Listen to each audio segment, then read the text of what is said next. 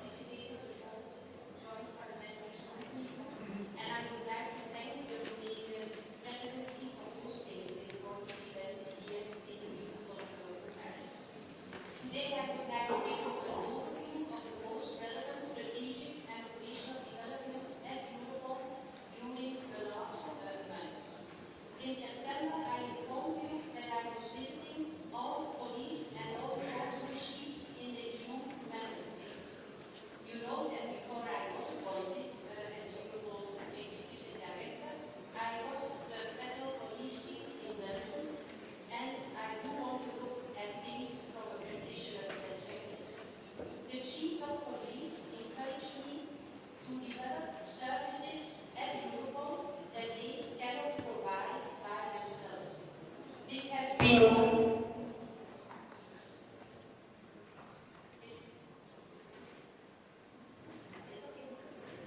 has been one of the main influences to my strategic thinking in the organization.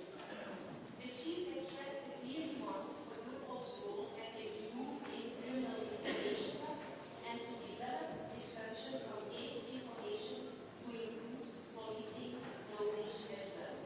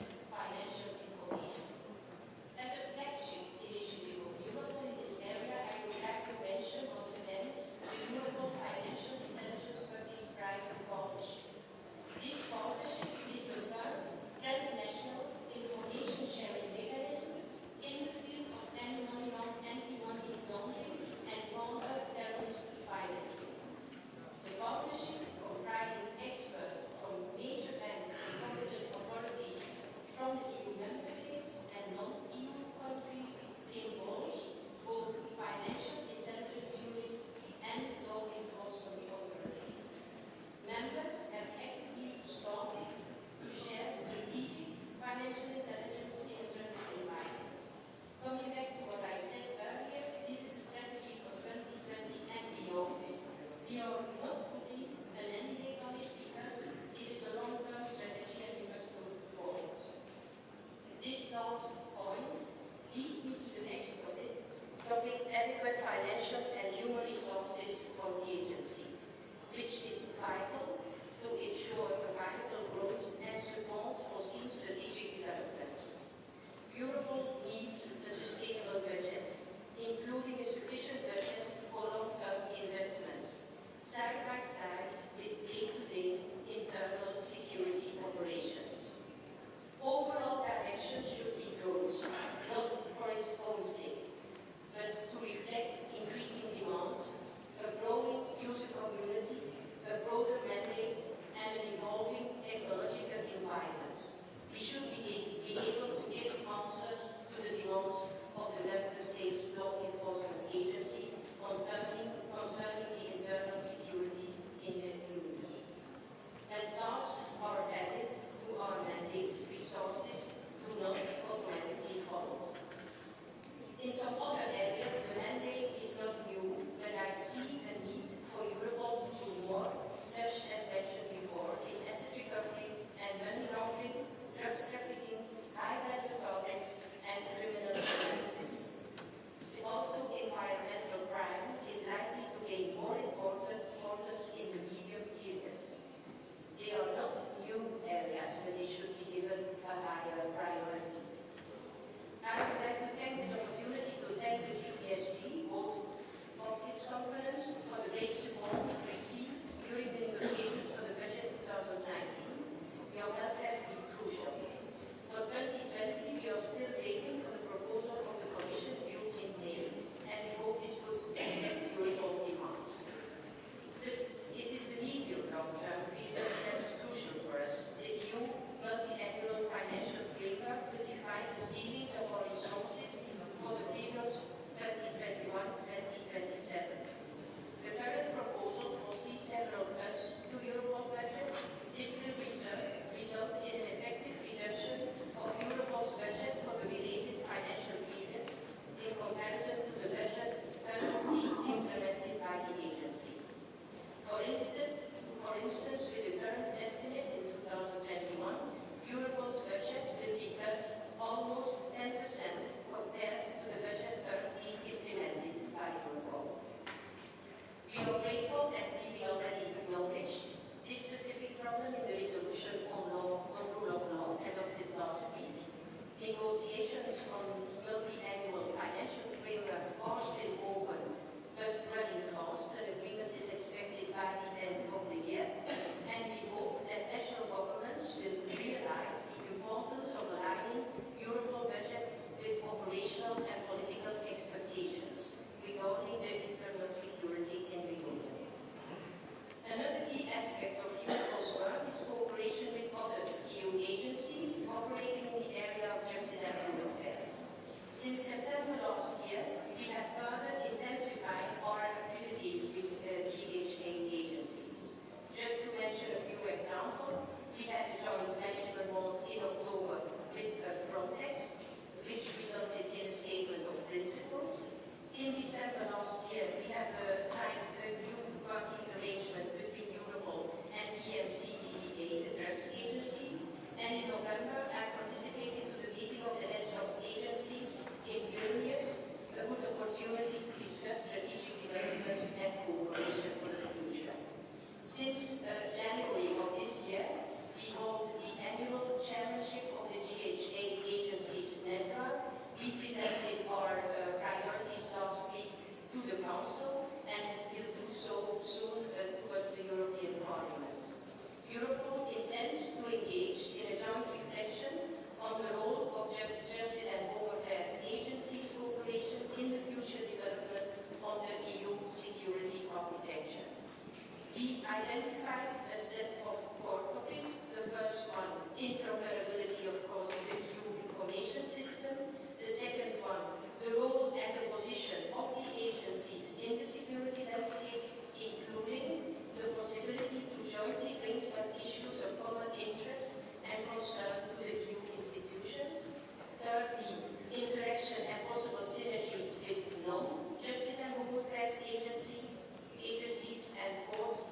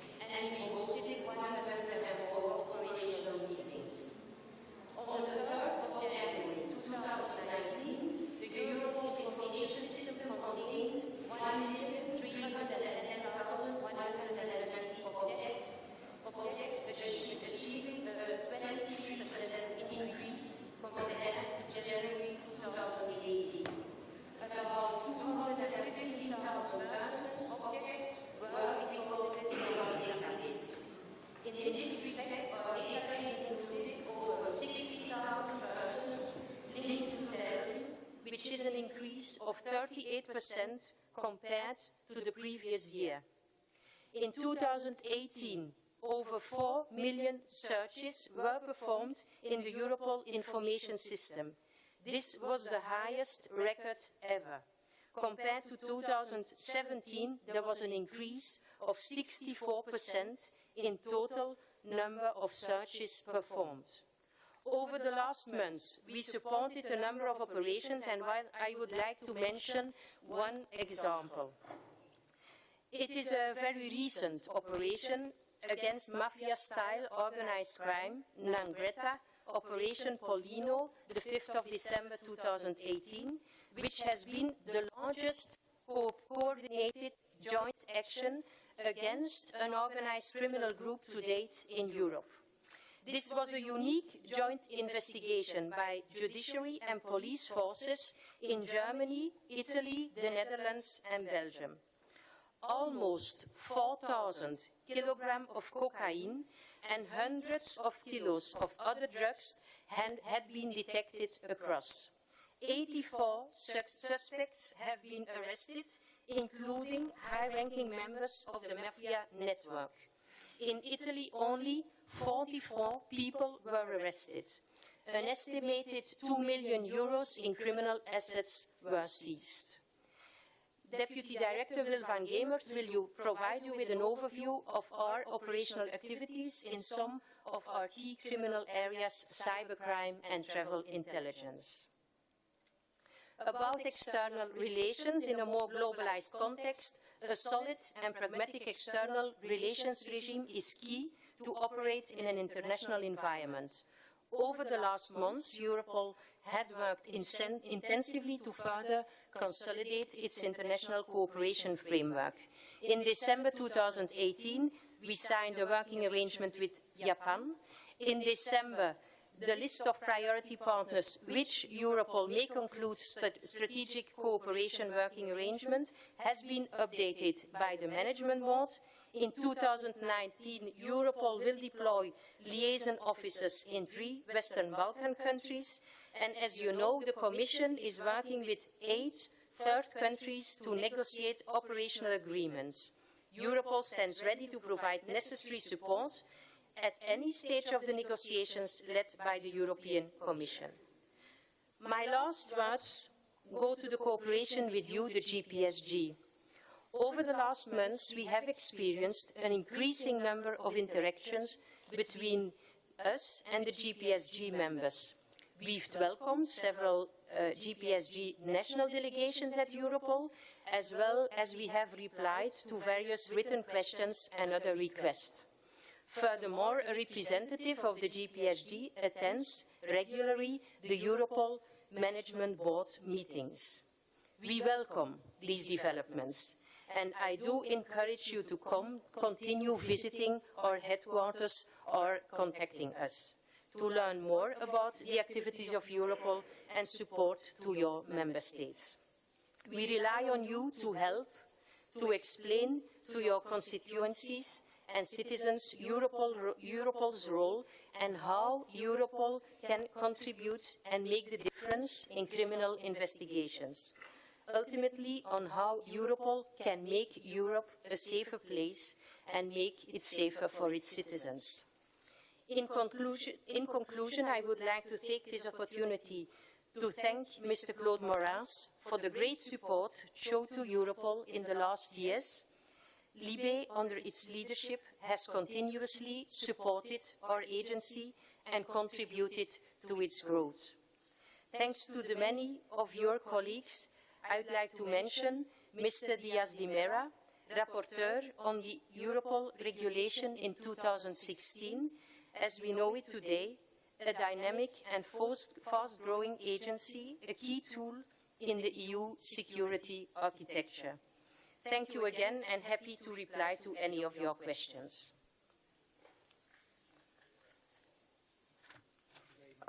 Thank you very much, Mr. Boller.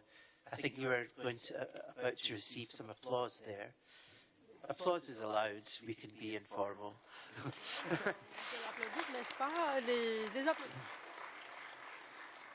The last time I was in this room, it was the JHA Council, and they never applaud each other. So I can assure you of that, so we can be a bit more informal. Thank you very much, Mr. Waller, for that really interesting and ambitious presentation. We have colleagues, we have 7 colleagues who wish to take the floor. So just as a guideline, perhaps around 2 minutes each, please, so that we can maintain the programme timing, if you could please help me with this. And everyone who has asked for the floor will take the floor. And in the order in which you requested, so I begin with Lord Soley, Mr. Soley from the United Kingdom, please. Thank you, and thank you for that address. This will probably be my last meeting that I attend before the United Kingdom leaves the European Union. So I would like to take a few moments to look at the future relationship between the EU and the UK on police and security, of great importance to all our citizens. I voted Remain in our referendum, but I was not surprised by the result. The British people have been ambivalent about membership, even though we acknowledge the great success of the EU, not least as a peacekeeping structure for Europe. Our negotiations over the last 2 years, 2.5 years, have not been the best example of British political skill. That, by the way, is an understatement. The moral of that story is don't hold referendums, and if you do, make sure you've worked out what you're going to do if you don't get the answer that you want. However, we must now put that behind us and build a new relationship. The political declaration that accompanied the agreement points the way forward, and nowhere is this more important than security, policing and crime. I am confident that close EU-UK work on intelligence about terrorism will continue, as this is outside the current EU process and too important for all parties to limit. If we have information about a planned terror plot, we will inform that country through the relevant intelligence agencies, and I know the reverse is true. There is a problem, however, when it comes to acting to stop that terror attack or any other serious cross-border crime.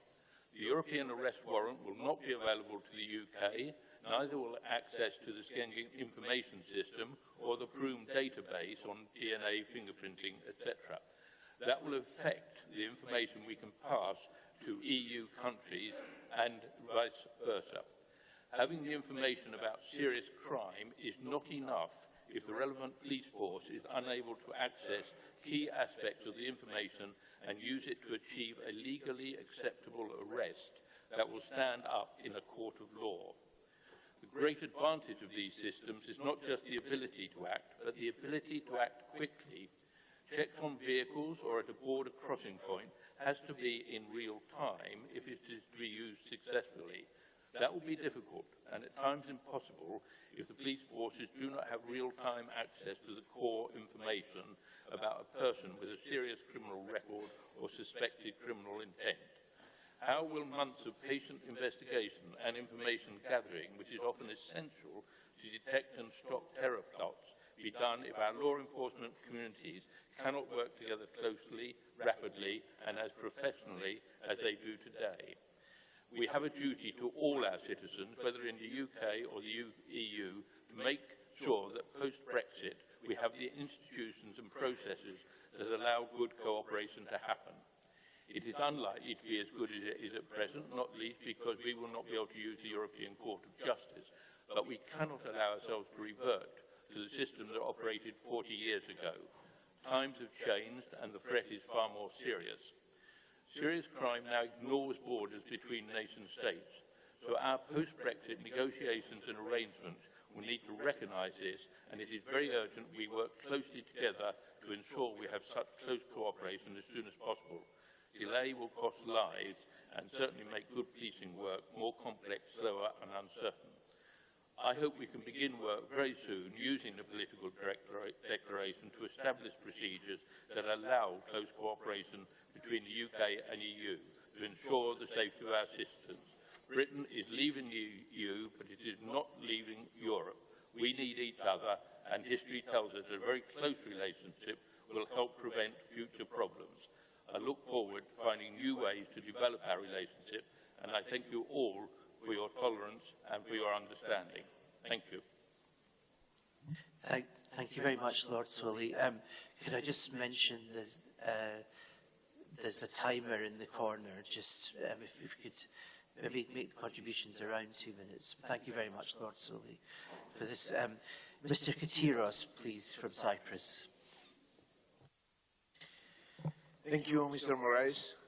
Good morning to everyone. A report by the European Court of Auditors, published in May 2018, notes that EU statistics do not show the impact of EU action of the prevalence of terrorist propaganda on the Internet. Sometimes propaganda material that had been removed is simply uploaded again or moved to other platforms. This is no complete overview of EU-funded actions, and the EU funds used do not have indicators or targets to measure success in addressing radicalizations. We would like to ask how these concerns can be addressed in the context of the new programming documents or your future work in general, particularly regarding the function of the Internet Referral Unit. Thank you. Thank you very much, Mr. Katiros. Thank you for the brevity as well. And also, colleagues, if you have specific questions also for the Executive Director.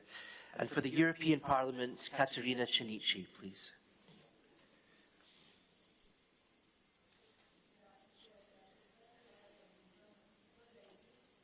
In Italian. Sorry? Okay. Grazie alla... Thank you, Madam de Boer, for your presentation. I really appreciate your underlining the effectiveness of cooperation within the framework of Justice and Home Affairs. And you underlined one specific aspect relating to financial crime. In this relation, considering the need to make the European Prosecutor's Office operational, my question is, how are you organizing within Europol to ensure the implementation of Article 102 of the Rules of Procedure regarding the Prosecutor's Office cooperation with Apple? And what is the state of negotiations in relation to the working arrangements to ensure cooperation between these entities? Then, in relation to your presentation, I believe that we should pay more attention to migration and to the fight against trafficking as a form of organized crime. Also, in relation to money flows relating to the action of traffickers,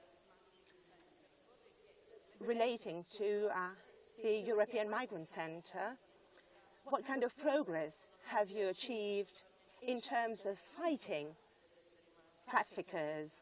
And was your action effective in this relation? How are you acting in cooperation with other agencies, such as Frontex cooperation, in terms of information collecting and sharing? How are you acting, and what kind of improvements can you achieve in terms of fight against trafficking? Thank you, Caterina. And next is Mr. Varvitsiotis from Greece, please. Hi, good morning. Well, following the question already posed about trafficking, I'm very much considered about what is the real sentiment of European citizens. I mean, according to Eurobarometer, we are heading to Euro elections, and one of the biggest issues is insecurity that our citizens feel.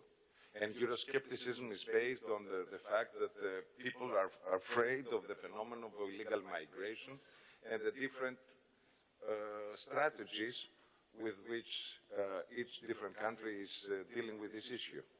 Well, one of the biggest steps I think that we should make is definitely create a European database on asylum seekers and illegal migrants and migrants staying in the European Union.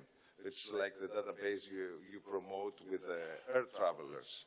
So since from what I heard and from your report, I see that a little progress has been made with the issue of cooperation with Frontex, and I have seen no action with EASO, the European Agency for Asylum. I would like to ask you what are your plans to do with that, and whether there is a strategy to have combined resources in dealing both trafficking, as already stated, but also an overview of the phenomenon and in its safety and security aspect. Thank you. Thank you very much. Mr. Conway from Ireland, please. Thanks to be here. My question is very, very simple, and the first thing I'd like to do is thank Mr. Ball for a comprehensive report on the workings of Europol. But what does concern me is that there was no reference within her report at all about Brexit, and specifically the threat that Brexit poses to Ireland. It is a significant threat, actually the biggest threat that our country has faced in decades.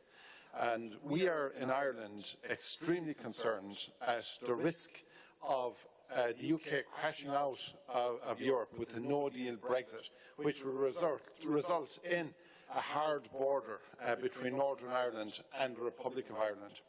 And I would like Mr. Bowles to give us some reassurance that Europol are monitoring this situation.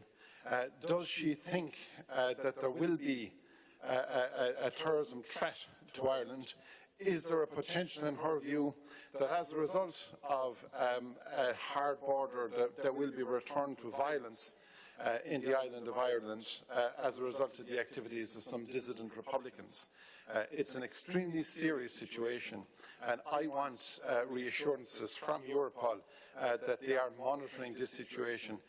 I'd like her views as to whether she thinks that if there is a hard border between Northern Ireland and the Republic of Ireland, that there will be a threat of a return to violence. Do Europol believe that that is a potential? And if so, what measures are they putting in place to deal with this extremely serious situation? Thank you, Mr. Conway. And Mrs. Helga Stevens from the European Parliament, please.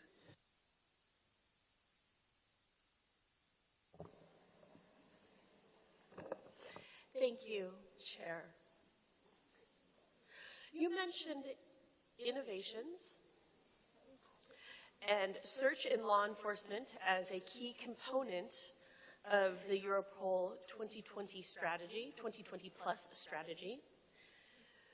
Could you elaborate a bit on which concrete aspects of innovation Europol will focus, perhaps with some examples?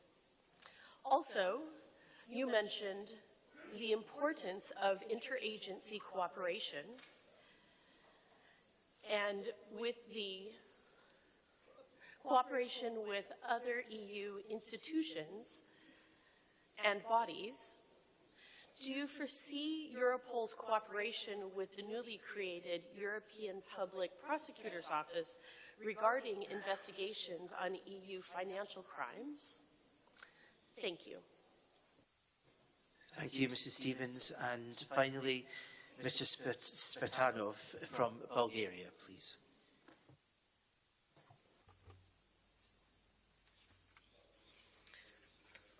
I would like to join the excellent information which was provided by Ms. Catherine de Boll. I propose that we all encourage her efforts so that Europol becomes a platform for resolving all issues pertaining to police work, and in the light of the forthcoming EU elections, I would like to ask, do we have the necessary capacity to counteract two possible hybrid and hybrid attacks? As the first line, we could expect such attacks in the Baltic republics, in southeastern Europe. So with this regard, I would like to ask the experts on cyber attacks in Europol, are they able to support the national states 24/7, and in eventual critical situation, can they react and counteract, combat such actions and fake news? This was the line of the debate in the European Parliament related to Facebook and Twitter, and I believe that in this area, Europol should also have warning letters to Facebook and Twitter in order to be prepared to combat potential cyber attacks to the elections in Europe, and what could be caused by third countries with this regard. Thank you. Colleagues, sorry, we received one final name just now, so this would be the final speaker, Mr. Martin. Oh, another one? Okay, colleagues, sorry, I'm receiving more names, but okay, there are going to be two more speakers, and then the list is closed. We do want to everyone who wants to take the floor to take the floor. So the final speakers are Mr. Martin Toledano from Spain and Monica Den Boer from Netherlands, but this is the end of the list. Thank you. So first, Mr. Martin Toledano from Spain, please.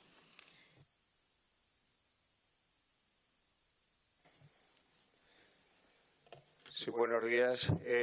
Quería hacer tres preguntas. La primera, la delegación española, me imagino que como todo... The Spain delegation, on behalf of the Spain delegation, I presume that as all the representatives is concerned on cooperation with the UK after Brexit will take place, and I would like to know if there are any forecasts on how this cooperation will go on, if there are negotiations between Europol and the British and the UK authorities. I'd like to know which is the current state of play in terms of requests for cooperation between Europol and Frontex in terms of apprehension of criminals who might enter on European Union soil disguised under the form of regular migration. And I would also like to assure you during this meeting that the Spanish is supporting the fact that the Europol budgets should stay the same, should not be reduced. And we would also like to know which is the current state of play regarding the Europol budget. Thank you very much, Mr. Martin Toledano. Now we have the final speaker, please, Monica Den Boer from the Netherlands. Good morning. My question relates to Mr. Baller's explanation on the multi-annual financial framework. And what we have seen in the papers is actually that the administrative expenditure is supposed to go down and the operational expenditure is to go up significantly. Now, of course, two questions, or maybe three, is that the first thing is, of course, how do you balance? How do you actually sustain the growth of operational activities if the administrative expenditure is going down? And secondly, how can you explain to European citizens that their safety is going up, or benefiting significantly from the operational activities that Europol is planning for the future? So, and could you also sketch us a horizon beyond 2022? What is Europol going up to, or growing up to, you could say, in, let's say, 2025 or even 2030? Thank you very much. So thank you very much, colleagues, for those excellent contributions and some questions there as well. So we return to Ms. De Bolle for any responses she wishes to give. Thank you.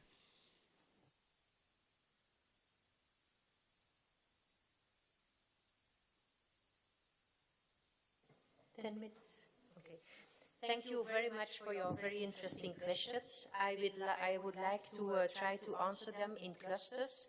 First of all, your concerns about Brexit. At Europol, we are preparing for different scenarios and we are monitoring constantly the situation.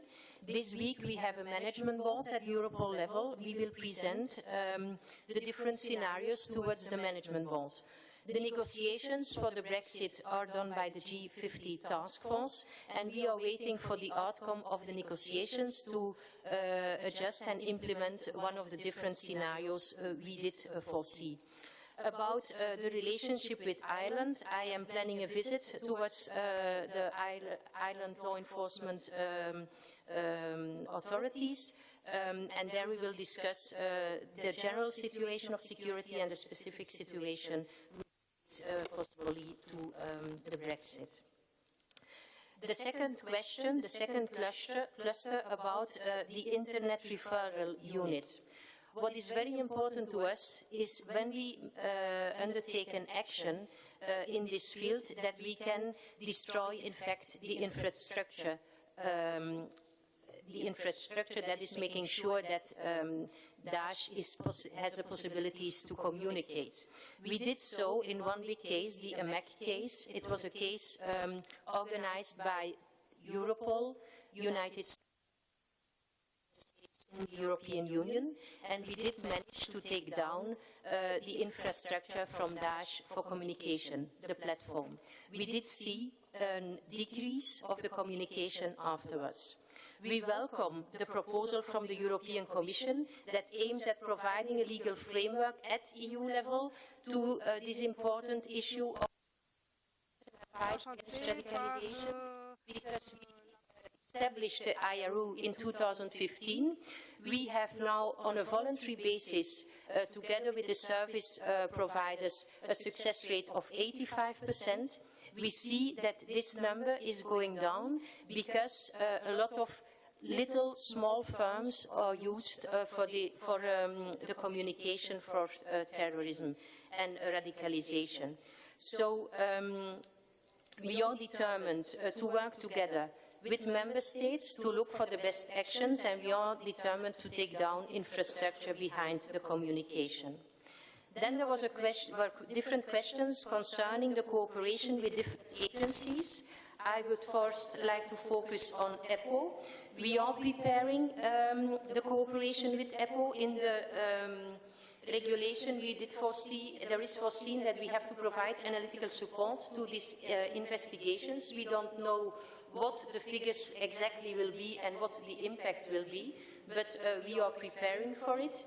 We also are aware, and it is also a question from different member states, the member states ask more support in the financial investigations. And they also are aware of the fact that when you have a regular crime investigation, it should be accompanied in a lot of times by a financial investigation. That is why in our strategy 2020 Plus, we would like to refocus again on economic and financial crime and financial intelligence. That's also the reason why we have this multidisciplinary think board where we develop different strategic developments that are possible in this area. We are preparing for the working arrangement. It is not clear yet who will be in the board of the EPO, but when we have more certainty about the future and about who is taking which role, we will start the negotiations and we will start the discussions to discuss the support Europol should deliver to the EPO. About the cooperation with Frontex, I must say that we have set big steps in the cooperation with Frontex. During the management board, we agreed on 10 principles on different principles in the cooperation with Frontex. One of the principles is that Frontex are considered as the eyes and the ears of the law enforcement authorities in the member states and Europol at the borders, and Europol is considered to be the criminal information hub. So this means that information in Europol is processed, is enriched, and is given back to the member states. In the cooperation with Frontex, we also have pilot projects. We have the information clearinghouse, in the Europol headquarters, where we have a Frontex liaison officer. We have the crime information cells, where we have Frontex and Europol together to fight migrant smuggling and trafficking of human beings. We also developed in the European Migrant Smuggling Center a proposal for 10 points to be more effective in the fight against migrant smuggling and the organized crime behind. We did propose this to the Council, and it has been endorsed the 6th of December of last year. We see that the trust of member states in the EMEC is bigger because we have 3 times more new cases. We have to prioritize, of course. We do this together with member states. That's why it is important that we have the possibility to count on joint liaison officers specialized from the member states in migrant smuggling, in trafficking in human beings, and that they have their place in the European Migrant Smuggling Center so that we can take the decisions with them. Also with EASO, we have cooperation. We rely on the strategic reports on trends, for instance, from EASO to develop further the EMSC, and we really need this high-level documentation because it gives us a good overview of what is going on in the Union and what will be the effect on the secondary movements internally in the Union, for instance. But I agree, we can go further. We had already a first discussion. Our first focus was on a good relationship and principles with Frontex. We will go further with the other agencies, and EASO is, of course, one of the important agencies in this area. About the question about innovation, it's a clear question from the law enforcement community in the member states that Europol should be, together with member states, be at the forefront of innovation in the Union. That's the reason why we have to listen to member states, to their business needs, and to have to determine who is going to do what, because the resources in the law enforcement community in member states and on European level are limited, so we cannot afford duplication.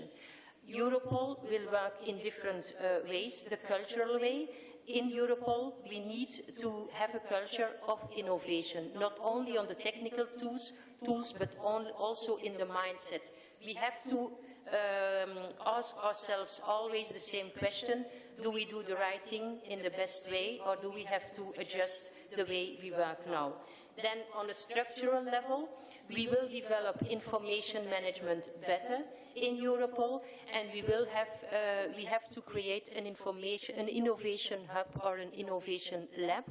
We listen to business needs and we try to develop a solution for this business need. That is, for instance, how we developed already facial recognition. We also are now working on a translation tool, and all these tools can be put available to the member states so that it's free for them to use them in an effective way for their investigations. We have to create for this a platform of experts, and we have to share the information in the law enforcement community on a regular basis. The hybrid threats. Hybrid threats is a concept of great interest for Europol. We observe and encourage relevant policy developments in this area from the perspective of the law enforcement agency. Europol has tools and services in place to address certain elements of hybrid threats. Terrorism, cybercrime, facilitated migration and organized crime can be potentially used in a hybrid conflict, and they are not per se hybrid in nature, but they may become so depending on how and to what extent they are pursued. Europol's multidisciplinary nature can bring added value in countering these hybrid threats, and we think we are well positioned as the EU information hub to detect and to link apparently unrelated elements. Concerning the upcoming EU elections, we do not play currently any active role in the EU strategy for countering disinformation, and we look forward to future policy developments in this area and stand ready to provide our contribution. We are involved on a 24/7 basis. We give support to member states, and it's during the investigation that we see whether we have to make with a threat that is taken up in the annex of our regulation and we are responsible for, or whether it is a hybrid threat.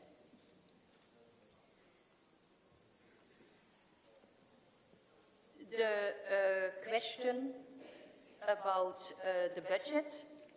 So we have an annual budget this year of 138 million euros. I would like to thank you and the Parliament, the Commission, for the support for this budget during this year. It's still lower than the budget that was asked for by the Management Board, but I think with this budget we can give an answer to a lot of questions of the different member states, and we can invest again in our IT development. The proposals for the multi-annual framework from 2021, there we see a difference for 10 million euros, so we have an issue with it because it will mean that we will have to reprioritize and we will not be able to deliver on certain points. But the discussions are still ongoing. I would like to stress that Europol has a 100% implementation rate of the budget. We need the budget to be able to further develop the fight against financial and economical crimes, against drugs, and we also would like to focus on high-value targets, the top criminals of the criminal organization in the EU. Plus forensic support in member states, because it's also very expensive and it should be done, some things can be done on a European level. And as I said in my speech already, an investment in the budget for Europol is a direct investment in the support to the member states' law enforcement community, possibilities and priorities. So we are not asking this only for ourselves, it is because we are working for EU citizens and we are there to support member states and they really need and ask our help. Just to give you an example, last year we had 144,000 visitors interested in Europol, what we are doing, a lot of operational meetings organized by us to help investigators, to bring investigators together. The year before we had 80,000 visitors. So you see the demand towards Europol is growing every day. It's also reflected in the figures. We are becoming more and more relevant and we are becoming more and more a part of the chain of the investigative chain in member states. And they use really Europol as a platform to come together and to have their big operations together.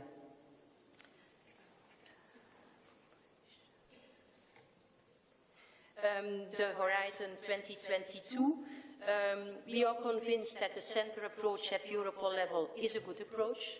It gives visibility, it's clear. We have a toolbox, member states know where they can rely on. We also organized advisory boards and program boards for the centers. The program boards really discuss operational issues and give operational directions to Europol. The advisory board, there we have a panoply of people contributing from academic world, private sector, and also law enforcement to give us an insight in what is going on in technology, for instance, in what academics are finding out for security threats.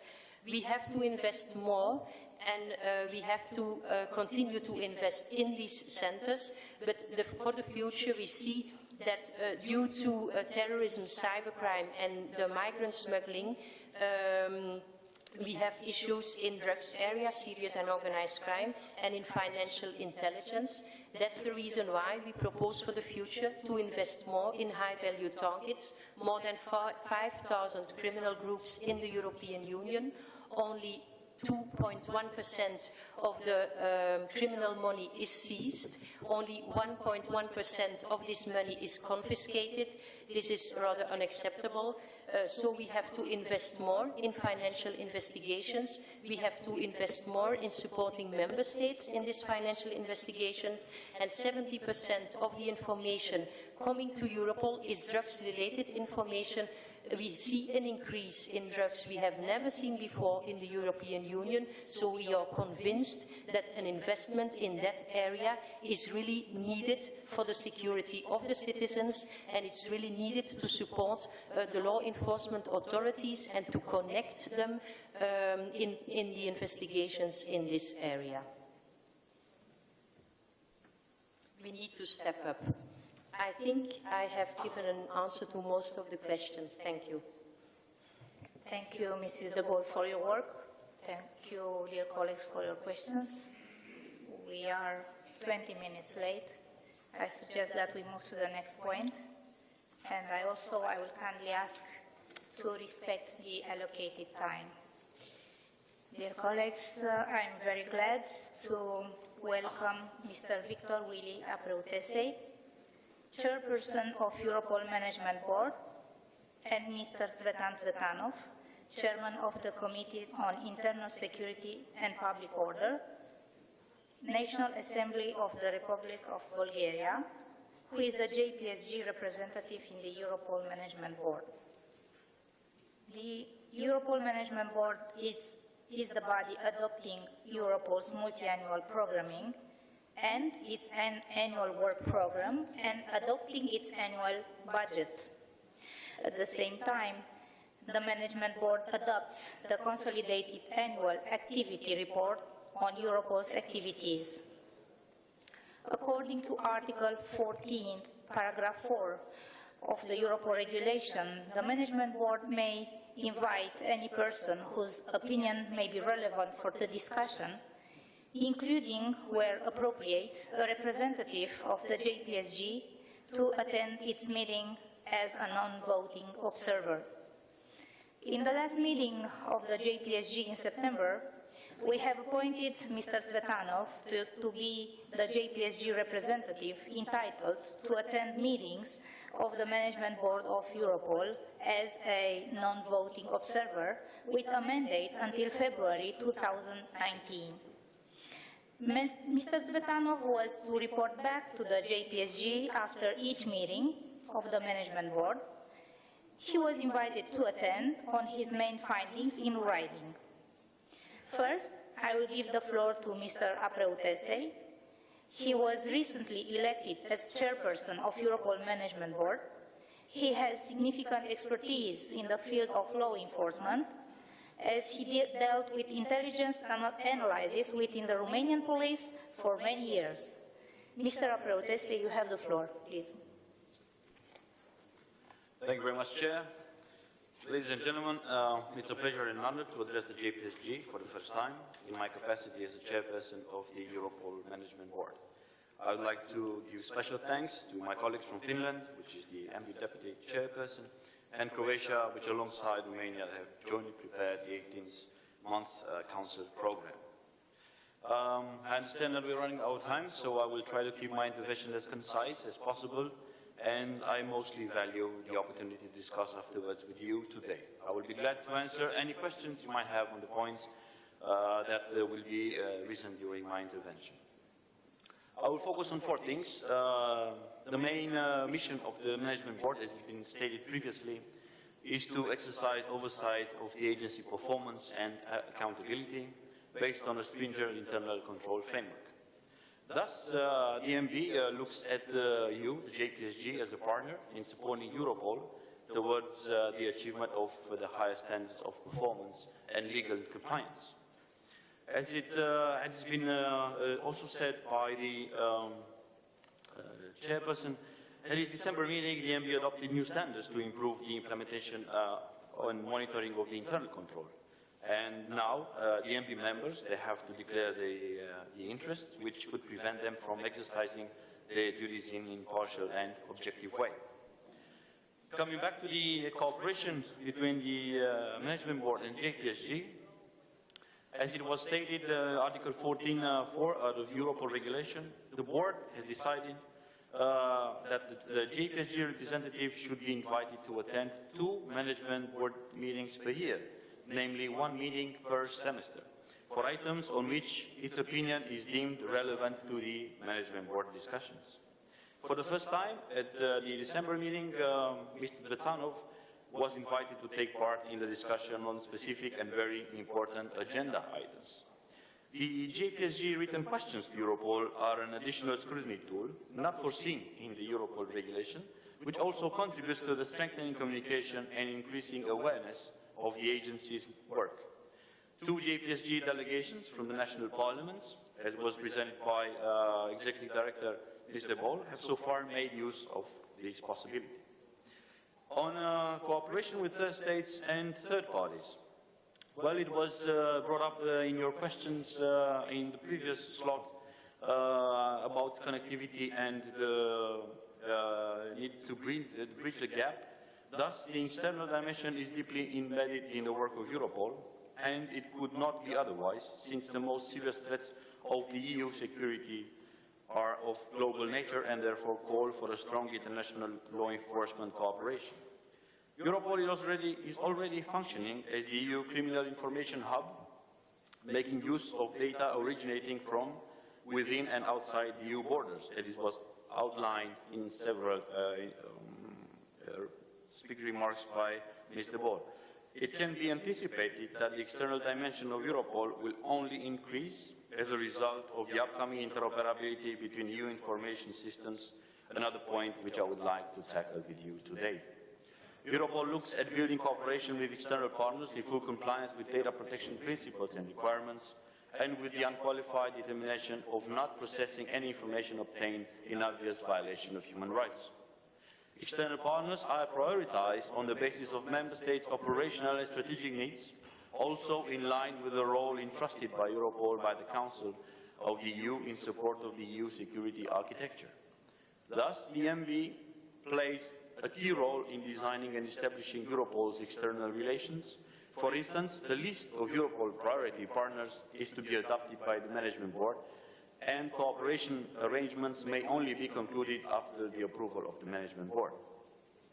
What are the priorities on this issue at hand? The Commission has been given the mandate to negotiate international agreements with a number of MENA countries, which the Management Board has identified as Europol priority partners, such as Algeria, Egypt, Israel, Jordan, Lebanon, Morocco, and Tunisia. We look forward to the conclusion of such arrangements, which will allow for the exchange of personal data with Europol. This is an indispensable condition for establishing operational cooperation and thus better fight against terrorism, migrant smuggling, or drug trafficking. Western Balkans is also a region of particular relevance to Europol. Cooperation is progressing thanks to the recent deployment of Europol liaison officers to Albania and Serbia. One possible development could be, subject to obtaining an EU grant, the provision of financial support to Western Balkan countries in relation to EU crime priorities. Other further developments concerning Europol's priority partners include New Zealand, of a working negotiation process. Turning now to interoperability, as I was stated before, for Europol, EU interoperability is not just another EU project. It's a tool by which EU and the Member States will better protect the EU borders, manage the migration flows, and improve internal security. As it was highlighted by Executive Director, EU interoperability is already and will continue to be a major project on Europol's agenda. The Management Board have a key role to play in raising national authorities' awareness of the upcoming new capabilities while allowing them to voice their needs and discuss the impact of interoperability on everyday work of police officers. Thus, the Management Board has a continuous working group on information management, which will also highlight and tighten this work, as it offers national experts a forum for exchanging best practices and experience. Europol and law enforcement authorities will be amongst the key direct users of EU interoperability, but EU citizens will be the eventual beneficiaries. We have to get prepared at all levels, as this new architecture will bring opportunities but also major challenges. For example, an incomparably larger volume of data, digital data than today, both biographic and biometric, will become available to the law enforcement community. One main challenge will be to provide police officers on the ground with appropriate technology to process and analyze this data and to transform it in actionable information when they need it. EU interoperability also calls for an active interagency partnership as border protection, migration management and internal security are closely intertwined. And from these dimensions, we are deeply involved with Europol, Frontex, and try to connect with EU LISA and other JJ agencies. An effective interagency partnership is also essential to develop synergies and avoid duplications or gaps in the services offered by the agencies to the competent authorities. A few reflections on technological because it was also brought during your intervention and questions.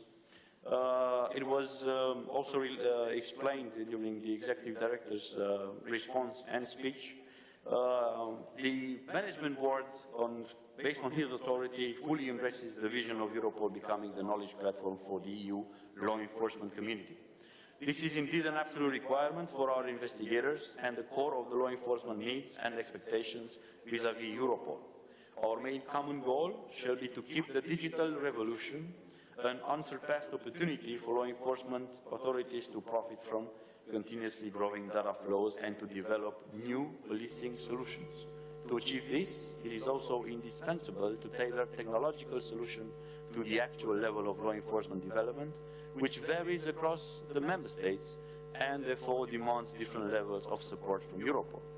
From direct experience, for instance, we know that the efforts needed at national level to transform the knowledge acquired through Europol's pilot projects into actual operational capabilities closely depend on the existing level of IT development as well, but of course on the level of available resources.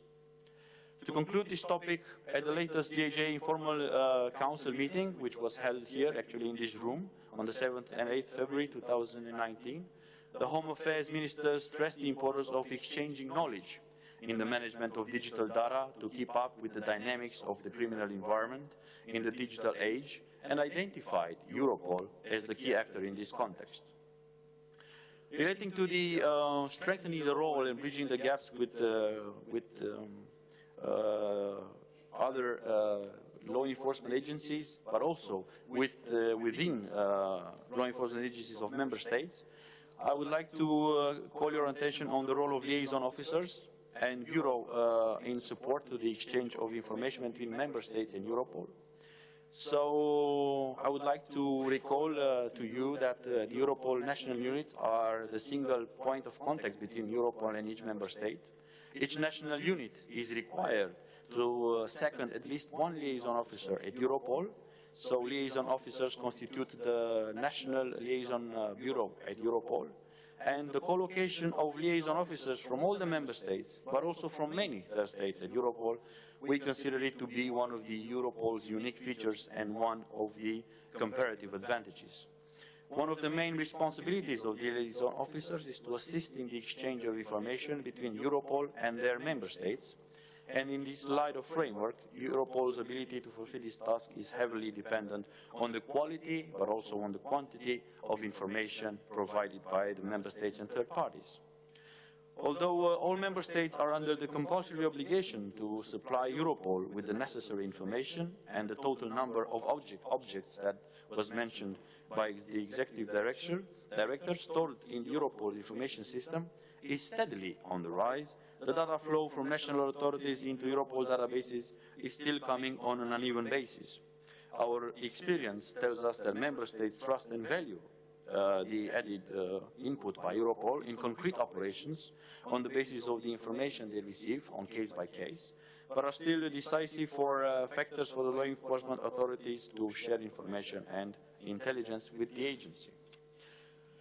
This is why the liaison officers are seen as the living link and the primary cooperation channels between Europol and the national units, and they play a central role in enhancing the information flow from member states to Europol. From the part of Europol, technical tools and support are constantly provided in order to facilitate and widen the accessibility and use of its information and communication systems by national authorities. and use of such information systems. Just to give you some examples, the data loaders which are fed to Europol with information in a much easier and swift, regular way, or to an extent direct access to the IIS to investigators directly in the field. Performances will be monitored every year through a report to be drawn by Europol in accordance with Article 7 of the Europol regulations on the information provided by each member state.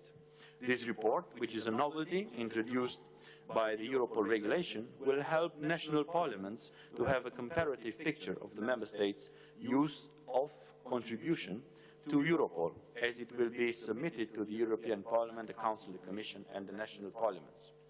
In preparing the report, the information received from each member state will be assessed both qualitatively and quantitative criteria established by the Management Board. For instance, compliance with the acceptance criteria, value for operational, strategic and thematic analysis, relevance, timelines, and covered crime areas.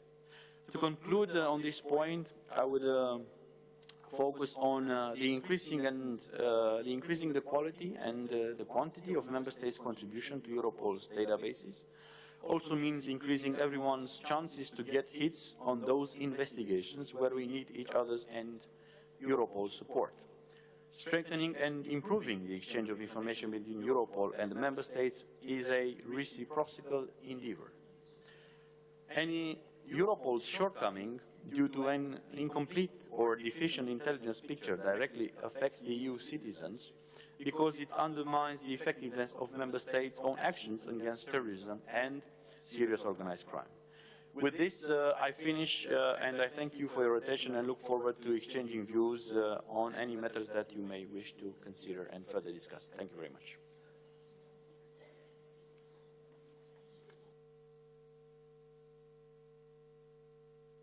Thank you, Mr. Apreutese. Indeed, the EU agencies has to cooperate with each other and with national authorities for the common good, and the importance of the interoperability of relevant EU information systems is of utmost importance, while it raises some key issues that have to be settled.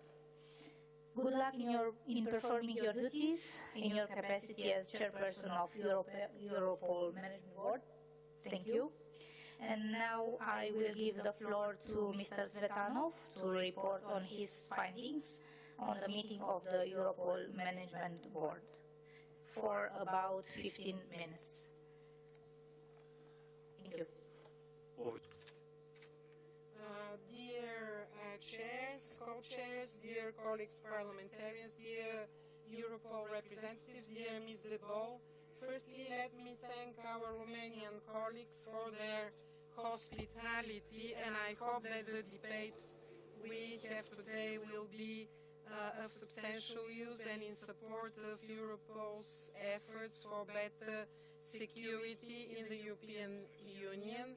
Before continuing my report on the meeting of the Management Board on the 13th of December last year, let me firstly thank the members of the MB and the then Chair, Mr. Prit Partner from Estonia, the parliamentary control, and the attendance of members of the national parliaments in the meetings of the Management Board of Europol is something new to which we had to adapt both as members of the group and the members of Europol. We achieved rules of procedures for the work of our group JPSG. The Management Board of Europol is a conservative system, so let me thank the Management Board of Europol that it managed to increase the scope of the items and issues from the meetings which are attended by a representative of the JPSG. It is based on mutual trust, and this will be achieved through stable communication and exchange between us. On the 13th of December, I had the pleasure to get to know Mr. Protesi, the new chair of the MB. I believe that in you we have a serious professional with whom the JPSG will work with pleasure and put all its efforts in it. I attended the meeting on the 13th of December in Vienna. My participation was the result from the written consultation according to a procedure. This consultation was held amongst the members of the MB, according to which a representative of JPSG is appointed to take part in 2 meetings per year, one semester, which is where the meeting is held under the auspices of the the state presiding the European Union, and another meeting.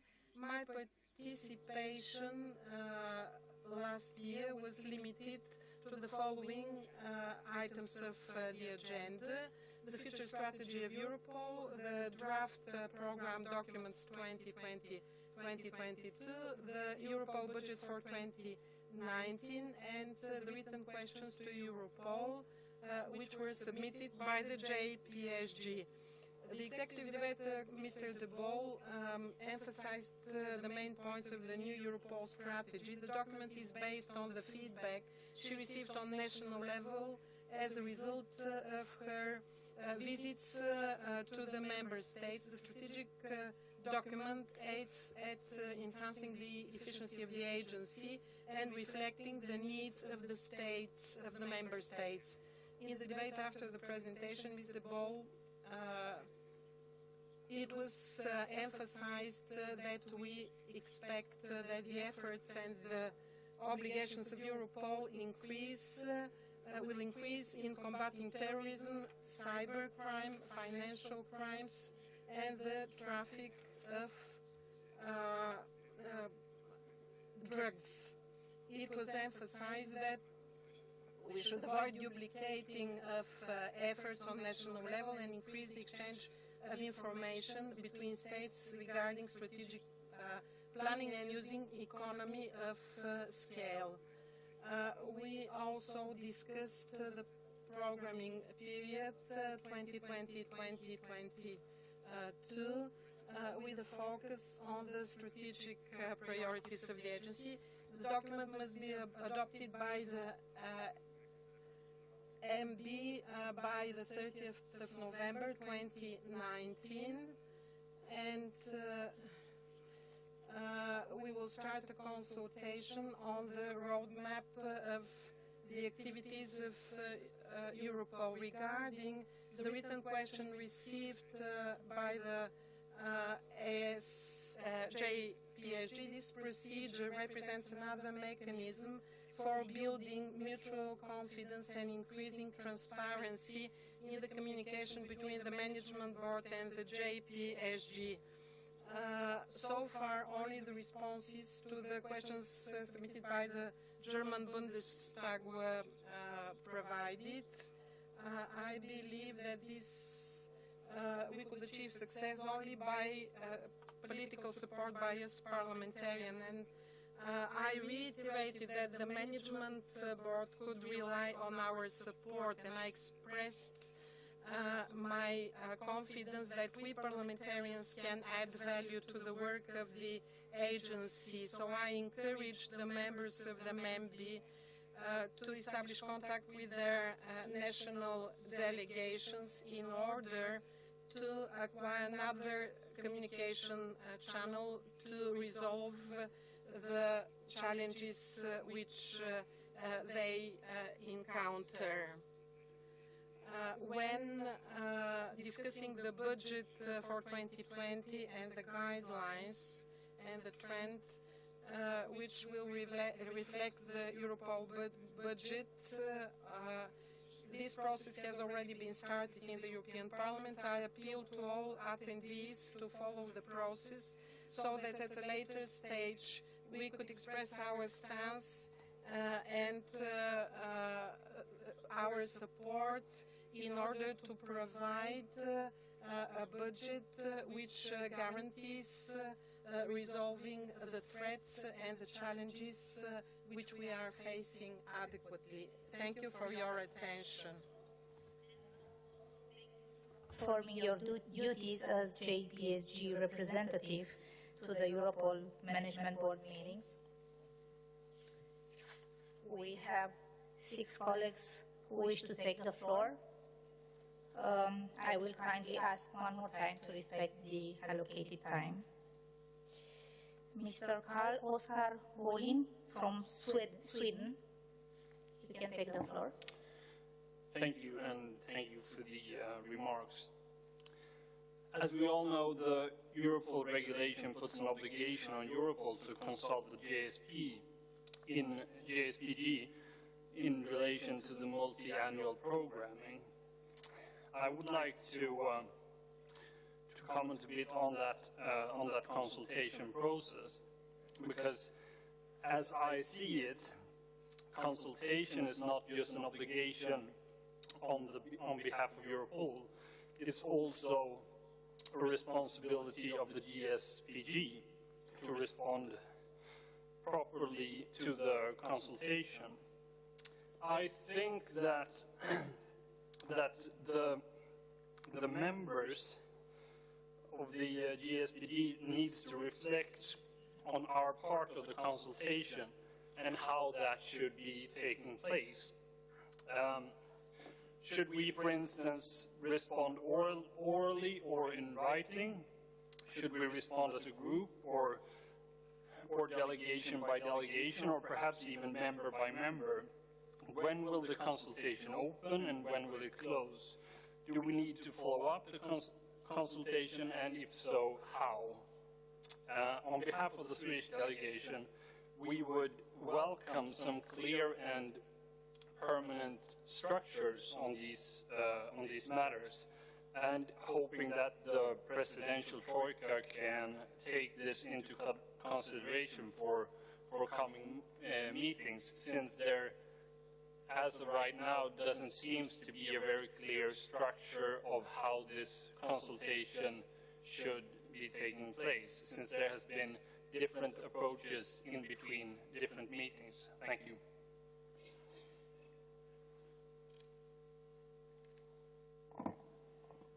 Thank you. Next is Mr. Hans-Jürgen Irmer from Germany. Yeah, All right, ladies and gentlemen, dear colleagues, thank you very much. I've got 2 questions.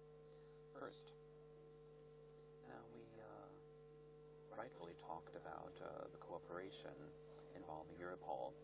My question is there some kind of cooperation with Interpol? Are there some interfaces? And the second question refers to Frontex that was just alluded to. Now, in future, we would like to increase the number of Frontex representatives, 10,000.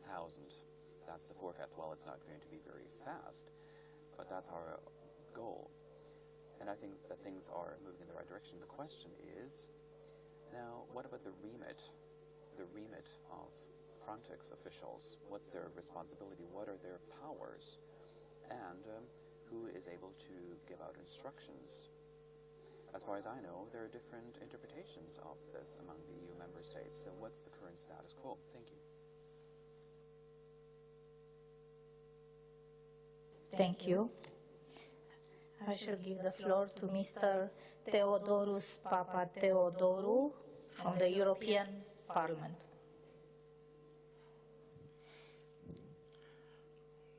Bonjour Madame, bonjour chers collègues. Alors la question que je voudrais poser porte sur la coopération de l'Europol avec les diverses institutions de protection des frontières, spécialement avec la Frontex, et la relation qu'il pourrait avoir entre cette coopération des officiers et des agents avec les pays tiers, parce que le problème de la lutte contre le crime organisé et la lutte contre le trafic de migration a une relation de base qui est donc les routes de trafic autour des pays tiers. Donc la question que je vais reposer, est-ce qu'il y a une coopération intense, est-ce qu'il y a un projet de coopération entre Europol, Frontex et les pays tiers? Merci. I want to apologize the staff of the European Parliament, but you are here from Greece, yes, member of Greece Parliament. It's correct. Okay, I apologize. We continue with Mr. Demetriou, Cyprus. Thank you. Good morning. Thank you. Thank you for the remarks. I have two short questions. First one is according to the letter that the previous chairperson sent on 24th of October. And it's about the representative of JPSG and the two meetings that is attending. I want to ask, what's the problem to be invited to every meeting? Is there subjects or themes that have discussed with his or her presence? Is there any problem? It's as observer that it will be an invitation sent. The second one is about the second question. You said about the digital revolution of the Europol or the artificial intelligence gap that have to cover.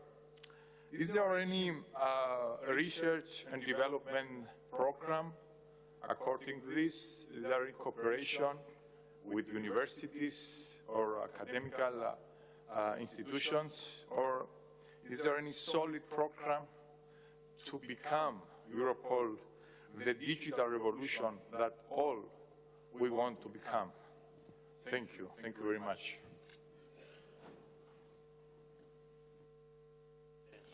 Yes, next is Mrs. Helga Stevens from the European Parliament.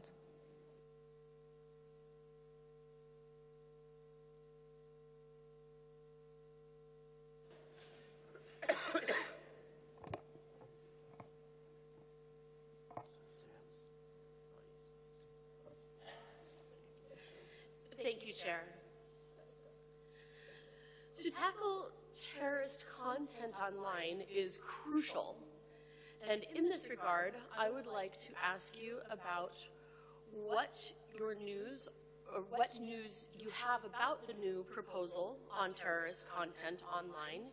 In particular, what your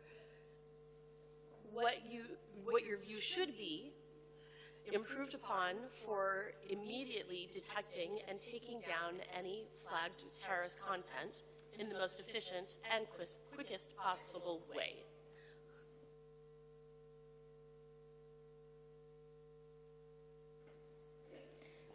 Thank you. Next is Mr. Andre Ellison from Netherlands. Vă mulțumesc, Presidente. Și vă mulțumesc. Thank you, and thank you for hospitality. And I will try to be brief, and I promise you I will not raise too many questions today. Just a few. First of all, with regard to collaboration with third states and third parties, I look forward to hear from Mr. Aproitsai what the status is currently when it comes to the cooperation with especially the CLEC, or the former CE Center, which is in this house. I look forward to hear a bit about that. And the second one is a bit my concern about the mandate that has been given on the 4th of July 2018 to start negotiations with Turkey. Well, I would like to know what the status is about these negotiations, and especially with a focus on my concerns, since the report mentioned that there are huge concerns with regard to data protection and possible leaks. And last but not least, how can we guarantee, how can we protect our collective data? Also, how to prevent the risk of transfer of personal data towards Turkey with respect to the, let's say, specific interpretation of their rule of law and their respect of human rights. Thank you very much. Thank you. Now I shall give the floor to Mr. Apreutese to answer to the questions. Thank you very much. I will start with the specific questions, and then the cross-cutting issues, I will address them as a whole. So, starting with the question from the Netherlands regarding Turkey. Yes, it is of our primary consent, and it is our focus of the issue that you brought to the attention not to happen, and this is the reason why under the new regulations the Commission is the one who is doing the all the cooperation and all the negotiations on behalf. We have a strategic arrangement with Europol, which entered into force in July 2004. And on the basis of cooperation with Turkey, a Turkish liaison office was established at Europol, and effective operational cooperation has been developed between the Turkish liaison officers and its counterparts from over 40 countries represented at Europol through the Siena connection, which is in place.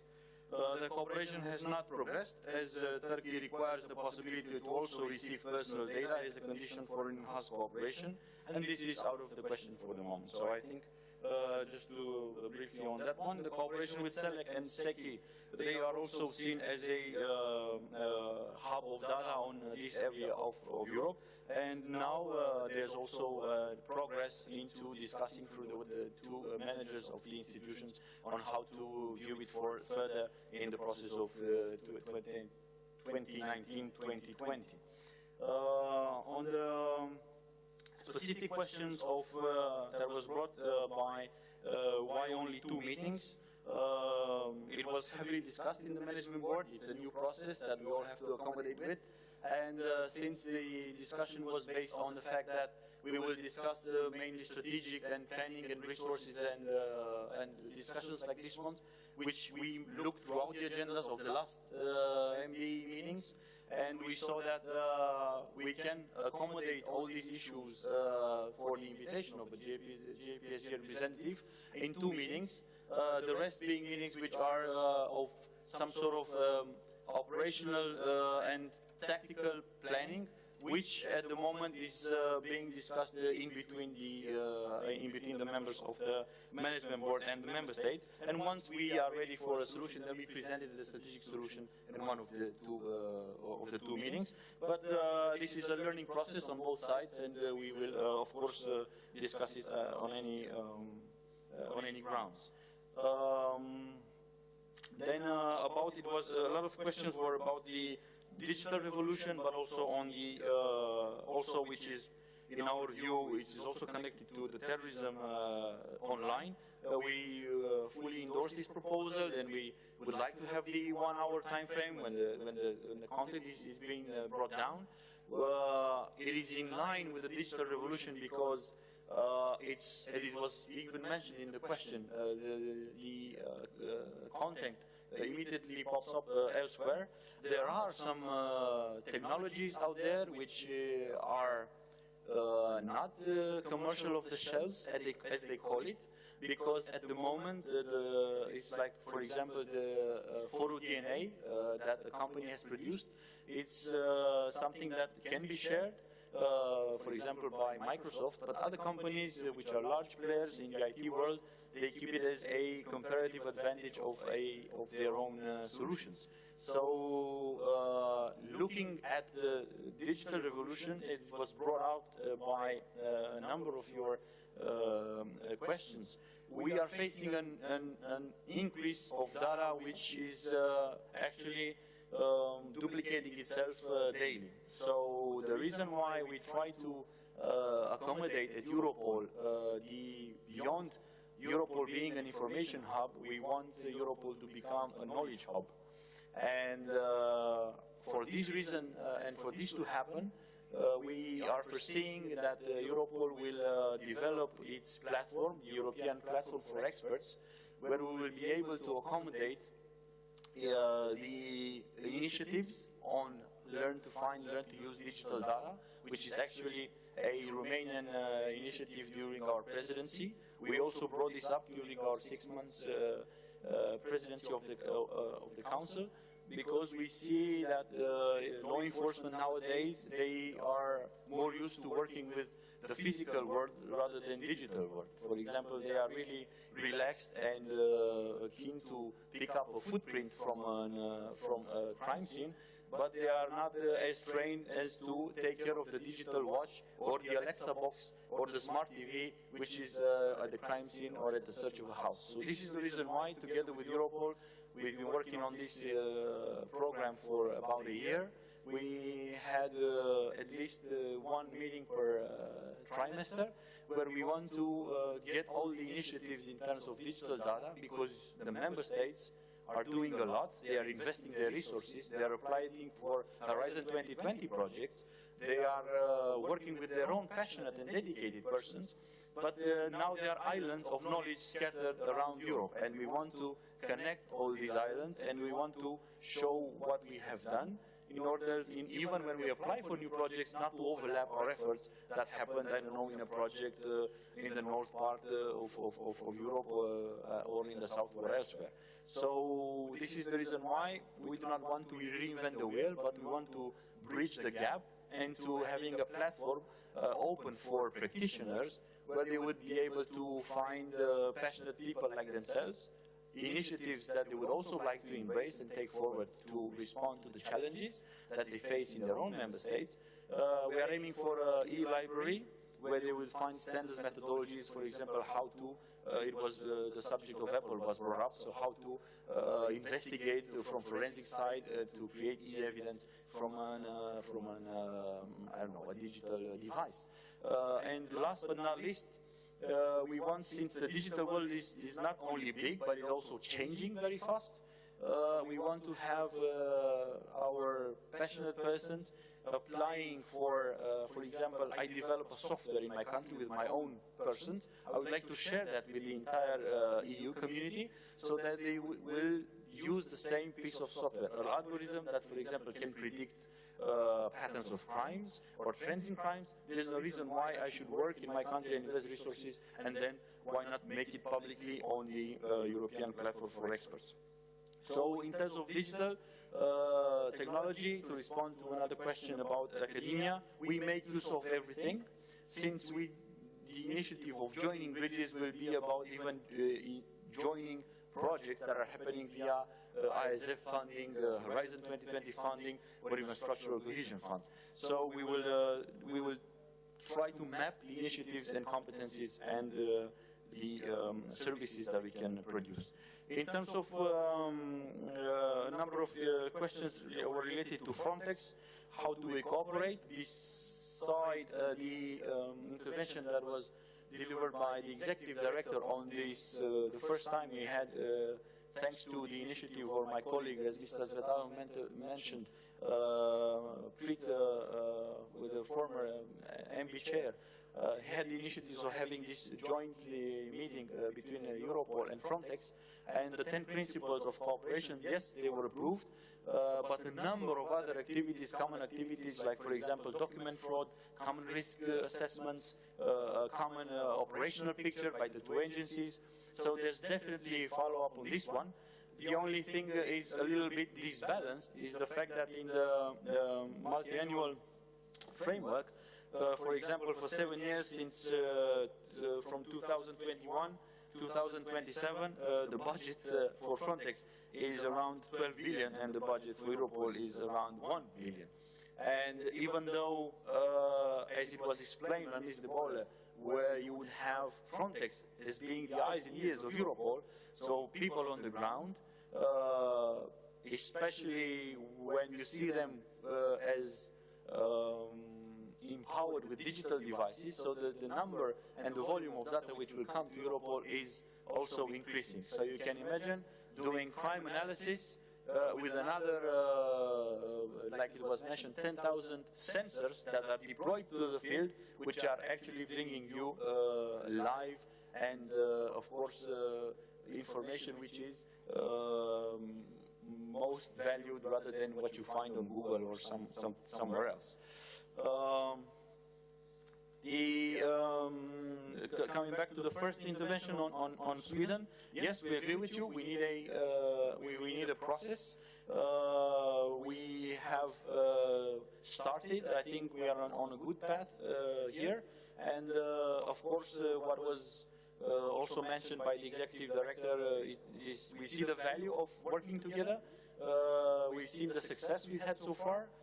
We appreciate your help also for the approving the budget, and yes, it is a little bit less than what Europol foreseen, and we need to adjust now our priorities, but we are more than willing to work together as partners as we have done so far. So I think this will conclude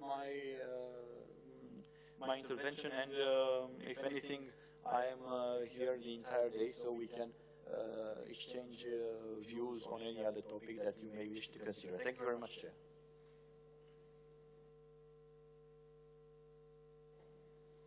Thank you very much, and I shall give the floor to Mr. Tsvetanov for answering the questions.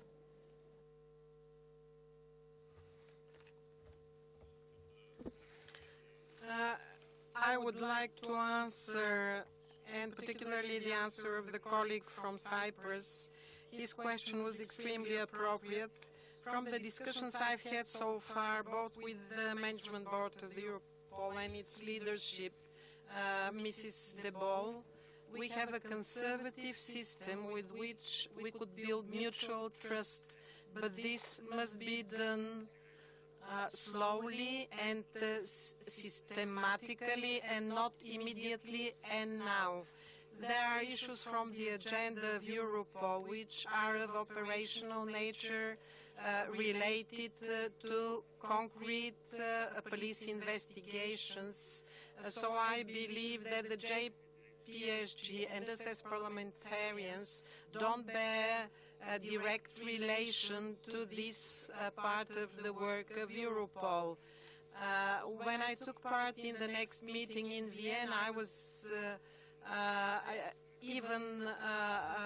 could take part in quite a larger part and signed the confidentiality declaration regarding the issues which were discussed. And let me assure you that the management board of Europol and Mrs. De Bol and us, we are now building a support network, a trust network, which will have a big effect for the future of the security in the European Union. Thank you. Question of Mr. Bolin. I felt that it was addressed to the Troika, so I will say that the co-chairs have requested delegations to send any comments ahead of the September meeting, which will be grouped, discussed, and reflected in the debate and conclusions by the co-chairs. On timeline, practical information and procedure will be shared between JPSG Secretariat and co-chairs and Europol Management Board and their staff. Now, I would like to thank very much both speakers for their valuable contributions, Mr. Aproutese and Mr. Tsvetanov. The European Parliament is grateful to Mr. Tsvetanov for, and the other colleagues, of course, for his detailed reports on the meetings of the Europol Management Board. And I will like to thank to all the colleagues for their interventions. We have a short break for coffee. Thank you.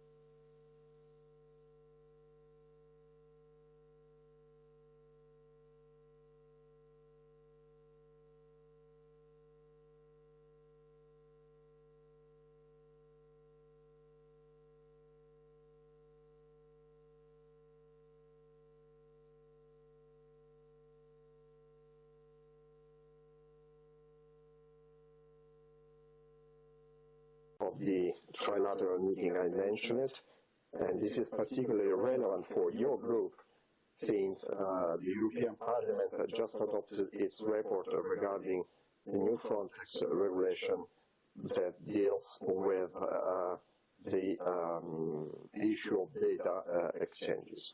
With regard to complaints, we only received one complaint in 2019, which was deemed inadmissible. To conclude, as I said during the last meeting, the extent of our efforts over Europol stays, however, dependent on the related legal framework.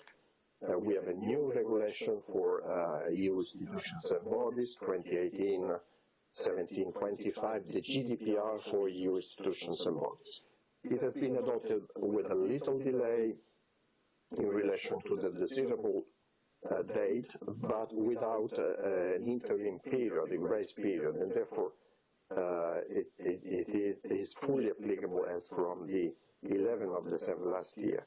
I'm very confident that this regulation, which is largely aligned with GDPR, will bring benefits not only with regard to the processing of administrative data by Europol as it happens right now.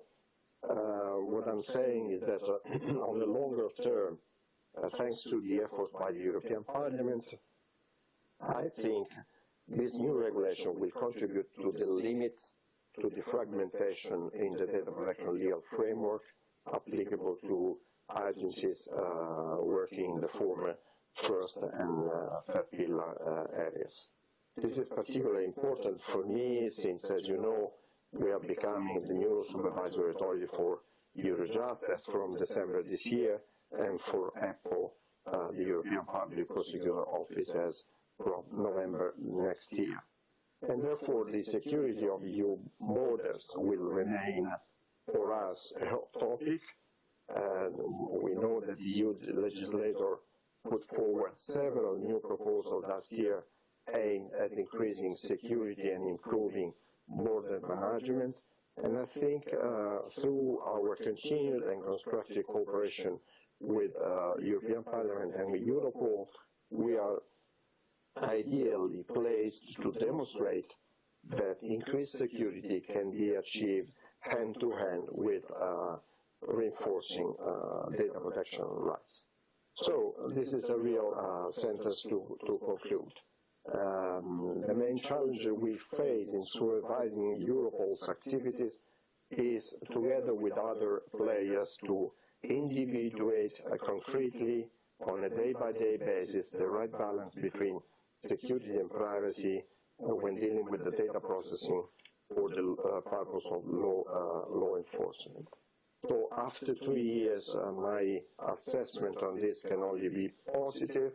I'm very grateful to the new director. We have a long way to go.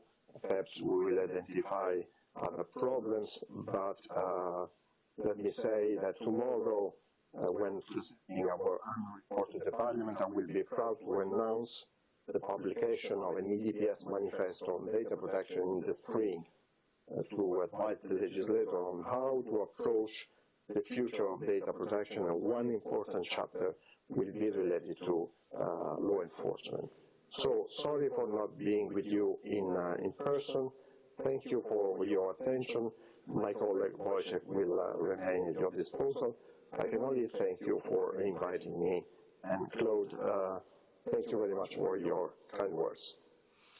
Thank you very much, Mr. Buttarelli. And you could hear from that presentation how much work has gone into this central issue. For those colleagues who are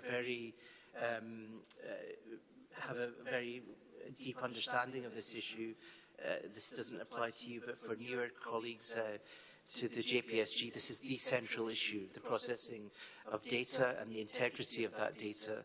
Otherwise, the agency has no real meaning. It's a data agency. This is the essence.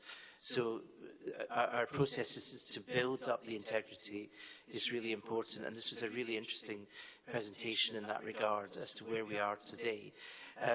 Please, if you have any questions, fill in the cards.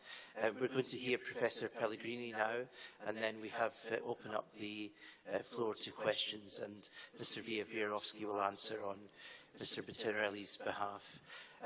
Colleagues, we're really not doing very well for time, so just, Mr. Pellegrini, you'll stick to time, I know, and then we go straight to questions. Thank you. Please go ahead, Mr. Pellegrini, and a warm welcome. Thank you very much indeed. So, distinguished members of the European and national parliaments, distinguished dignitaries by order of protocol, and dear Romanian hosts, thank you for inviting the Europol Cooperation Board to this meeting.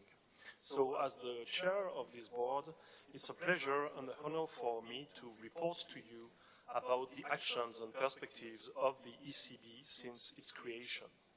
The Europol regulation of May 2016 has opened a new chapter regarding the supervision of Europol's personal data processing activities. The former joint supervisory body set up by Article 24 of the Europol Convention of July 1995 comprised only representatives from national data protection authorities, NDPAs, and it operated for 20 years. And I want to take the opportunity to thank all the people who contributed to its operations during these many years and prepared the smooth transition to the current supervision model. The European Data Protection Supervisor, so the DPS, as the supervisor of all personal data processing activities taking place within the EU institutions and agencies, is now the authority competent for monitoring the lawfulness of data processing carried out by Europol. Yet, the involvement of national DPAs remains essential since the very large majority of data collected and processed by Europol originates from the member states and will, at a certain point, also be sent back to them. For this reason, Article 45 of the Europol regulation has established the Europol Cooperation Board, composed of the EDPS and the national DPAs. In order to fulfill the missions assigned to it, pursuant to this Article 45, the ECB met twice a year, starting from its first meeting of June 2017, so on November 2017, on May 2018, on October 2018 as well. And its next meeting is scheduled for next May. The role of the ECB is essential in ensuring compliance of Europol data processing with a specific data protection framework agreed by the co-legislators. This is, of course, essential in guaranteeing that Europol operates effectively in accordance with the key principles which underpin our common law order. It ensures that the powers given to Europol come with adequate responsibility towards the protection of individuals' fundamental rights. Moreover, strong compliance with data protection rules contribute to Europol's efficiency in the course of its missions by fostering data accuracy and securing the legal status of evidence that is brought to courts. The ECB is committed to the implementation of the principles of efficient and smooth collaboration between the EDPS and the national DPAs laid down by Articles 44 and 45 of the Europol regulation. In this respect, the Europol Cooperation Board is particularly eager to provide national experts to participate in the joint inspections of Europol organized by the EDPS, as Mr.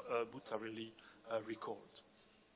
Indeed, it is crucial that accurate knowledge about the functioning of Europol remains shared among national DPAs. It helps these DPAs to conduct their inspections at the national level and participates in maintaining a European-wide network of expertise and professional relationships that nourishes this essential community. In addition to fulfilling its task of supervising Europol's operational data processing, The ECB has also been keen on providing its opinion and recommendations to the agency and to the co-legislators on envisioned new activities.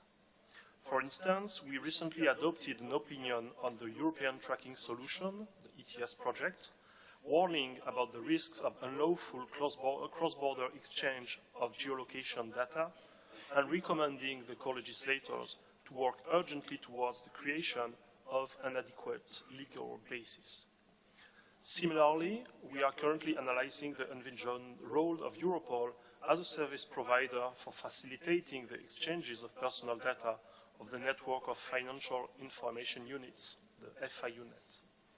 Here as well, while the facilitation of such exchanges of information at the European level can certainly improve the efficiency of this network, it is essential that potential future processing and any additional tasks carried out by Europol remain within the remits of its competence and legal framework as decided by the co-legislators.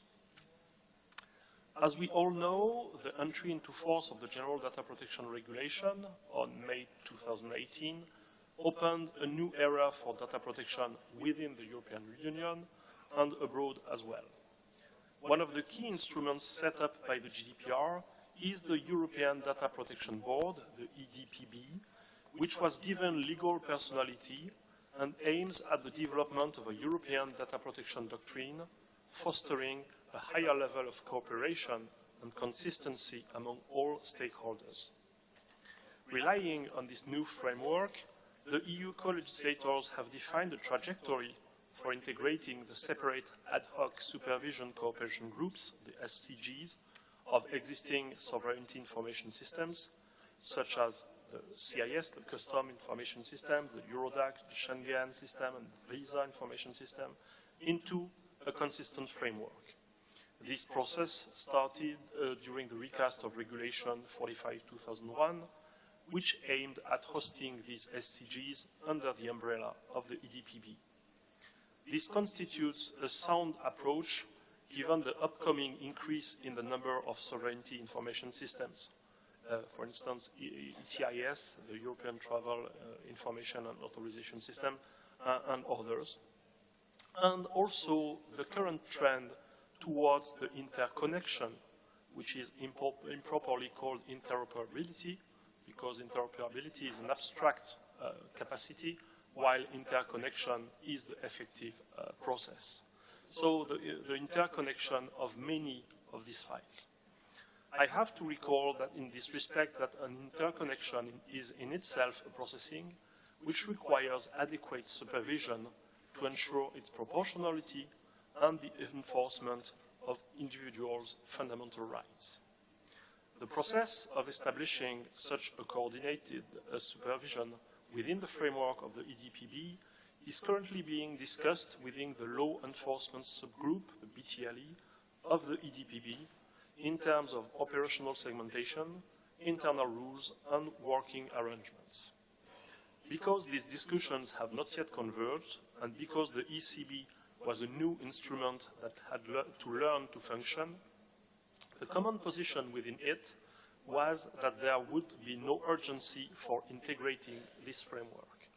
This is the meaning of the common position that was expressed by the ECB in its letter of December 2017 to the European Parliament. And we thank the co-legislators for having taken our recommendation into account. However, there is a general consensus among the ECB that it will eventually join this framework in due time. As said, it is likely to bring more consistency and cohesion to supervision activities of EU sovereignty information systems in the context of the aforementioned trajectory and requirements. All these provisions aim at a single goal, making the protection of data subjects and the exercise of their rights more effective. In this respect, data subjects might be puzzled, if not lost, by the multiplicity of EU systems and procedures for exercising their rights.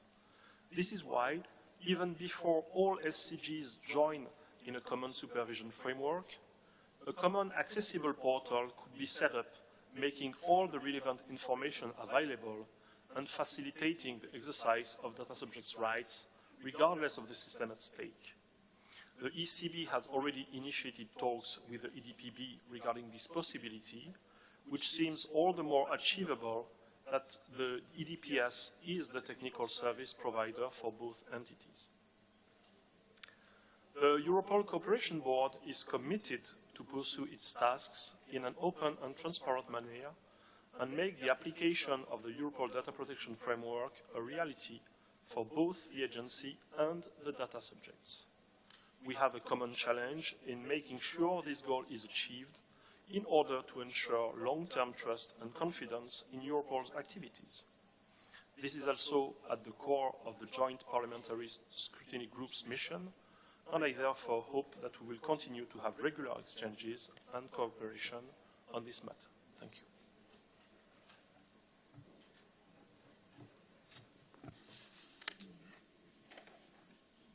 Thank you, Professor Pellegrini. So now we go to the... Mr. Viavrovsky is going to answer questions. So we go to the questions. Do we have a list? Thank you. So colleagues, because we're running not very well on time, I'm going to go straight to the questions, and Mr. Viavrovsky will answer on behalf of Mr. Buttarelli any questions addressed to him. And we go first to Mrs. Lotta Finströp from the Swedish Parliament, please. And please, no more than 2 minutes, everyone. Thank you. Thank you, Chair. 2019 will only be the second full year in which the EDPS executes the supervisory role of Europol in the processing of personal data. And the latest annual report is from 2017, gives a number of examples of the cooperative approach on behalf of Europol in the preparation of the ESDP to establish the supervisory function. So I look forward to the next report and hope for examples on the preparatory actions bearing fruit. An effective supervisory function requires at the same time a close cooperation with the supervised body and a certain degree of distance to it. Cooperation means access to information and understanding of the organization and activities to be supervised. Distance means guarding the independence of the supervisor. So what is your comment on the balance of cooperation and distance as regards to the relation between the EDPS and Europol? And is there, on behalf of the EDPS, any dark clouds on the seemingly rather shiny sky in the cooperative approach of Europol? And looking to the future, the EDPS is now to take on a supervisory and advisory function in relation to the broader field of the area of freedom, security, and justice. So what are the main challenges and opportunities to the EDPS in this regard, considering the number of different actors and the huge amount of personal data included in their activities? Thank you. And now we have Ms. Margot Andriessen from the Netherlands, please.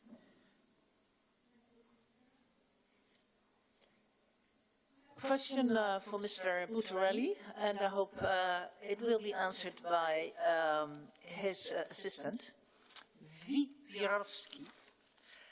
As we have heard, the practice of exchange of personal data has become a delicate question. And it will be evaluated, especially the exchange of personal data with private parties by the 1st of May 2019 by the European Commission. And we would like to hear from Europol if you can provide us with a list of questions that shall be used from your side for the evaluation. And of course, the question for the Data Protection Board is, will they be involved in this evaluation, and in which way? Thank you.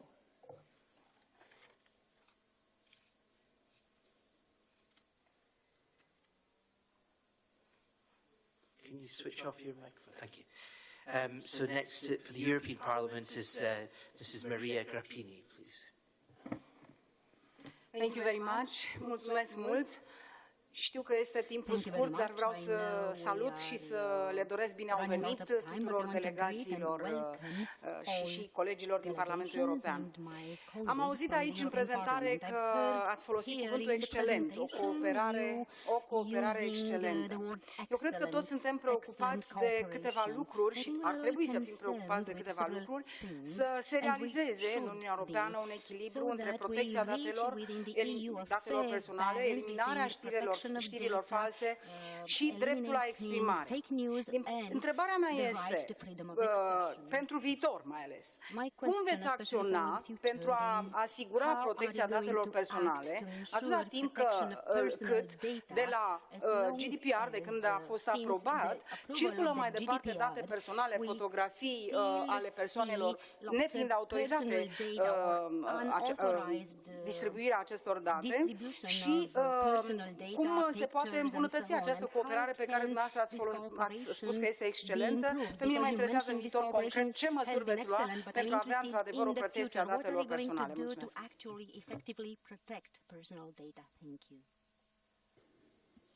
Thank you very much. And then Mr. Dimitris Dimitriou from Cyprus, please. Thank you. I want to ask a question about the blockchain and their GDPR. We know that the use of new technologies, such as blockchain, may be incompatible with data protection as set out in the GDPR, such as the difficulty of the data subject rectifying or raising his or her personal data which have been safeguarded in the blockchain. I would like to ask whether you have considered any measures in order to address or prevent any possible incompatibilities that may occur between the use of blockchain and GDPR, and if there are any flexibility to address new technologies to be compatible with GDPR. Thank you. Thank you very much. And finally, for the European Parliament, Mrs. Caterina Cinici, please. Grazie Chair. Anch'io una domanda per il garante.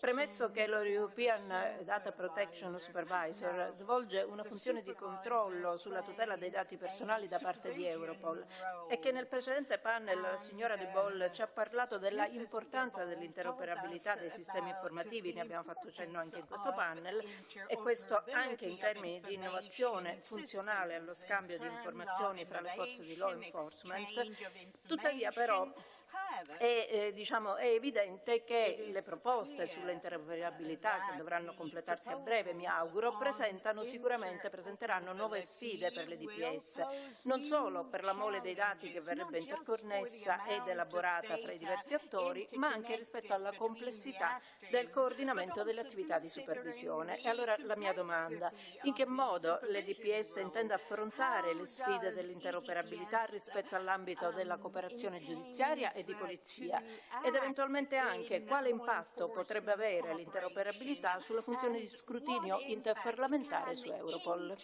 Grazie.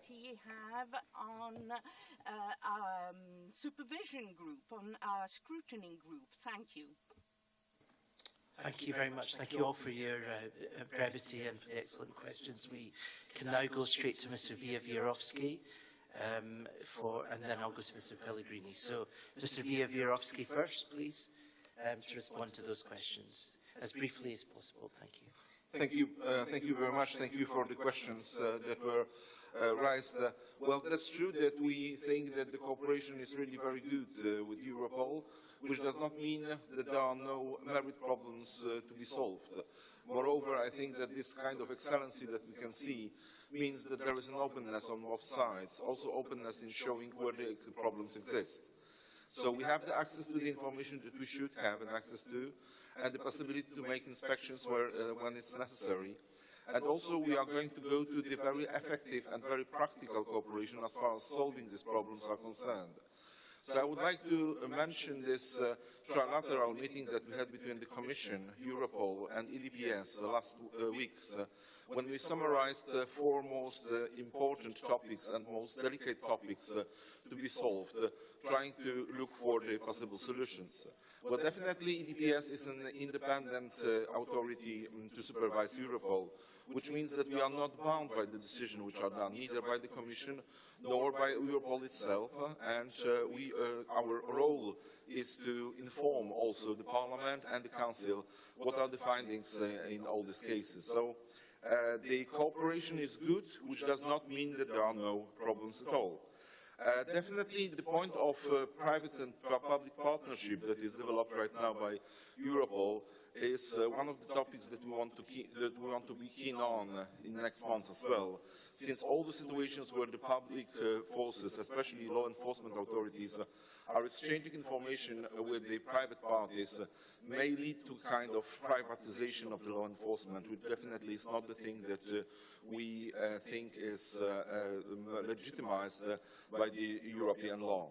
There was a question about blockchain, which is a technical question, but which is in the core of the discussion of the data protection authorities in Europe.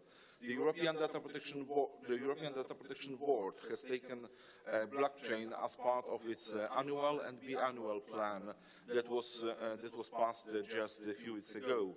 And it includes the works both generally on the problem of blockchain, but also the use of blockchain in the cryptocurrencies. But I would like to stress that this is more general problem than only cryptocurrencies and only the Bitcoin, which is the most visible in the press. There are the uses of blockchain in different kind of sectors, including the logistics, including the transfer of goods and transfer of passengers. And of course, it also includes the problem of how to deal with the fact that the core principle of blockchain is that the blocks cannot be changed in the time. And of course, this is not true that it creates only the problems. There might be also some solutions which are coming out of blockchain, because blockchain is allowing us also to use the pseudonymized sources of information and pseudonymized data more than it was so far. So yes, we are in the core of this discussion, and EDPS already for 2 years is developing its studies and its practice as far as blockchain is concerned. And finally, the question about interoperability.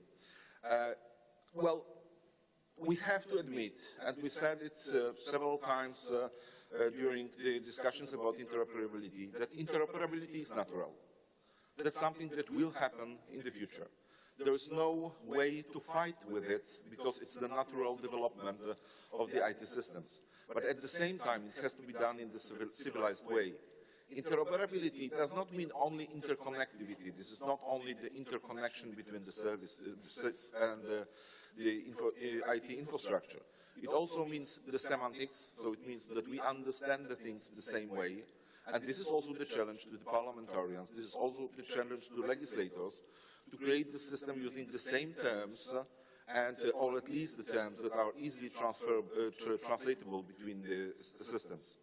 Then there is a legal level of interoperability to be achieved, and once again, that's the thing that we are discussing with, especially with the European Parliament, but we know that discussion is going on also on the national level with the national parliaments. And finally, there is a political will to have. And we can say that there is definitely a high political will of interoperability of the systems among the politicians, the will that we want to make reasonable. So we don't ask, will it be interoperable? Because it will. Our question is, where is the janitor? Who has the key to the IDs, to the identification that you have in the interoperable systems? And also, who and how is supervising and controlling the way the data is flowing? That's the core of our interest. So organizational, technical, legal, semantic interoperability and the political help on the highest top level. So these are the things that we are dealing with. As we said in the presentation of Mr. Buttarelli, the problems of transfer of data to some of the agencies, including Frontex, is definitely the problem to be solved, also on legal level. The problem of FIUNet and generally the basis for Europol to be the service provider for the member states is the question both to the European Parliament and the Council, but also to the national authorities.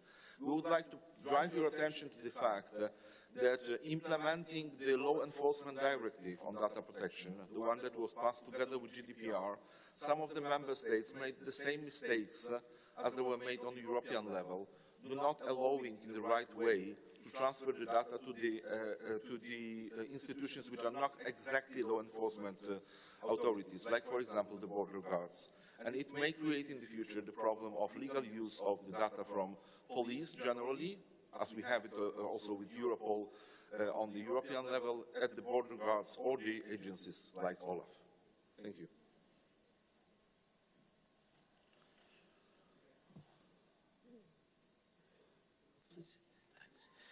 Thank you very much, Mr. Wiewiorowski. And Mr. Pellegrini, Professor Pellegrini, do you want to add to that, please?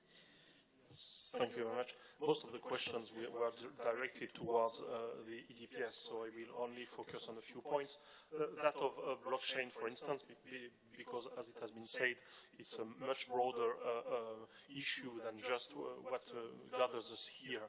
By nature, I mean, the blockchain technology implements what we call a distributed ledger, and the very purpose of a ledger is to write down immutable information. So the question in terms of implementing a distributed ledger system in a way that is compatible with data protection laws is to think about what kind of data is inserted into this ledger.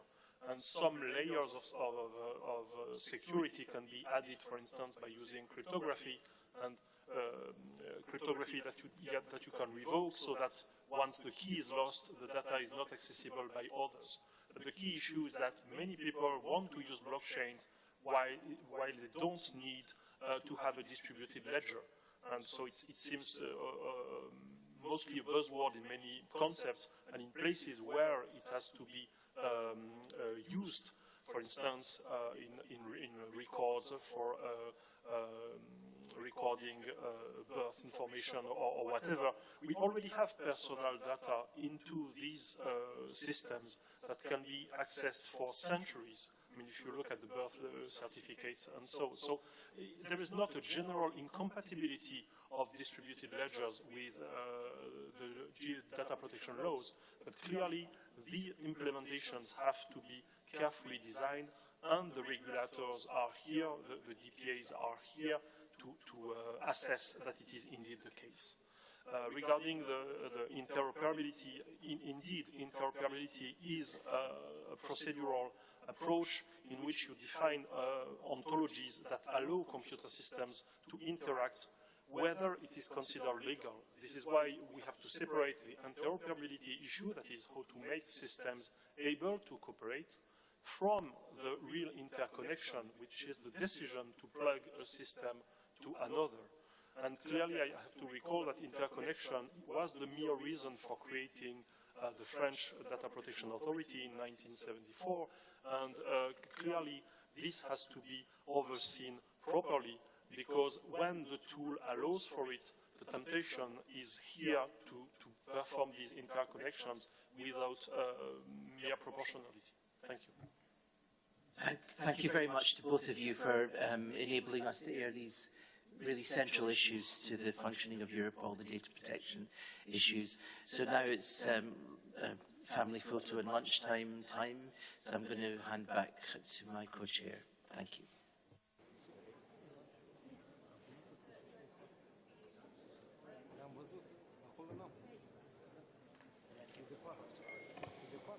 Dear colleagues, I'm glad to welcome in our meeting Mr. Will van Gemert, Deputy Executive Director for Operation at Europol. Mr. van Gemert will speak about Europol Travel Intelligence Center to be created in Europol.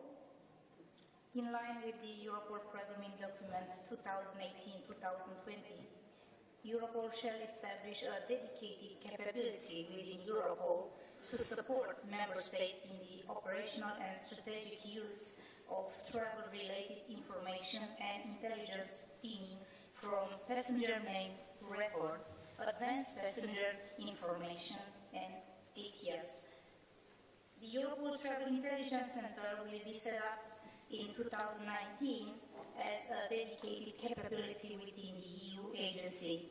It will be able to deliver specific operational and strategic products and services which will support member states.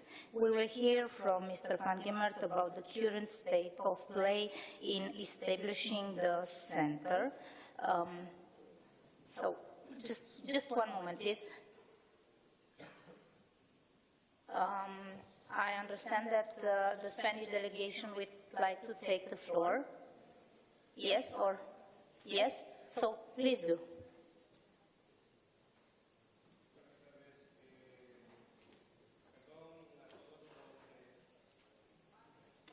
Sí, buenas tardes a todos y perdonen por haber solicitado la palabra, pero la delegación española tendrá que marcharse antes de llegar al punto de las 4:30, nombramiento del representante del Grupo de Control Permanente en las reuniones de la Junta Directiva de Europol, y queríamos dejar clara nuestra posición cuando hay discrepancias dentro de las diferentes posturas que mantenemos en el grupo. Quería decirles que la delegación española entiende que es un tema que debería analizarse e intentar alcanzar un consenso. Nuestra propuesta sería que hubiera una designación para garantizar un mayor conocimiento por parte de nuestro representante, que estuviera en torno a los 18 meses, que la delegación tendría que ser de la Troika, el representante, y que además pues, se estudiara la posibilidad de alguna modificación para que hubiera dos representantes, uno de parlamentos nacionales y otro del Parlamento Europeo. Change in place, two representatives actually, one on behalf of national parliaments and one on behalf of the European Parliament. If both Ms. Fleury and I can respond to Mr. Toledano. Thank you. I mean, this is like a point of order because you're leaving, which your delegation is having to leave early.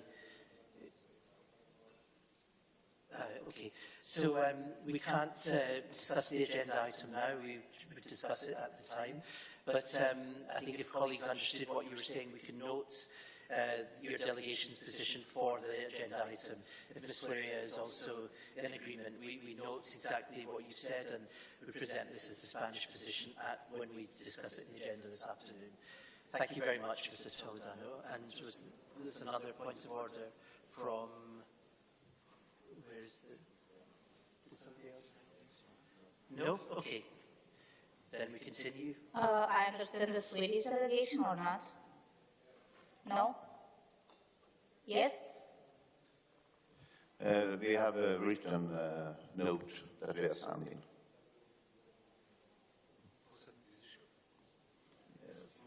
Okay, thank you very much. So this is Swedish delegation. Are you leaving early as well? Okay, but you've done a written note giving your position. Okay, so Ms. Floria and I agree that we understand what you're saying and we raise this at the appropriate time in the agenda from the Swedish delegation and from the Spanish delegation. Thank you, colleagues. And I ask Ms. Floria to continue with the agenda now. Thank you. Thank you. I will ask Mr. Van Gemert to have the floor. Thank you. Thank you, Madam Chair.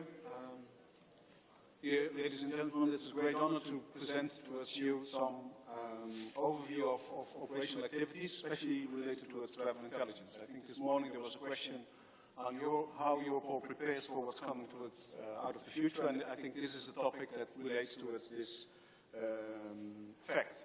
So if I could have the presentation, please, then we will, I will try to explain why we are establishing something like a travel intelligence function. I think I should start by saying that this activity is triggered by new roles and responsibilities allocated towards Europol in recent regulation. And the aim of strengthening border management is more or less also a political response to the migration crisis and the series of terrorist attacks in Europe. These threats made it clear that there was a need to minimize the possibilities of using multiple identities, false identities, and to avoid conflicting identity data in the different systems. It also called for bringing more closely towards each other the management perspective and the investigative dimension much more closer. And we have been discussing already about the interoperability package, but it's aimed at turning the collection of EU data systems to a coherent set of activities and tools in which identity can be better managed, and it's more and easy acceptable for officers. And this means that all those developments put the role of Europol in a different, more extended perspective. Because through ETIAS, the European Travel Information and Authorization System, it has been given a role in also the preventive border management to reduce possibilities for suspicious individuals to enter the EU Schengen area. Especially the possibility for Europol to contribute to the ETIAS watch list, as it is called, and the systematic cross-checking of applications for travel against Europol's data have an impact on our role, and we have to prepare for this. But also the PNR directive offers Europol the possibility to request, if duly justified, information about the movements of suspects that are relevant to member states. And in that way, the shift of Europol's focus to aspects related to border management and to travel intelligence has also fueled the strengthening of the cooperation with customer organizations. Not only in regard to suspicious movements of persons, but also towards the smuggling of commodities, drugs and weapons. So what are the opportunities for Europol, and how do we have to look in this? Well, the broader political aim, as said, is bringing the investigative dimension and border management closer to each other. And I think there are two possibilities how Europol could be effective in this field. First of all, at one hand, Europol can offer criminal information and intelligence in a way that enables better and more informed decisions in border protection. That's the task that we would have from now on. This can take the form of concrete information on suspects to prevent them from entering the EU, or in the form of expertise and knowledge towards border management, about routes, how to detect crime or related travel towards crime. That's one of the opportunities. The other one is Europol can also benefit from the newly obtained possibility to retrieve travel information and to enrich its analytical products in support towards the member states. So I'll try to highlight this a little bit towards you by also using an example. So travel and travel information that will be coming available in the upcoming years gives a lot of relevant information. Let's take as an example, a future example, so it's not existing now, but it would be the case in the future, of our operational analytical project that's called COLA, that's related towards the smuggling of drugs, especially cocaine. Let's suppose that we are conducting an analytical work on a known drug smuggler from Serbia. Then a query through the envisaged future European search portal that has to be built in the interoperability agenda may indicate that there is a record in the EES, the European Entry-Exit System. So there is a record of this person coming in or leaving the European Union. If there is a duly justified request to retrieve the data, we would then ask for this, and this could reveal that this person entered the Schengen area on a certain date via Frankfurt Airport. Based on this information, that would be important for us, Europol can issue then a specific request, as I said, justified to the German Passenger Information Unit, so the PIU of Germany, for related data on this person, PNR data, towards the arrival of the suspect. And this data then might give an indication that there would be another traveler traveling with the same person coming from Turkey. So, subject to the enrichment of also other information, we could also see this traveler as a potential suspect and ask further information in the ETIAS system, so the third system that would be available. So once again, following a justified request for the ETIAS application, the suspicious co-travel, we could find details such as email addresses, phone number, and things like this. And also that Antwerp is the intended destination. Our role would then be to notify the Belgian authorities of this information, but also making it possible for customs to keep an eye out for cargo shipments that may arrive for this person, and if so, signal this to the analytical project of Europol. So all of this is a possible example, but it's highlighting, I hope I succeeded in this, the possibilities for collecting complementary information that can further help us with the investigations. But the same is for cargo data. Here we see several sources related to the suspicious movement of persons and goods. And once again, the setting up a travel intelligence function means that we would better make use of this information. Passenger name records related to flights, advanced passengers information, transportation via ferries, the ETIAS system, all of those systems more or less could contribute towards this. It's also clear that each of these sources has its own composition of data elements, and certainly the combination can be highly enriching for operational analytical work in support of the member states' operations. So also on the arrest of fugitives as another example, seeking to escape justice, making use of this information would be very helpful. Results of operational analysis can take different forms. It can reveal the whereabouts of a suspect, alone or in company of other criminals, as I just tried to explain. It can reveal links between passengers, but also with cargo shipments, and as explained earlier. But it also can establish the relationship between the presence of a person or a criminal gang with sequence and locations of criminal offenses. So I hope this gives some inside view on how travel intelligence is useful for law enforcement.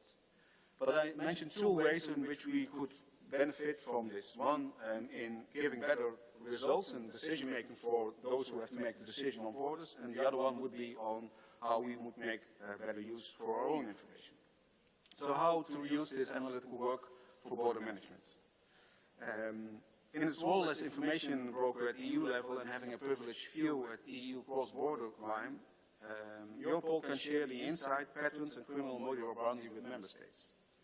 This means that it can tell border guards what to look for in the flows of travelers and migrants to effectively filter out those who should be checked more thoroughly.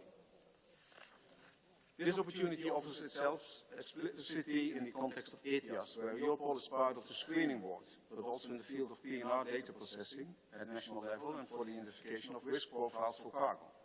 So we would use our information and available expertise to identify those routes that should be checked more to make sure that also the criminal aspect related towards this is being discovered.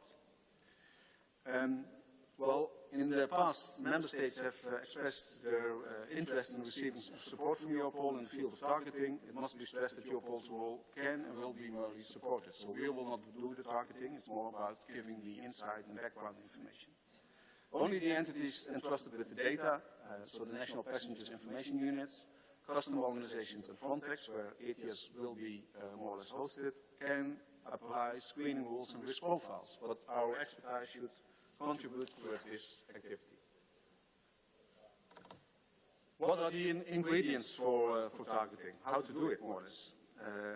Several aspects that depend on the threat that it aims to address in the way the transportation is used in that context. So there are crime-specific factors, but also travel-specific factors, and there are a difference between them. For some of them, it may relate towards the route or the destination. For others, it perhaps relates to the way of the booking was made. So if, just to give a practical example, if we know that travelers with cocaine are coming from South America, that there could be a route rearranged coming from the Western African part, traveling from there towards the European airports. This kind of routes, the way that these routes are booked, the tickets are bought, by whom that they are bought, and how they are bought in a certain time frame, all of this can contribute to make a better selection of controlling. So understanding the specific crimes and related elements to those crimes will help in clarifying and supporting the member states in this field. Having said this, it's important, as I said, that, well, we prepare for these kind of activities to support the member states. So all those developments in PNR, in ETIAS, in API, we invited our operational partners, so the member states and Frontex, but also stakeholders like the European Commission, to think along how Europol could best develop its capabilities in this field to make better use of this information. And this led to drafting a vision on the future direction, together with a roadmap and a blueprint, as we call it, looking on what it would mean if this kind of information would come towards Europol. In that roadmap, we suggested the gradual building over the upcoming years into 2024, how this capability could be constructed and what's needed for this. Just to give you one figure, if you look at ETIAS, if this will be in place, the estimation of the amount of requests, so the request for traveling towards the European Union, will be more than 40 million on a yearly basis. If the UK is in the future position of not being a member state, it could even be 20 million extra. So how this relates to crime and how we have to react towards this, that's the question of this vision models. So all of this is related closely to the interoperability program, and we heard this morning that there is still a lot of things to develop and also legal issues that have to be clarified, and also agreement from different parliaments is needed. But the reason of bringing this towards you is more or less to explain that there is at least the need to look into how this would work for Europol. It's important in that field to align with other partners, so we're working together with the member states, but especially also with Frontex and EU-LISA, who has to build some of those systems, and we try to look at the broader picture of how those instruments, tools and actors can best fit together. In that way, thinking that we can implement measures in a better way than we have been doing in the past. Challenges are there to consider, and I think some of them were also touched on this morning. The huge data volume that will come towards us, and the way how to safeguard also data protection. The consequences it has for the systems and for the staff handling this. The fact that we have to build new cooperation networks, making use of the existing systems, but also the responsible use of new forms of data processing, including the possible use of machine learning and artificial intelligence. Also, that's something we have been discussing this morning. And for sure, it calls for strict and early involvement, and as you know, we are obliged to do so from our data protection function at Europol, both our own data protection office, but also the EDPS, who has to think with us on making sure that these systems and the possibilities that we have will be receiving are dealt with in a legal and data protection safe way of acting. So that's for the moment. I hope I was able to explain a little bit on how travel will come towards Europol and how we are preparing for this item. Thank you very much. Thank you very much for your contribution. We have 4 questions. First, from Netherlands, Mrs. Monica Den Boer. You can take the floor, please. Thank you, Chair. Thank you very much for this presentation, Mr. van Gemert.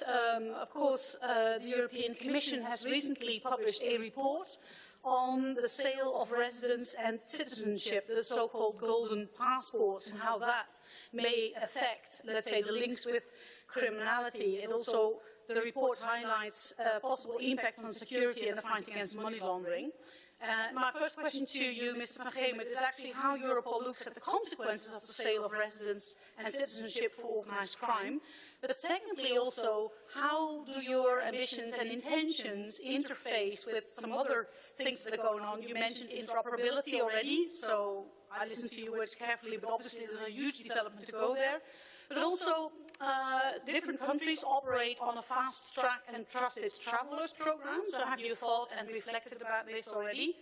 And I was wondering about the interface with the so-called container security initiative that was implemented quite a while ago by the US, and that has also been implemented throughout the European Union. Thank you very much. Thank you. The second question is from Croatia, Mrs. Ines Strenja.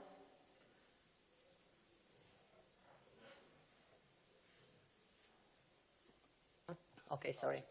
Okay, dear colleagues, I'm glad to be here with you, and I will speak on Croatian language. Dragi kolege, pozdravljam supredsjedatelje, gospođu Picoveu i gospodina Moreša. Dakle, obzirom na mandat koji Europol ima, zanima me odnos prema zemljama Zapadnog Balkana. Zašto? Suočeni smo sa informacijama da se na povratku iz Sirije zapravo vraća velik broj boraca ISIL-a, kao i situacijom sa udovicama sa djecom koji widows postavlja with i children velik of fighters of the humanitarni ISIL problem. come back, Zanima me and this represents a što huge Europol i da li humanitarian prati issue. informacije o Does tome, the s obzirom Europol da follow the information je on odnos this issue? gdje se ti borci vraćaju najvećim dijelom u Bosnu i Most Hercegovinu, of these koja nije članica fighters Europske return unije, to Bosnia and vraćaju se u Herzegovina, zemlju which is gdje još not uvijek a ima na member snazi state of the kazneni European zakon Union, which koji is predviđa vrlo implementing a male criminal kazne za te law borce which od 1 do stipulates 2 very godine, što je low jako loša sanctions poruka for such nakon zločina fighters, koji su 1 to tamo 2 years počinjeni. of prison Dakle, jedan in odnos je prema njima i relation to the praćenje criminal njihovog dolaska, crime that a they isto tako committed in informacija o other ženama countries. koje se And s malom also djecom regarding udovica information poginulih tamo on ratnika women ISIL-a and vraćaju, children, widows of jer one fighters predstavljaju who zbog come potencijalno back njihove from these radikalizacije, areas, jer su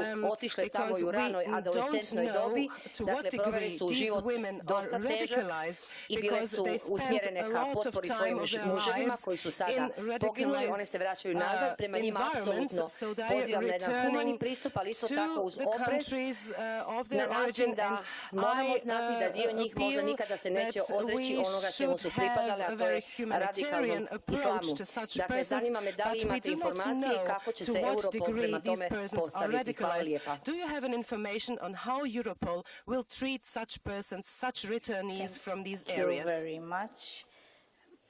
The third question is also from Netherlands, but from the Senate, Mr. Alexander van Hatten, if you please. Thank you, Chair. It's a question in the same field as the former question. It's about the role of Europol. The work program 2019 of the Europol programming document 2019-2021 speaks about the high-level Commission expert group on radicalization, and I will give you a quotation. The report supports closer engagement with third countries and international organizations. The expert group also proposed setting up an EU cooperation mechanism to connect the main stakeholders in the field of prevention of radicalization. End of quotation. My questions are, what is the role and involvement of Europol in the field of the so-called prevention of radicalization? Who are these stakeholders? Which are the third countries and international organizations who are engaged? And what is the scientific base for this approach? In which way will the national parliaments be informed and involved about the status and outcomes of this policy? Thank you. A very interesting and complex question indeed. And the last question is from Greece, Mr. Georgios Tsoukas. Thank you very much. In line with the Europol programming document 2018 and 2020, Europol shall establish a Europol Travel Intelligence Center. Nevertheless, despite the fact that this goal should be achieved in 2020, its approval is still pending by the European Parliament, the European Council, and the European Committee. We would like to have more information on this issue. Thank you very much. Thank you. We have one more colleague who wants to take the floor. From Poland, Mrs. Agata Borowiec. Thank you. Thank you. We support the establishment of the Europol Travel Intelligence Center because we believe that the activity of the center will contribute to a more efficient transfer of intelligence pertaining to travel, thus enhancing traveler safety. All data will be gathered in one database, which will improve and facilitate necessary data capture. We have a few questions, though. Will the database serve to address member states' inquiries or as a basis of Europol's own analysis? What would be the purpose of such analysis? Would they concern potential threats or just to provide regular reports on crime trends? And finally, who will be authorized to use the database? Thank you. Thank you. Mr. Van Gemert, you have the floor. Well, thank you, Chair, and thank you for all those questions. I will try to answer most of them, but probably some of them are at least partly out of reach for Europol and partly for the Commission. First of all, the question about the golden passports coming from the Netherlands. Indeed, there is increasing attention towards those golden visas in relation to money laundering and high-level corruption. But it's also a fact that 20 out of 28 member states have such a program to attract certain citizens from third states.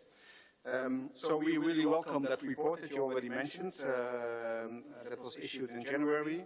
And we have, let's say, general awareness of the nature of investments required to apply for golden visas. But we are not in a position that we are, that member states are obliged to check before giving those kind of information. There are risks of this are known to member states, law enforcement agencies, and they have to mitigate it through their own anti-corruption and anti-money laundering measures. But however, we would only investigate the cases related to golden visa on the request of a competent authority of a member state, because that's our role. You cannot initiate it from our own behalf. Member states have the information, I think, and both anti-money laundering directives, so the third and fifth one, gives possibilities to do some checks from third countries who apply for those residences. So it's important, and that's the only thing I can say, that if those checks are being made by the member states, because there is the responsibility, that they also make use of the Europol and Interpol databases before granting such visas. We are aware of, let's say, the situation we are closely following, but, well, we can only do what is in our mandate for the moment. You also asked about the fast-track program. Indeed, I think the fast-track program only will work if there is extra security-related checks on it. I think that would also be the basis for us to work with. So if there's a program in which, because of the frequent traveling, there is much more information available, that can be a decision a member state takes. I assume that also this information would be available for us. On container security, I think, indeed, I try to highlight that there is a relation between this kind of information and cargo. The closer cooperation with customs that we envisage also would give us a better opportunity to work with them on this kind of security, but it's not directly related towards the American program. On Western Balkans, the question about fighters coming back, indeed, we have a role in checking those people are coming back via Greece and Italy, and in the future also Cyprus, by having our experts over there, our guest officers. So in that way we are contributing. We also have an operational agreement with the Western Balkan countries in which we would because of that agreement, be able to receive information, but at the same time give information back on possible routes or possible identities related to this. And we are in the process of having 3 liaisons. I think the Executive Director mentioned it this morning, towards some Western Balkan countries to enhance our cooperation in this field.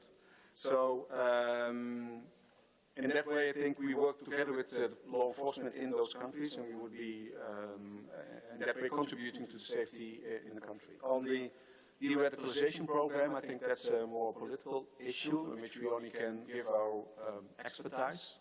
And the decision also if people should be taken back, yes or no, that's also more on the political level. There was the question from Mr. Van Houten on the high-level expert group. Yeah, it's an expert group created by the Commission, if I'm not wrong, in which we are taking part, but from our expertise on what we see in radicalization, social media, radicalization on the internet. That's our role. On the actual terms of reference and which third countries, I'm afraid I cannot give you an answer because that's not our responsibility. We are helping, working with them. On the question of Greece, I think we are trying to make clear that, well, we anticipate on what at least is announced that will be coming towards us, and indeed, depending on political decisions, also the fact that systems have to be created.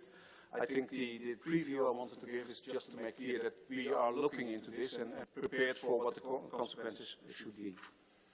And finally, I think the question from Poland on databases, well, if you look at those different systems, they will also have different databases. There will not be one big database. What we will use is we would contribute towards a watch list on which information that's available at Europol that could serve from getting extra information on travel intelligence systems. That would be a watch list that we would compile out of our databases on request of member states of third parties. What I foresee for the future is that now we have some piloting with some PIU, passenger information system, and try how this would work. But you can imagine that if we have information in an ongoing investigation of a certain person of a third country, that there is an interesting need to know if this person is entering the European Union, on which route he is taking, with whom is he traveling. This kind of information would then be part of our request. It would be done by Europol and in the line of the mandate that Europol has. So there's not one big database created. There are different databases, one being created by member states, and the other one, especially on ETIAS, that will be hosted by Frontex for having the overview. I hope I answered all the questions towards your satisfaction. Thank you. Thank you, Mr. Van Gemert. And we're again running a little bit late, so I'm going to go straight to the next item, which again is you again. So this is the state of play and activity report on the European Cybercrime Centre. To save us some time, I'm not going to do a long introduction, but go straight to you to give your activity report. This is of high interest to colleagues. I realise it's after lunch and everyone is a little bit tired, but hopefully this will be an interesting presentation on the Cybercrime Centre, which is really, again, one of the big pluses of Europol's activity and capacity. So, Mr. Van Gemert, please give us your report. Thank you.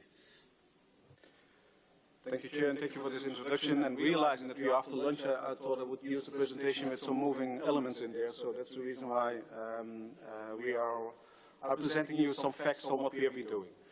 As was highlighted by our director, we have in Europol 3 centers at the moment, one on serious and organized crime, one on terrorism, and actually the oldest one is on cybercrime. It's already 5 years old. But what I would like to do now is to give you an overview of developments in this field. So it's only related to cybercrime, the activities of the centers, and how we are presenting and supporting member states. If I could have the presentation, please, then we would work on this. So what I try to focus on in the next 15 minutes is to give you some operational details on activities of closed investigations. I will highlight the IOCTA, our threat assessment on internet and cyber-related activities. An important issue for us for the future is encryption, but we also have activities that go back every year or every season. And then finally, on strategic relations with other entities, I would like to brief you on, and finally looking forward, what will be coming towards us. So on last operational activities, Operation Haydn took place between August and January of this year, and the operation, just as an example, was an investigation into the theft of more than 10 million euros in cryptocurrency from over 85 victims worldwide. It started with a complaint from a German victim about stolen money from his cryptocurrency wallet. As you know, cryptocurrency is saved in a wallet, and if somebody gets access, then you could lose your money. And the German authorities launched the investigations and asked also for support from Europol. This led to the identification of the main suspect behind the fraud living in the UK, and together with the Joint Cybercrime Action Task Force that's hosted at Europol, we led the coordination of the activities. We also made a cryptocurrency analytical support in a way how to retrieve money in this area. The key operational outcome was that the arrest of the main target was successful in the UK, and seizure of large numbers of computers and electronic devices have been ongoing since then. Another important activity is the SEDEC marketplace shutdown. For those who are familiar on the internet, SEDEC is a marketplace that sold access to compromised computers as well as access to personal data, and it was shut down on the 24th of January. It was a very aggressive way of crime as a service, so they're really not only on the dark market but also on the open market promoted their activities. The marketplace was seized, and through the seizure, the website's criminal activities could be stopped. Users of CDEC could just search for compromised computers, credentials, like such things as criteria, as price, as geographic location, and operating system. So they had a full wish list that they could use and ask for criminal possibilities. They had, the administrators of this criminal company, had servers all over the world, so that also needed a common approach. Also, the victims came from all around the world and involved all kinds of industry, including governmental infrastructure, but also hospitals and major metropolitan transit authorities. At the end, when this was taken down and was stopped, authorities believed that the website facilitated for more than 68 million in fraud during the past years. Another example is the Operation Power Off tool. In April, we had the Operation Power Off 1, the world's biggest marketplace to hire DDoS services. It's called the Web Stressor organization. It was taken down as a part of the Operation Power Off. But based on the information seized from the first takedown, phase 2 took place just last month. And it targeted the top users of the illicit platform and was coordinated once again by EC3 and the Joint Cybercrime Task Force. So we provided operational coordination, cross-matching, and operational analytical work to make sure that also member states could act on this. Just to give you an example, one of our analytical activity was to give intelligence notifications on 2,588 users that were making use of this website in the past towards 30 countries. So countries got a report in which it was identified what kind of users that they had on their national territory. That leads to different activities from different member states, and including also the targeting of in total 405 users that have been using this website in the past. So this is an example of a follow-up in which also Europol plays a role as a platform. The final example I would like to mention towards you is an action against counterfeiting. All over Europe, law enforcement agencies performed actions against suspects who bought counterfeited euro banknotes on illegal platforms on the darknet. These actions were coordinated by us on the 19th of November, and the majority of the interventions took place between 3 to 6 December. So throughout many countries in Europe, 300 house searches were conducted in 13 different countries, and more than 235 suspects were detained. We also were able to seize more than 1,500 counterfeit euro banknotes, but also drugs, weapons, knives, and other things like bitcoins. And all those actions were a direct result of the successful case that was started by the Austrian Federal Police in June in 2018, in which they were able to stop a print shop. And the information that was found over there led towards this coordinated action, because people were just ordering from the darknet counterfeited money notes in 10, 20, and 50 euros. So it's an example, I hope by those examples that there's some understanding about the role Europol could play in bringing information together. Second thing I would like to highlight towards you is the IOCTA, our Internet Threat Assessment. The fifth dimension of IOCTA was published in September 2018. It's the flagship of the EC3 and brings the unique law enforcement perspective together with insights from the private sector, but also from open sources. As part of this fifth edition, we also included flashbacks which compared our 2018 findings with what we have been writing down in our first report in 2014. And examples that were reacted on or mentioned was ransomware, but also the threats coming from DDoS attacks, and looking into the situation it was by then and how it evolved into 2014. What are the key trends and threats mentioned in this IOCTA that's available online? First of all, it says something about the emerging market of ransomwares, about the DDoS continues to be a problem for our society. The cardinal present fraud being used more and more, and finally also in the cryptocurrency being on the rise. As it goes for looking into one aspect, I would like to focus on cryptojacking for a moment, because that's an example I think that gives a good understanding of what we are doing in this field.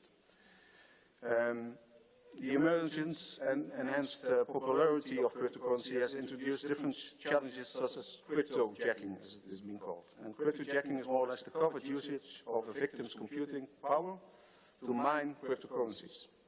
So it means that computers are infected with cryptojacking malware, and the only thing that you will notice is that it runs much slower. But in the background, it's assisting criminals to gain cryptocurrency in mining coins, as it's being called. Once a machine is compromised, it runs silently in the background, but with a performance degradation. So you would say, what's the problem besides of being facilitating crime?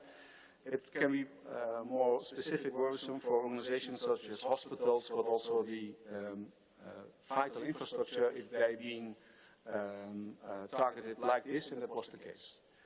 More to say about this in our IOCTA, but I just, in considering time, would just refer towards this. The third aspect that I was highlighting is encryption activities. We are working actively on technical measures as introduced in the 11th Security Progress Report issued by the Commission at the end of 2017, in which 6 actions were described that we should take on board. The network of points of interest of expertise was one of the measures introduced by the European Commission, and the network held its first meeting in 2018, and will have another meeting on the 28th of February. The representatives come from EU member states, and in that way we are able to share experiences in this field. Those networks will also be in the future be responsible for training programs for law enforcement. We were provided with a €500,000 grant from the European Commission to make this happening, to train our member states' law enforcement into cryptocurrencies and into encryption and how to deal with encryption in the future. We are working together with CEPOL to develop the training program, and the first expertise training was hosted just in the beginning of February at Europol, being also supported because we were able to have one of the most leading experts in this field now working at Europol.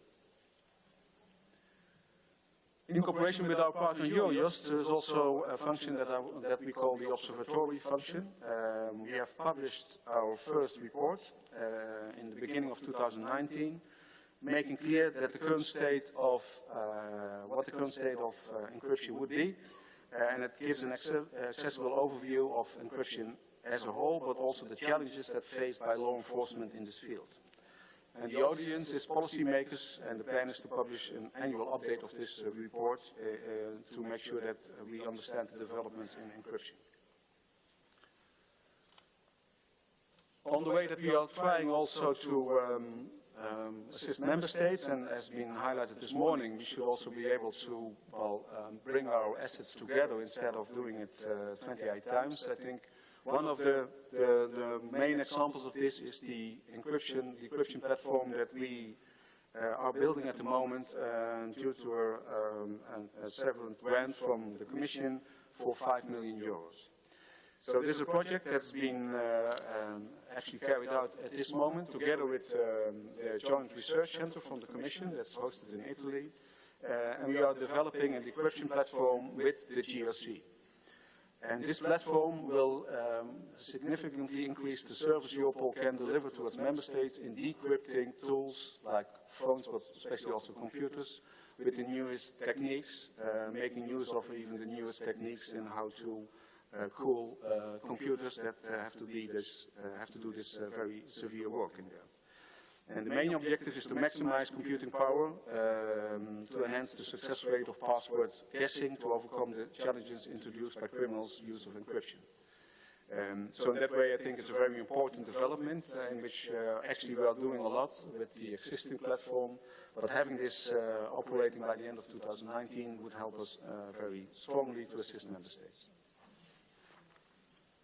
On things that are recurring, that we are doing on a regular basis, some of those activities I would like to mention. First of all, the 4th European Money Mule Action.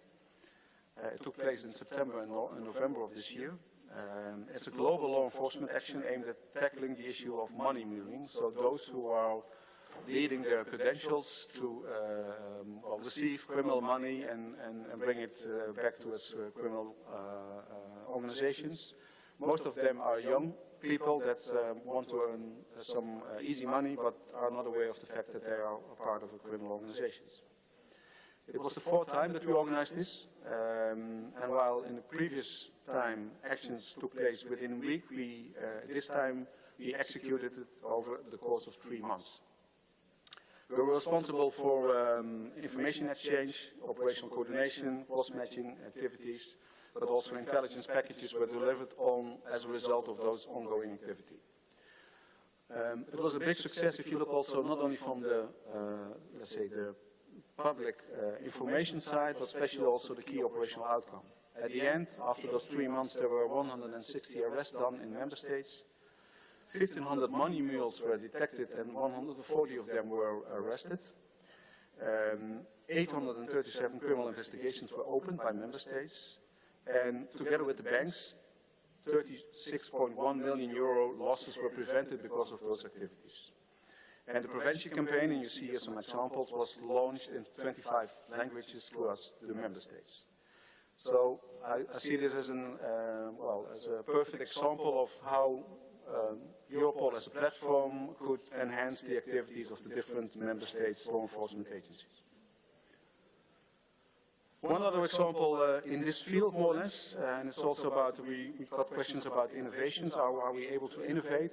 I think one of those innovations is in the Victim Identification Task Force.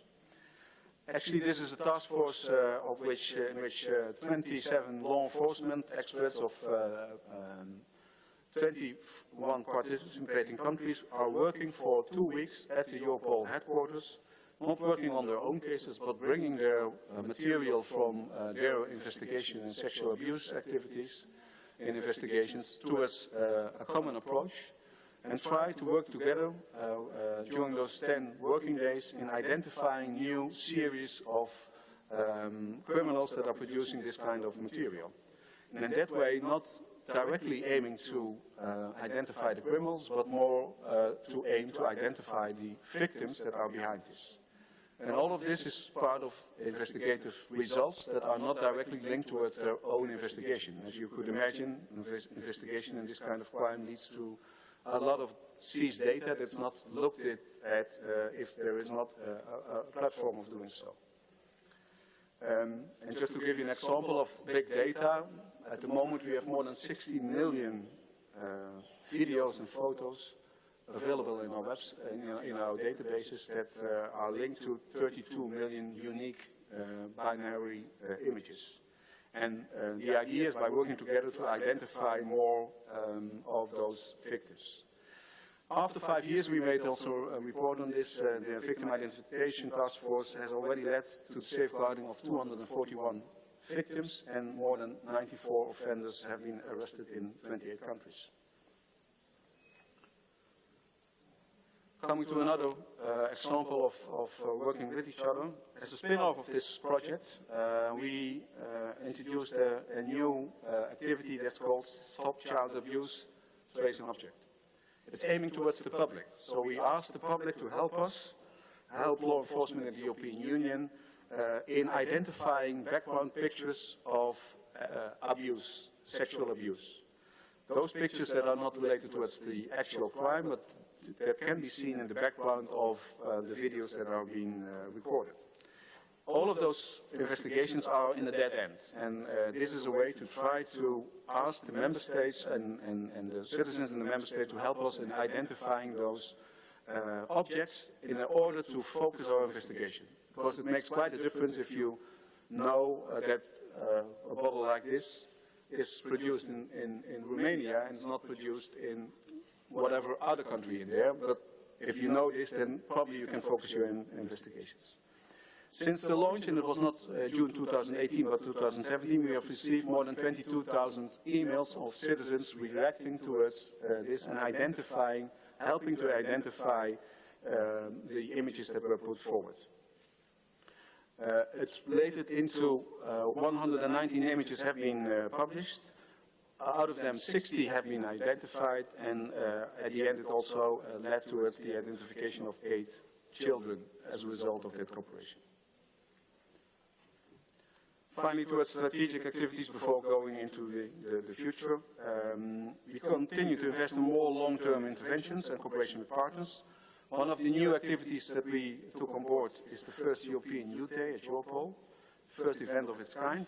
We brought together at Europol headquarters our experts, but also 100 young students between the age of 12 and 15 under the topic Digital Rights of Youth Against Violence. We offered them a platform for youngsters to make their voices heard in online and offline safety issues, but also making use of their views on how to work better on prevention campaigns. The discussions also included reflection on how to tackle crime and what enforcement can be done to improve the safety of children. At the end, this led towards their own initiative that they called a call for action, that was drafted by the participants of this meeting. And we are intending to have another Youth Day coming up in 2019. This document was distributed to all member states and partner organizations in order to amplify the voices of the youth. One of the most successful campaigns in cybercrime is the prevention and awareness initiative, but also to disrupt the criminal model. It's called No More Ransom. This portal was set up 2 years ago together with another police agency and 2 security firms in order to disrupt the business model of ransomware by offering towards the public free decryption tools coming from police or from expert firms to help to prevent that people would be paying towards encryption criminal organizations. One of the biggest examples is from just recently is the Grand Grab. Grand Grab was a very recent encryption tool that was being used by criminals in 2018, having affected more than 500,000 of victims since it was detected in January last year. Back in October, the decryption tool was made available, covering the versions of this malware.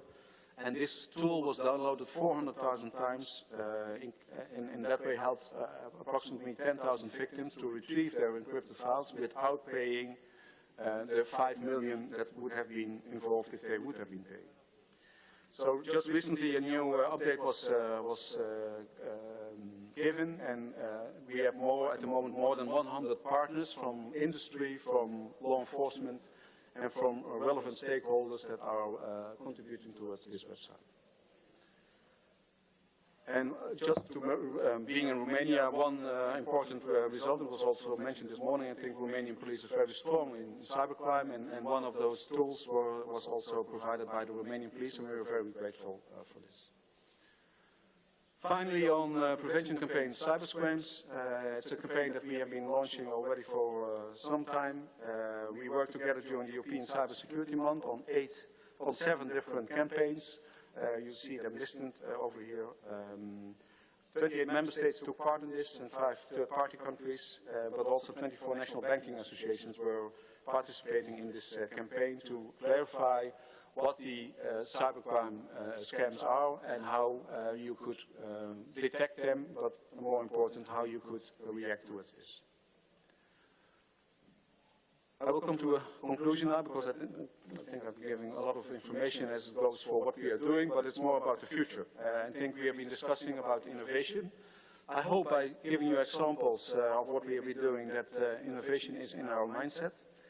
I think that's also the request we got from member states, that we would be looking ahead in fostering a culture of innovation, And on this slide, you see some examples of how we try to come up with new activities that help the member states to work with each other.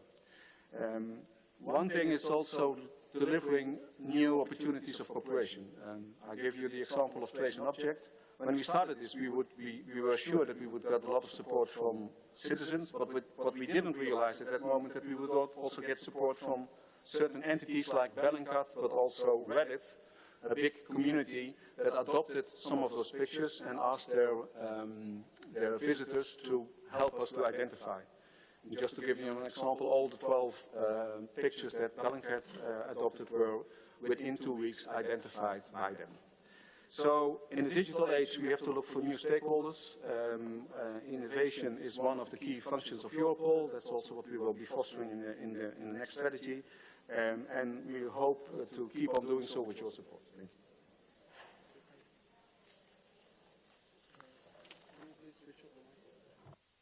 you. Okay, thank you very much, Will. I mean, you disseminated an extraordinary amount of information in those two presentations. In the post-lunch slot, which is the everyone tired slot, I mean, it's just an extraordinary amount of information about what Europol is doing, and to remind people how large the agency is. It's not a huge agency, but doing so much. Even liquid immersion cooling platforms. I mean, you even had a picture of that. I mean, that's fascinating how exciting Europol is. You've even got a picture of a computer being cooled. You know, really, you know, underestimate how exciting it is in Europol headquarters. Can I just say, this is so much information that I don't think we can really do justice to the sheer number of issues that you raised, from child abduction to the other cyber issues and so on. So I think we're not going to do that, but we'll just take 3 quick questions. And there was some discussion just now about whether we should listen to the Commissioner before the coffee break, because he is quite time limited. He has to do this and then go and get his plane. But I understand we can take the coffee break. Is that right? Are we okay for that? He has to leave after 1 hour. Okay. So can we take 3 brief questions? And what do we do about the coffee break? We take the coffee break? Okay, so colleagues, I'm going to take 3 brief questions. Please be brief. I'll ask Will to be brief, because on these issues you could go on forever. I mean, so just be brief, because it's self-evident you can go on forever. Then we'll have a very brief coffee break. Bring your coffee back, and we'll hear the Commissioner, because he has to leave at 4:15. Mr. Jacques Bigot from France, please. You got your question. Thank you.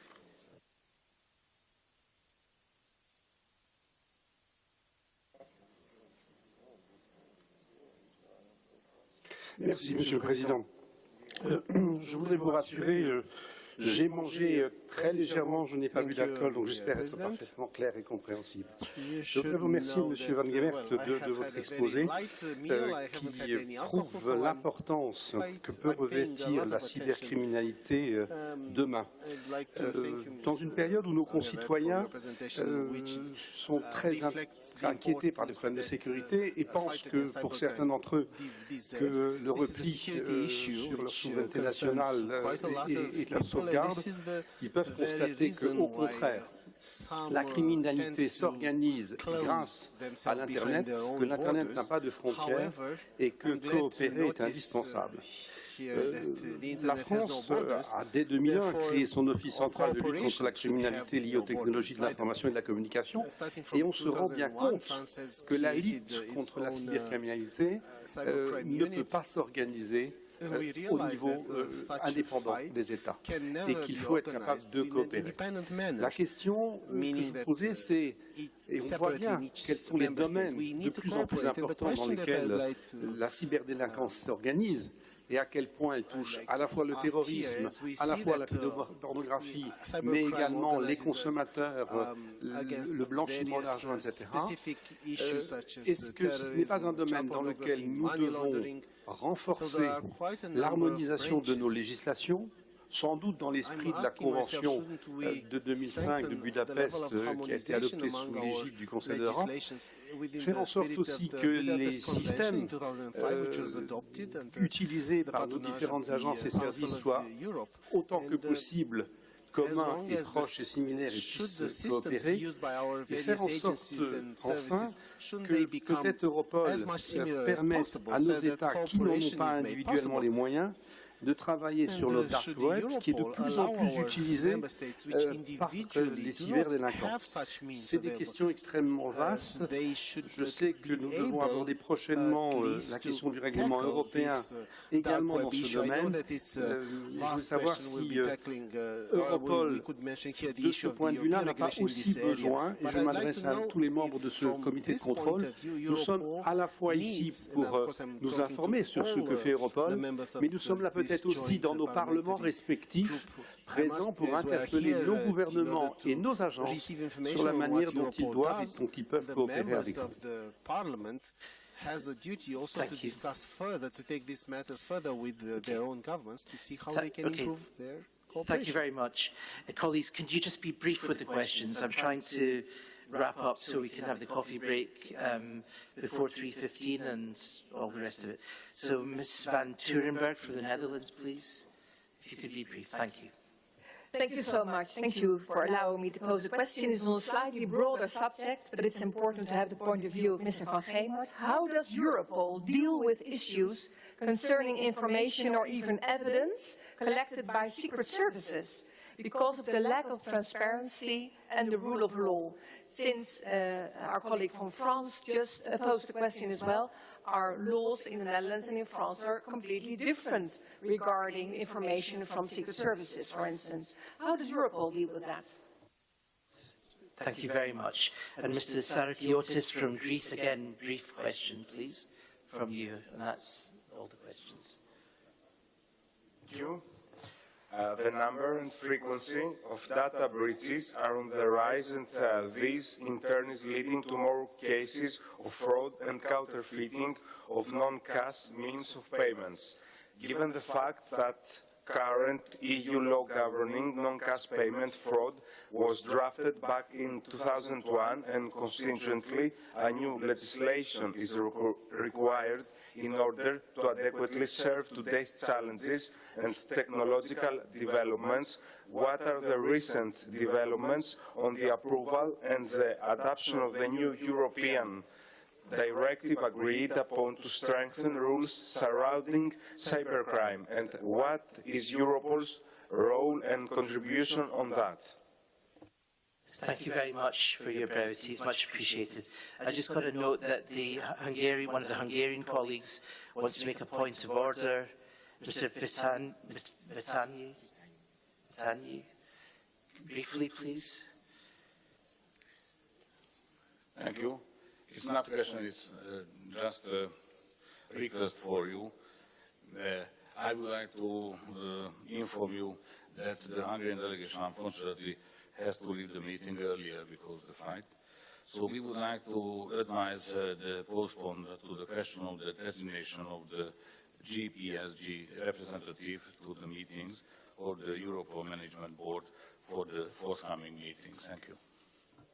Okay, this is noted. We can't take the item now, as you'll appreciate, but I understand you're leaving, so this will be noted by the services for the agenda item later. Thank you very much. Okay, so colleagues, we'll just answer those very briefly, and I'll explain why. Thank you. Will, go ahead. Yes, I will. I think we, on the first question, anything that helps crime prevent and leads to standardization is welcome by us. So yes, indeed, there is a strong support for doing things in the same way. That doesn't mean that it exactly has to be the same, but harmonization of activities, I think that's something that would help at least for standardization. How to deal with evidence from member states, from secret services? Well, there is a distinction between law enforcement and secret services. We are there for law enforcement. There are a few member states that also have secret service activities in law enforcement, and they contribute by their own rule of law. So we have to accept what they are contributing towards them if it's coming from the national authority. On the directive, I'm not totally sure if I understood it correctly, but we are having a role in also making clear how we could prevent the use of fraudulent cards. We have a separate analytical project on this, and we support the investigation. The directive, I think, is helping to combat this form of crime. This would be my very short answer towards those questions. Thank you. Okay, thank you very much, Will. So, colleagues, we are under a little bit of time pressure. The Commissioner was going to speak after the coffee break, which is now, but he will also have to leave 1 hour afterwards, 4:15. Some of you are also leaving 1 or 2 flights. So my suggestion is we have the coffee break. Some of you need caffeine. Obviously not the French representative, who's fit and well. Although I've never heard anybody French not having wine for lunch, but that's a first. But anyway, so no, in a civilized way. I don't mean in a bad way. We should have a quick coffee break. If you could bring your coffee and biscuits or whatever here, then we can start at 3:20. Would that be okay with everyone? Is that okay? So please just go there, get your coffee, anything you need. Please bring it back here no later than 3:20, and we'll begin with Commissioner King at 3:20. Thank you very much for your cooperation.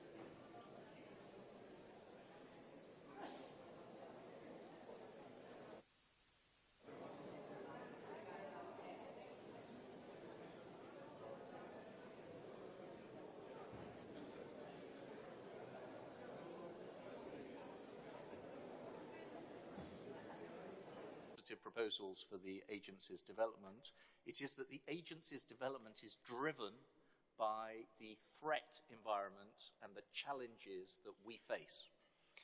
And I'm acutely conscious of that, as Claude says, having tried to move this agenda forward over the last 2.5 years or so. We are facing an increasingly challenging threat environment from serious and organised crime, from the continuing terrorist threat, and I hope that nobody has suggested over the last 36 hours that that is somehow going away or off the agenda, and increasingly from a very complicated cyber and cyber-enabled range of challenges and threats. On all of these, we, the Commission, work to try and help and support the member states and the member state agencies who are in the front line. And one of the ways in which we do that is to work with our agencies.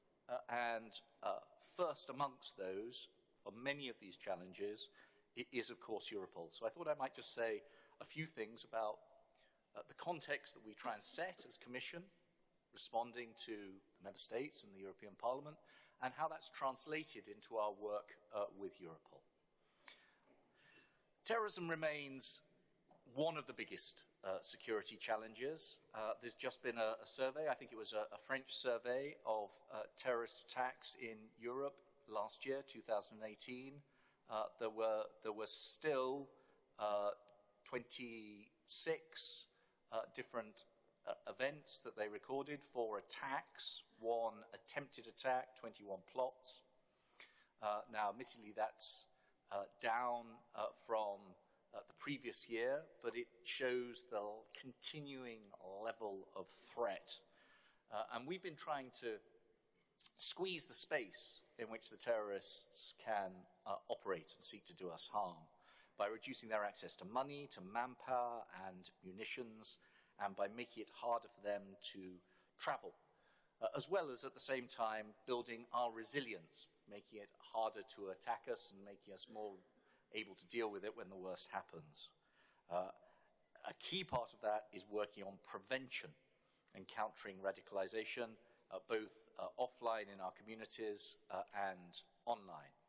And as I'm sure you've been discussing, Europol are a key partner in many aspects of this work. The ECTC is a vital tool, its role as an information hub, but increasingly its role as an operational support mechanism for member states who are suffering the aftermath of attacks is absolutely key, and we strongly support that role. Part of our work to tackle terrorism, as I say, close down the space, involves the effective use of information. And Europol are an absolutely vital part of our work with the member states to implement the Passenger Name Record, or PNR directive, which you know well. Europol hosts an online platform that facilitates the cooperation and exchange amongst PNR partners. It's part of the PIUNet project and is key, I think, in connecting the member states' passenger information units. From the Commission side, we also welcome Europol's efforts to maintain an active role in exchanging and developing travel intelligence capabilities to complement PNR. So we will continue to work as closely as we can with the agency to ensure that it's playing its role, and together we are supporting the European PNR system. Earlier this month, as may have been mentioned, with a lot of help from Claude and others in the European Parliament, we reached agreement on our proposals on the interoperability of EU information systems. The element there of the European Search Portal will enable those who got the authorization to query multiple systems simultaneously, including relevant Europol data in line with the existing access rights and the Europol regulation. So Europol will be part of the family of information sharing that interoperability is going to build to help and support those on the front line, police officers, border guards, immigration officers, to do their job and to keep us safe. The new European Travel Information Authorization System, ETIAS, Europol will be responsible for entering data into the ETIAS watch list. That's going to be a very important role which will allow for effective, targeted, advanced security checks of those travelling into our shared space visa-free. As I said, prevention, trying to stop some vulnerable people in our society becoming radicalized is a key part of our work on countering terrorism. A lot of that happens online. And we have a proposal, as you know, for a regulation on terrorist content online, which I hope we will soon be able to agree. The reason we're focused on this is because every single one of the terrorist attacks, the successful terrorist attacks that we've seen over the last 2 and a bit years, and quite a lot of the attempted attacks, had an online element. Either through incitement, sometimes through instruction, and in almost every case through glorification after a successful attack. This content online poisons people's minds, and even though the amount of new content coming online dropped a little bit while Daesh were suffering a rollback on the ground in Iraq and Syria, even Daesh, under all the pressure that they've been under, have managed to continue to produce hundreds of pieces of new content each month. And others are producing this content, and quite a lot of the content that we thought we'd got rid of comes back. So there is still a mass of this content online, far too much of it. The voluntary work that we've done based around the EU Internet Forum, with Europol playing an absolutely key role through the Europol Internet Referral Unit, has helped. It's helped to raise the profile of this issue. It's helped to focus minds. It's helped with some of the larger platforms to encourage them to take effective action.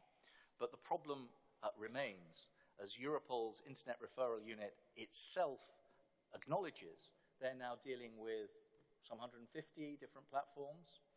By some surveys and assessments, there are maybe 400 different platforms across Europe carrying some of this terrorist content. So the problem has spread. That's why, with help and advice from Europol, we from the Commission side have proposed to go a step further and do a regulation to complement the voluntary cooperation, which will continue. A regulation that will introduce 3 new obligations, a new instrument in the form of removal orders, where it will be mandatory for platforms to act within a very short space of time. We proposed 1 hour when they receive formal judicial or police removal orders. Second, if a platform is being used systematically to spread terrorist content, it's being abused to spread content, it will have an obligation to work with the national authorities to identify appropriate measures to detect content and prevent it from reappearing with clear rules and safeguards. And third, and this is a message to the national delegations here, we're also saying that the member states need to step up and make sure that in each case they have the necessary dedicated law enforcement capacity and resources to work on this subject, with the Europol Internet Referral Unit as a kind of central authority and hub to help and support the different national efforts. Many member states have got such arrangements, not all. So that is an important part of it as well. We need to put in place robust safeguards, including effective complaint mechanisms, provision for judicial recourse, in order to make this work. We do expect that most of the platforms, even the small ones, will cooperate, but in the case of systematic, i.e. deliberate failure to cooperate with removal orders, there will be provision for some quite significant fines. So, as I said, I hope that's going to get agreed soon. It will put all of this on a clear legal base, allowing people to see what's going on, scrutinize what's going on, and if necessary, provide judicial recourse if they feel something's been done that isn't quite right. Europol will remain an absolutely essential sort of platform and hub to get the member states to work together effectively and to offer advice to the platforms, including the smaller platforms who, of course, we need to help and advise. We have another problem from the continued challenge of terrorist financing. I think this has come up in some of your earlier sessions. Here, Europol again plays, as we think, a central role in fostering cooperation between different national financial intelligence units through the FIU net system, which it's run for a number of years. And that system is unique in a way, bringing together FIUs and encouraging them to share information, and fostering the idea that it's important for law enforcement, the law enforcement community, to cooperate with the financial intelligence community, which is often in finance ministries. But we still need to go further. We need to do more in this area. We need to get as good as the Americans at following the money to crack down on attempts to finance and organize terrorism.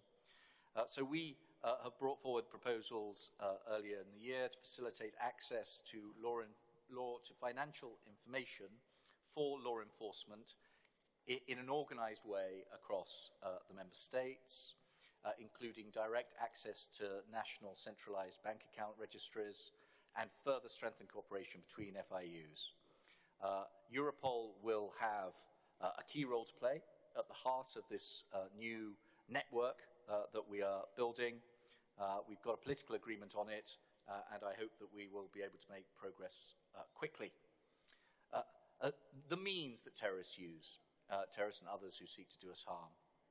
We've been cracking down for some time on explosives and explosive precursors. We've just modernized and updated the arrangements for limiting access to materials that can be used to build homemade explosives, including, for the first time, online sales. We had done some work some time ago around chemical, biological, radiological, and nuclear threats. When we did that, I have to say that we thought we were doing it for sort of due diligence purposes. It was extremely unlikely, but if it happened, it would have a high impact. Unfortunately, it then happened.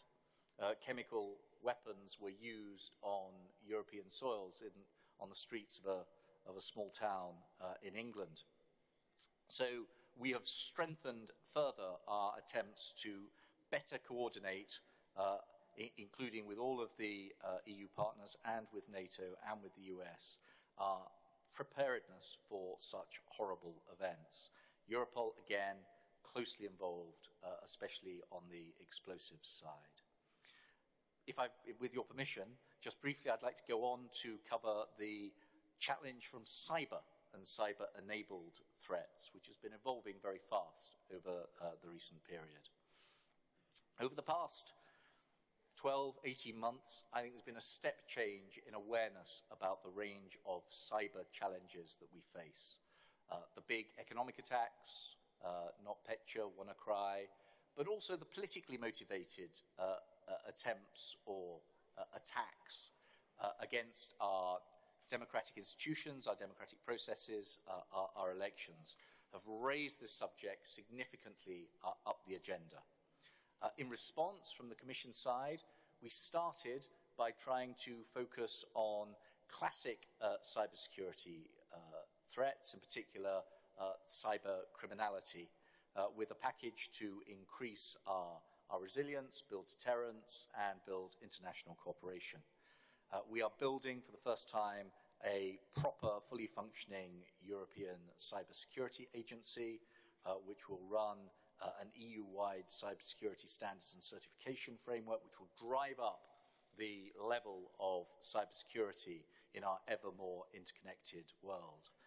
We are trying to make it harder for people to get away with these cyber attacks, particularly cyber criminals, by a number of measures to reinforce cooperation amongst law enforcement agencies in tackling this cyber challenge, and through proposals like the ones that we've made for so-called access to e-evidence, that is getting hold of the evidence you need even when it's in another jurisdiction, which is one of the things that is the problems that has been holding up the fight against cybercrime. And with the help of the European Parliament, again, I do hope we will be able to make some progress on that. In the midst of this work, Europol continues to play an absolutely central role in the fight against cybercrime, stepping up its cooperation, sharing of expertise, reinforcing cyber forensics and detection capabilities all the way across Europe with the different partners in the member states. The European Cyber Centre, EC3 in Europol, has become a focal point for cybercrime-related issues at the European level. It is a central hub for criminal information and intelligence, supporting member states' operations and investigations through operational analysis, coordination, and expertise. And there are numerous practical examples of Europol making a real difference in this fight, whether it's Operation Power Off, a joint effort by national law enforcement agencies and Europol that took down illegal marketplaces selling denial of service attacks, or whether it is the excellent work that Europol, the Dutch police, and McAfee have done to tackle ransomware with No More Ransom, which is a tool which many of you will be familiar with, now available widely. I want Europol to continue to play that role, and I want us to do everything we can to support it.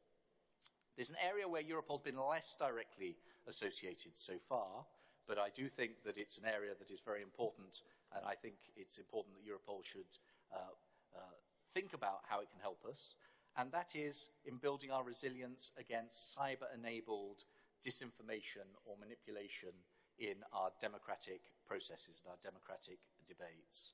As I say, less directly Europol so far. There's a lot the Commission's been doing on that with Member States, and I'm happy to talk about it a little bit more if you want. But it's a core interest for all of us, and one where I think Europol's expertise could play a relevant role. Finally, being encouraged by the Chair, I should briefly touch upon the external dimension, which I've no doubt you've discussed. We face many of these challenges, so do our neighbours, particularly people in our immediate neighbourhood. And we get a lot from working with our neighbours. We learn from our neighbours and the efforts that they are making on many of these issues, for example, tackling radicalisation. But also, we've set ourselves the objective of exporting security to our neighbourhood in order to reduce the risk that we end up importing instability from our neighbourhood. So our partner third countries need our help in fighting organised crime, terrorism, and indeed cyber. That's why we support the agencies engaging with our partners, Europol, obviously, but also Eurojust, CEPOL, the training agency, and our cyber agencies. And I personally am committed to maintaining that network of cooperation, including with Europol, as we go forward. To conclude, let me thank, on behalf of the Commission, Europol in front of you for the excellent work that they have done in implementing these priorities on the ground, and recommit, on behalf of the Commission, our support to them in continuing our work in these crucial fields. Thank you very much.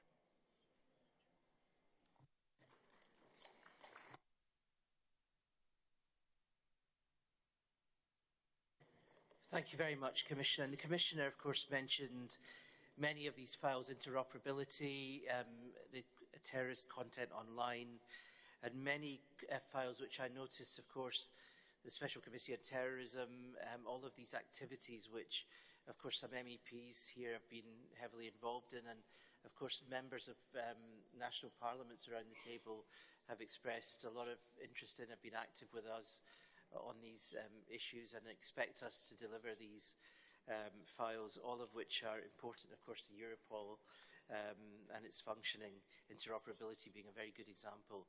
And I really commend that we continue to work very hard to achieve an end to all of these files, and then we, of course, implement them as effectively as possible as a tribute to the work that everyone has done. And, of course, thank you again to you, Julian, for all the work you're doing, particularly towards the end of this mandate as we try and wrap up all of this important security work. So, colleagues, there are just three brief questions, I think, to the Commissioner. So I'll just take them now, and I'm sure he'll be happy to respond. Starting with Mr. Martin Conway from Ireland, please. Martin, please. And I'd like to thank Commissioner King for his enlightened presentation.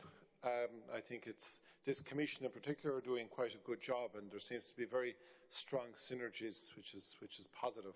But my question, and I'm from Ireland, and I know the Commissioner in a previous capacity was Ambassador for the United Kingdom in Ireland, so he'll appreciate where I'm coming from with this question. Obviously, the UK are scheduled at this point in time to exit the EU on the 29th of next month, which is just 3-4 weeks away. My concern really is about the threat, the security threat in Ireland, particularly around the border region, if there is a no-deal Brexit, and if we're in a situation where the people of Northern Ireland and the Republic of Ireland have to endure a hard border. Commissioner King will be only too aware of the threats that are there from dissident Republicans in particular.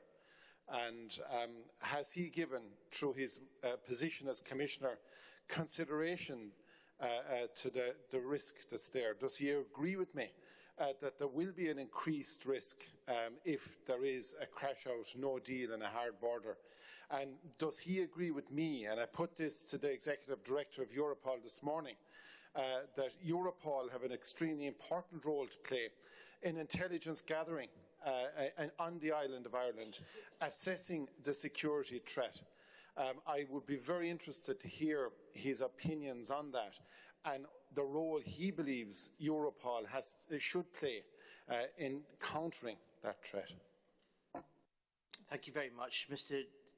Dimitriou from Cyprus, please.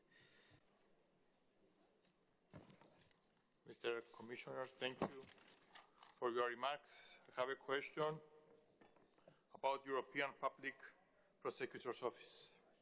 In the recent communication from the Commission, presented at the Salzburg Summit of EU leaders titled A Europe that Protects, an initiative to extend the competences of the European Public Prosecutor's Office to cross-border terrorist crimes, it is proposed that an extension of the European Public Prosecutor's competence to terrorist crimes affecting more than one member state would have an impact on the current tasks and roles of Europol and Eurojust, as well as on the national authorities.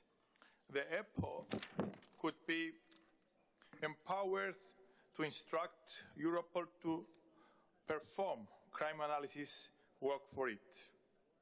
Could you elaborate a little on this proposal?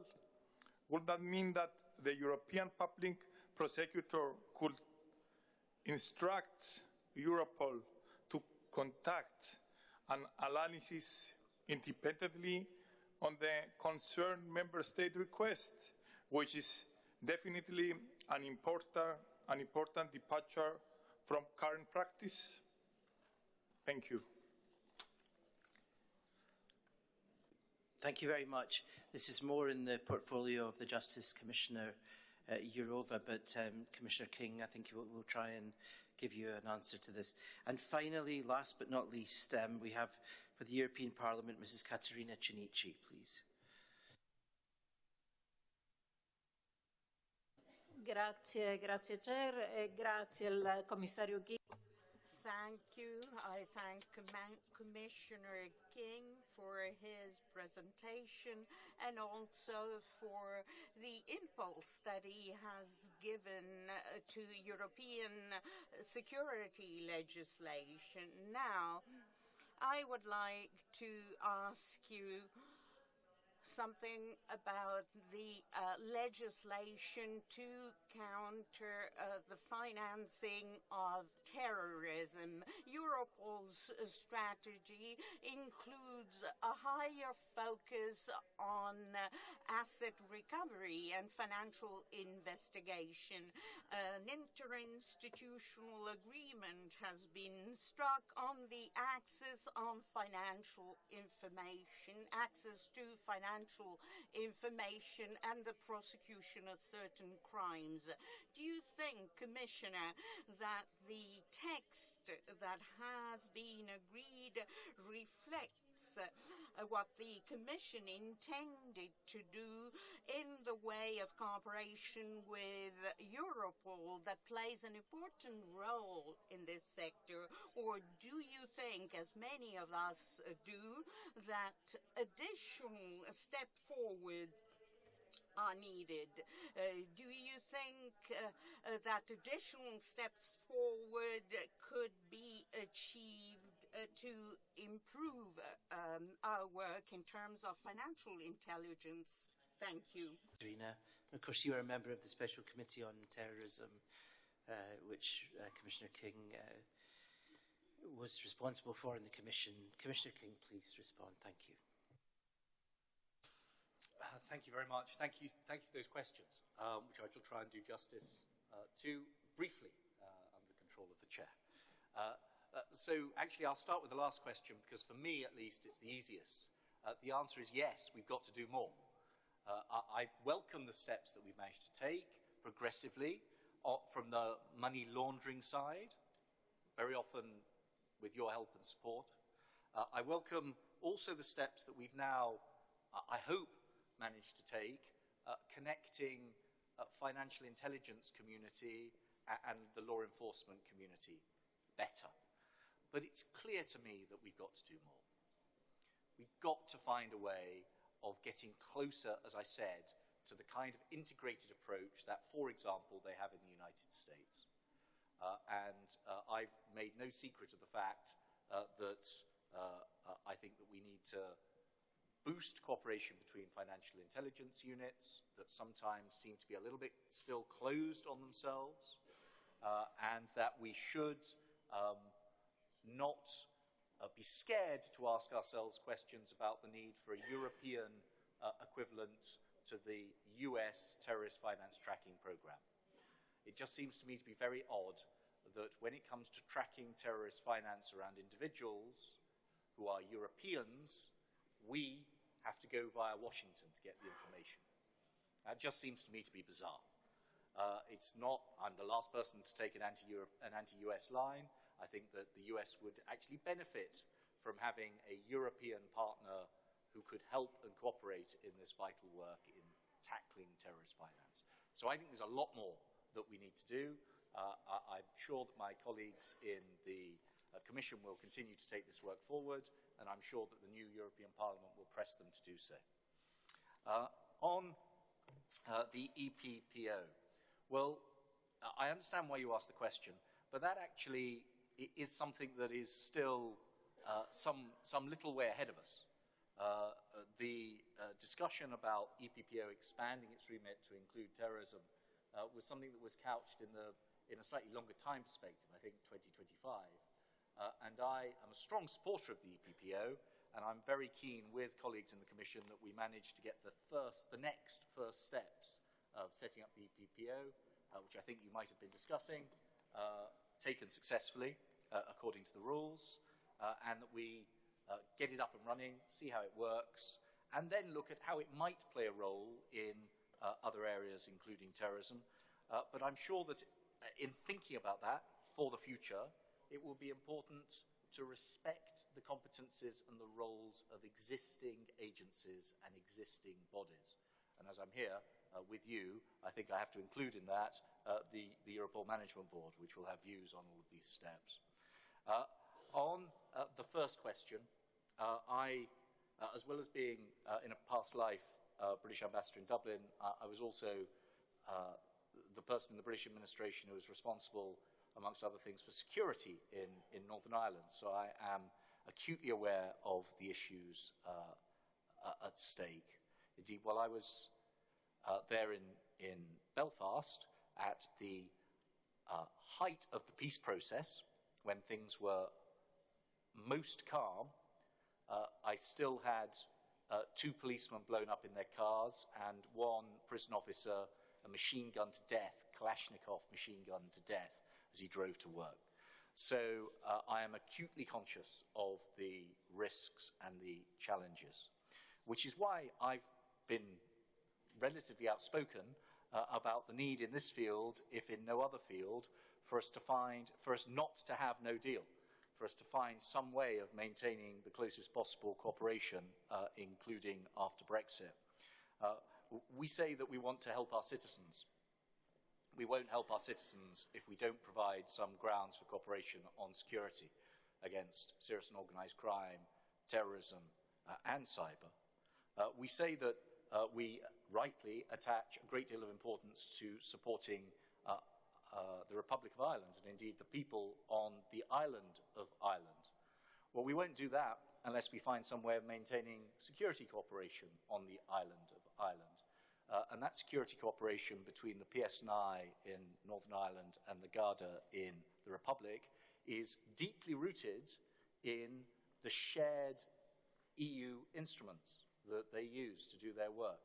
And we have to recognise that as we're thinking about the future. And we say, I argue for it consistently, that against these threats, these shared threats, crime, terrorism, cyber, we're better off when we work together, collectively. Indeed, that's what I think you all believe, that's why you're here. If that's true today, it'll be true tomorrow as well after Brexit. And we need to find some way of having arrangements that reflect that. And those arrangements should certainly include Europol, for all the reasons that I set out in my remarks. Well, personally, I feel this is a very good way for the Commissioner to end, because if we never needed an example of why all of us are here, then this is a very good example to remind us of those things that can happen with lack of cooperation, and of course the things that do happen within our European Union territory for which we have to guard, and also the need for cooperation, which we take for granted, and we very often take the achievement of Europol for granted. So I think this is a very good final example. Thank you very much, colleagues, and thank you for taking part in this, also this part of the debate. Tomorrow, somebody mentioned the EPPO. Tomorrow, the Parliament is selecting the candidate for EPPO, so I have to be there first thing in the morning. I'm telling you the actual reason. I have to take the final flights to get me there. My distinguished colleague, MEP Paul Chaki, has very kindly agreed to co-chair in my place for the rest of the session. I'm very grateful to him and grateful to my MEP colleagues, the 5 of them who are giving me support at this meeting. I would like to thank Ms. Florea very much for all her support and hospitality and the great organisation very much, and to all the members of Parliament that I've met just in the last day and today. Thank you very much, colleagues, for your assistance, and of course to the team at Europol, all the very best. And I'm going to get out of here before anyone says anything. So thank you very much, colleagues, and good luck with the rest of the meeting. Thank you, Commissioner King, for your presentation. And I also like to thank Mr. Moraes for all what he has done in the European Parliament, in LIBE Committee, and as head of delegation of the European Parliament to the JPSG. We are looking forward to a fruitful cooperation with him in the future. I would like to welcome Mr. Chaki, our new co-chair here, and I would like to say goodbye to Mr. Moraes. Now we are moving to the next point on the agenda, the designation of the JPSG representatives to the meetings of the Europol Management Board. First of all, I would like to make a short review, and because it's a sensitive item, I will address further in Romanian. Thank you.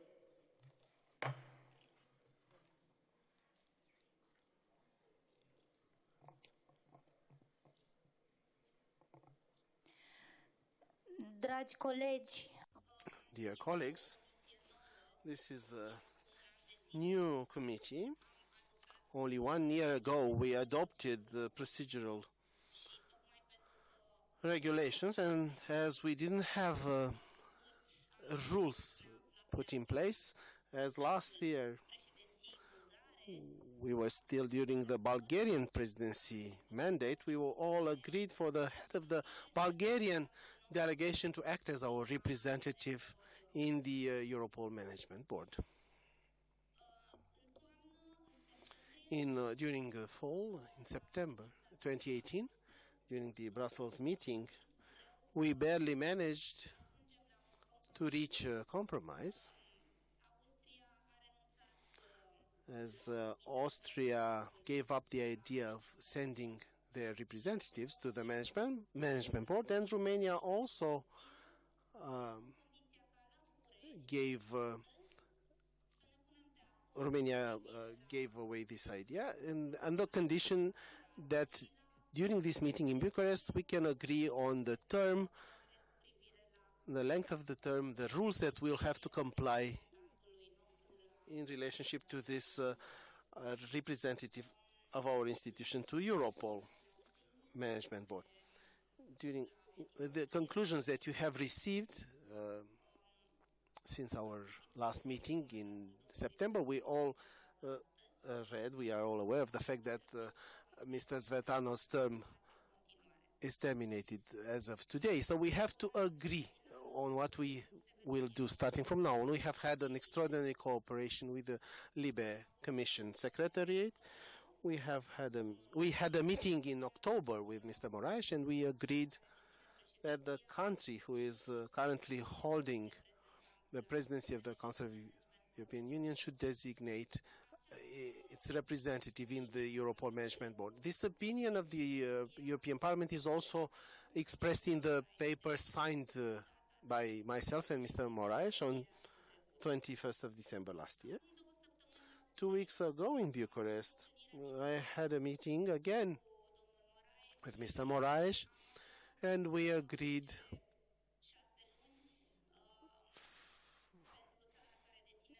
again for the 6 months to be awarded to the country which takes over the presidency.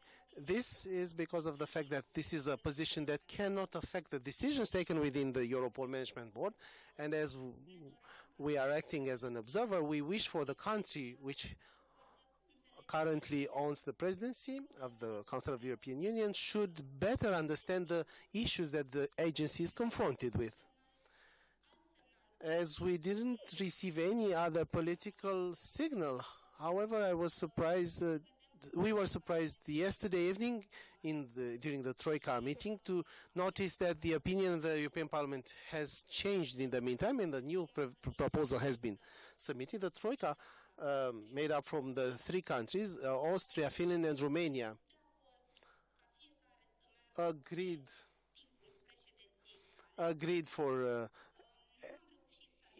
each of the representatives to be designated according to the term of their presidency, but we didn't manage to reach a consensus with the European Parliament. This is why we are here today. It's very important to hear your opinions. How do you see these things? And I'd just like to mention, because the delegations who left the room expressly wanted me to mention the fact that Finland is supporting the idea of implementing a 6-month term for the presidency.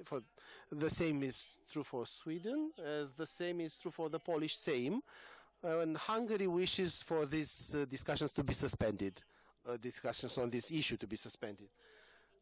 I would like to pass the floor to Mr. Chaki, and then I would like to listen to your position, and I thank you.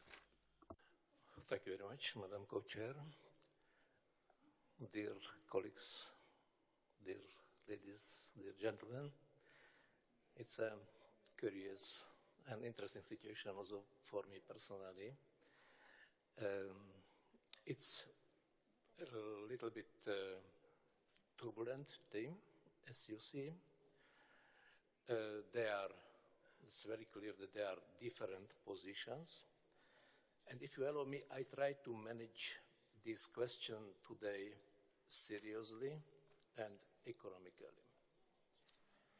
Firstly, we need a consensual decision. As you see the room, as you remember the position of Hungarian delegation, as you remember the position of Spanish delegation, we have here a Swedish position in written form.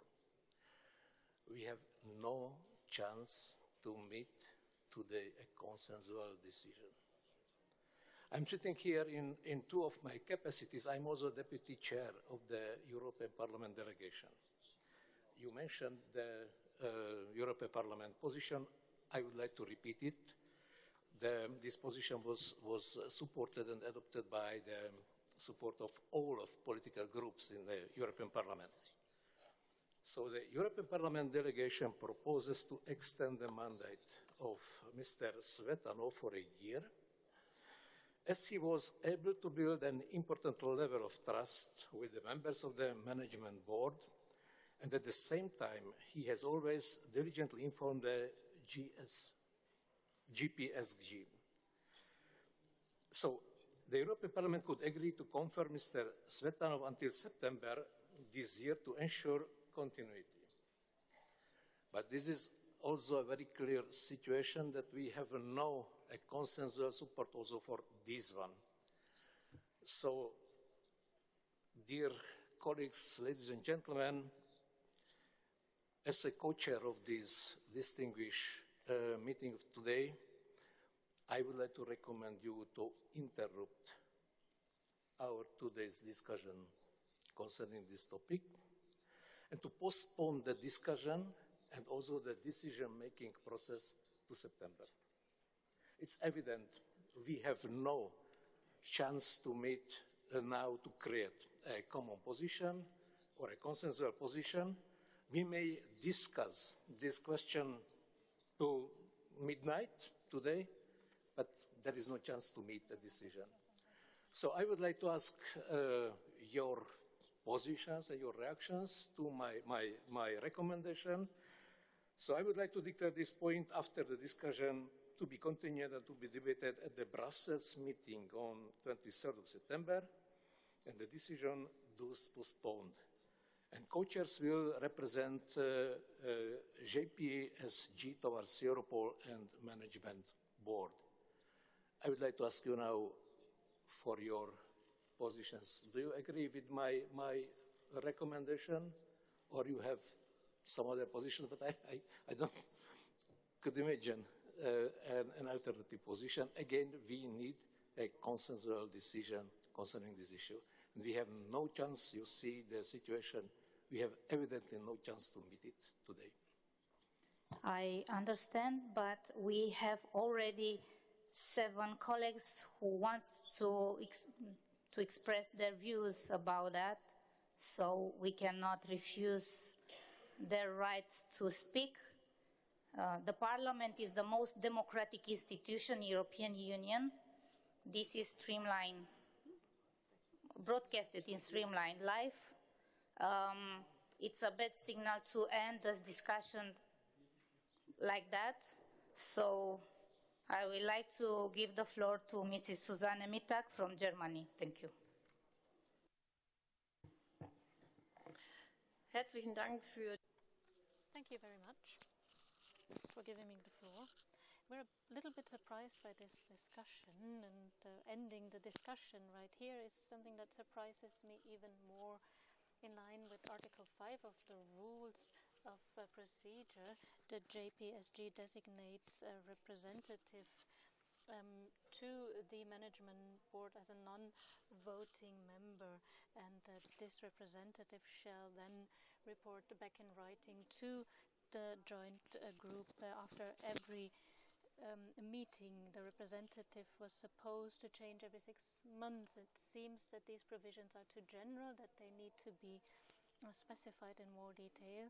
We thought that there is a sort of cooperation within the Troika, and that not everything should be concentrated on an individual person, that not just the head of delegation may be eligible, but a member of the delegation of the country which holds the council presidency, and that this can also be prolonged to 12 or, in an exception, 18 months. That was the question we asked here in line with the rules of procedure, and I think it's not the only aspect that needs to be discussed here. And as far as I know, the members of the EP are not in full agreement either on this topic.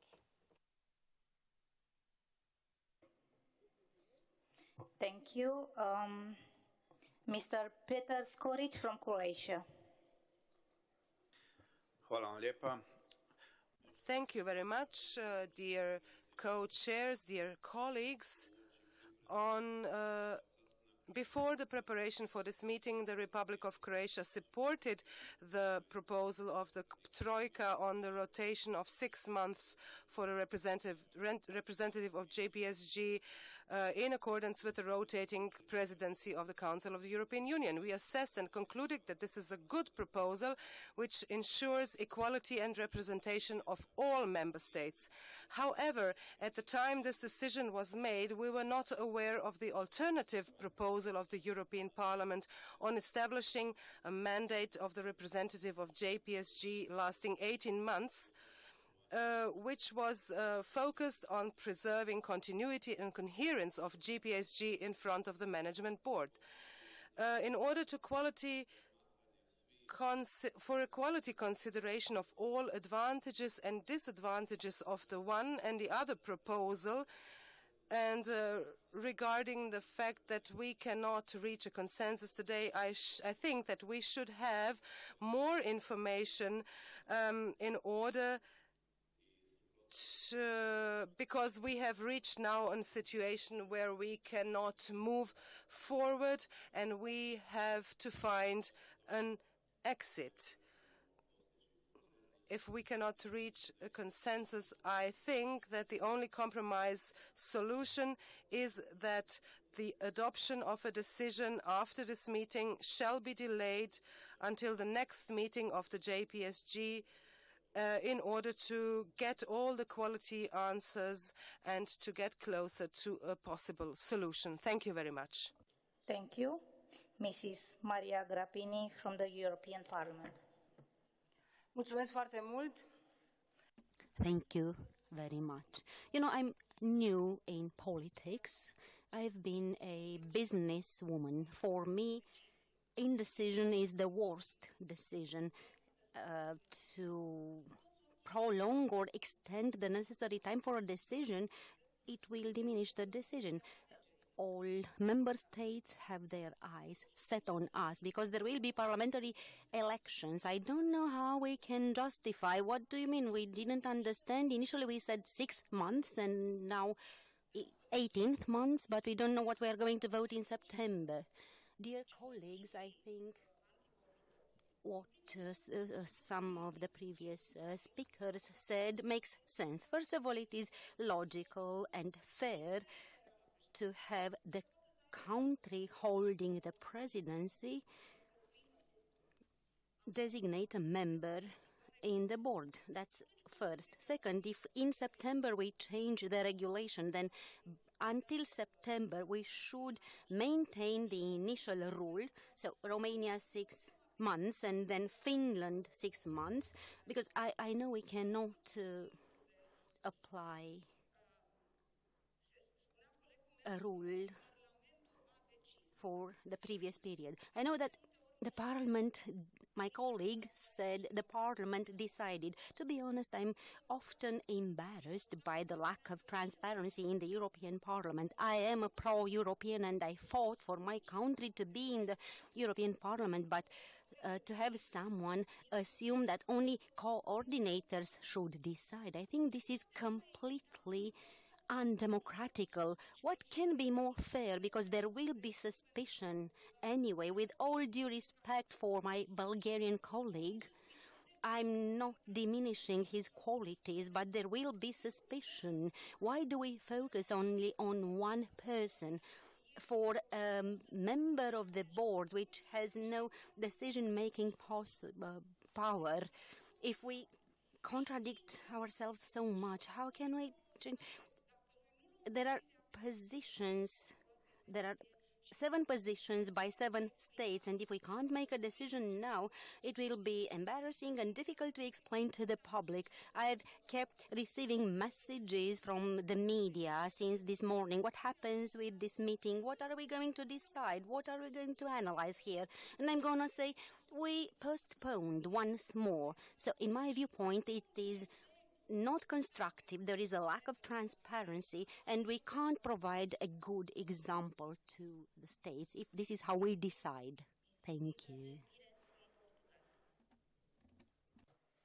Thanks, Chair. Thank you for the information and the recent developments on this issue. And as far as the Portuguese delegation, we think that the representation of the Joint Parliamentary Scrutiny Group is important, and we believe that a rotating mechanism that is the same mechanism as the rotating for the presidency of the Council of the European Union is the best way to go.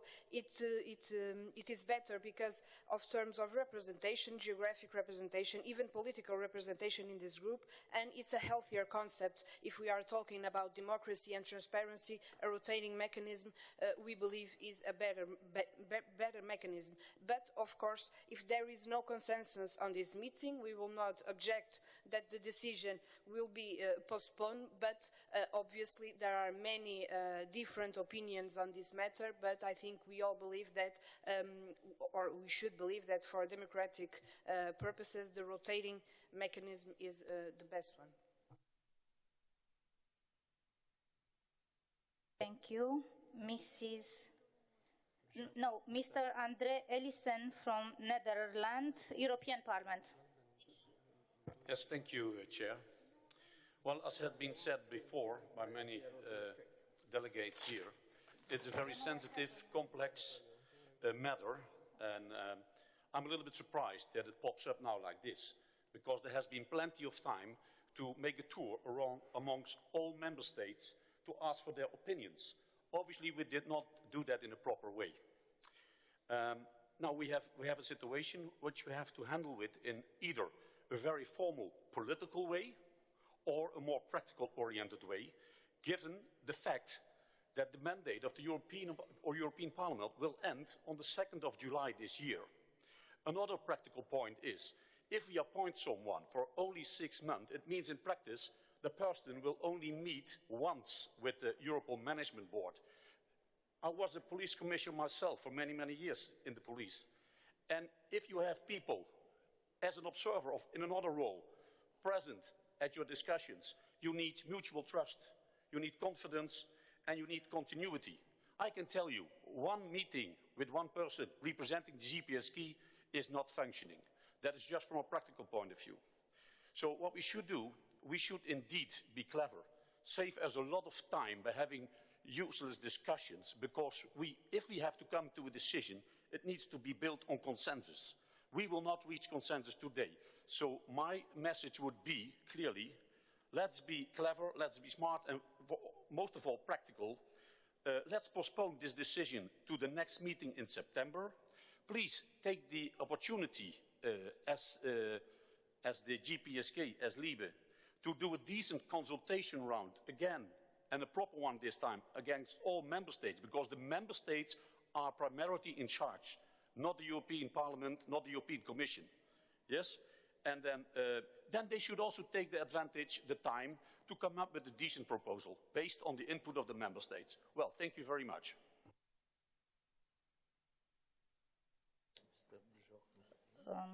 Mr. Jaroslav Joc from Czech Republic. Thank you, Chair.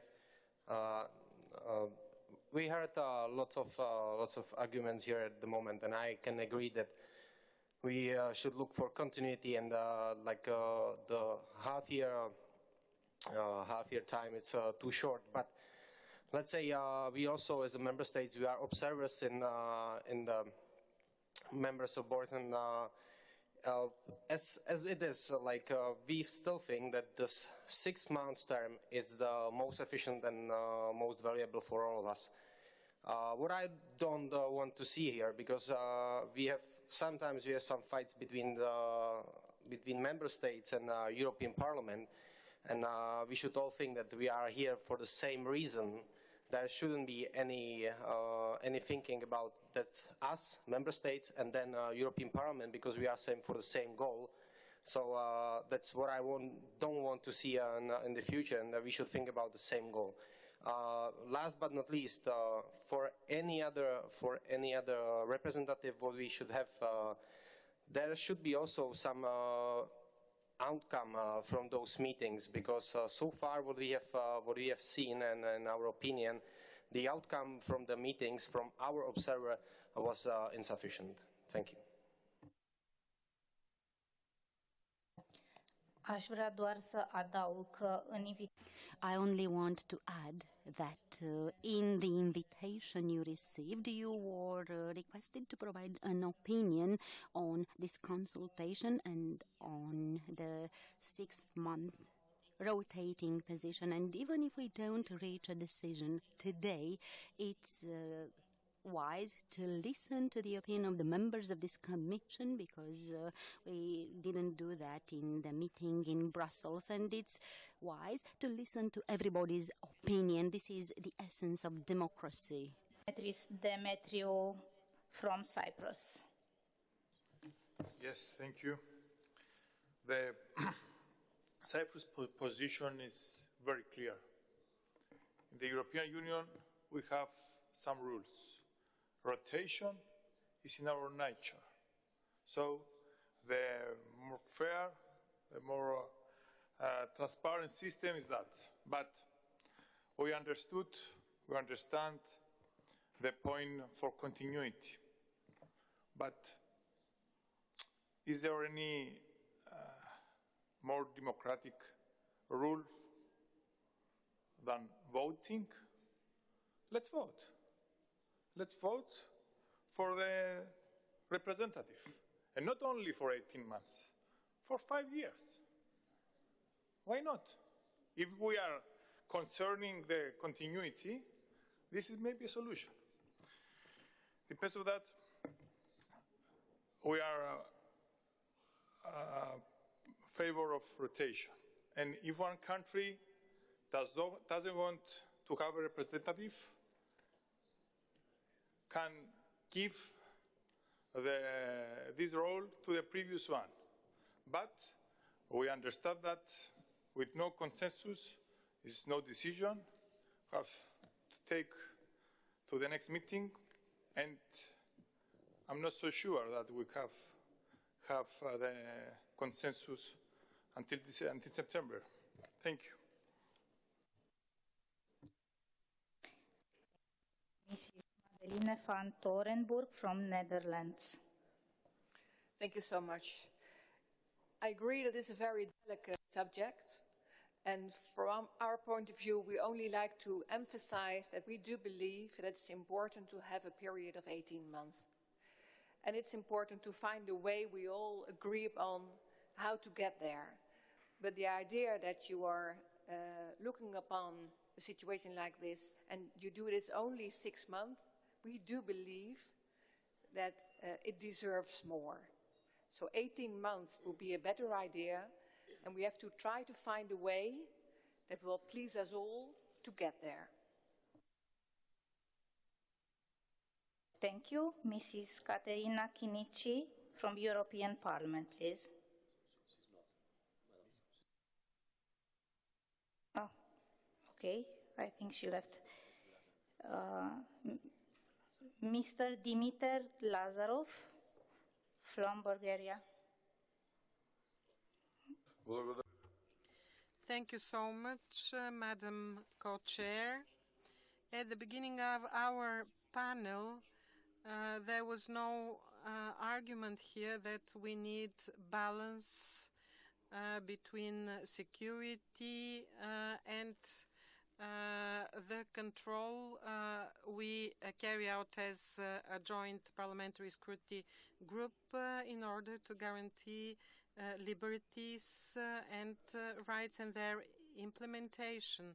The representative, according to our eternal rules of procedures, which we agreed after 2 meetings, we achieved consensus between the 2 meetings in Sofia and Brussels. We achieved agreement with among all parliamentarian groups that the representative will represent the group at 2 meetings held by Europol, 1 in each semester.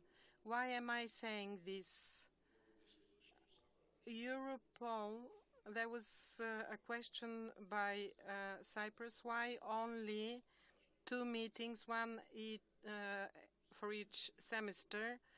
Because there are issues which are discussed under the observance of the confidentiality principle. They involve the services, and we cannot extend our parliamentary control over everything, over all matters. The parliamentary scrutiny is to observe the implementation of the legislation and the budget and matters like that.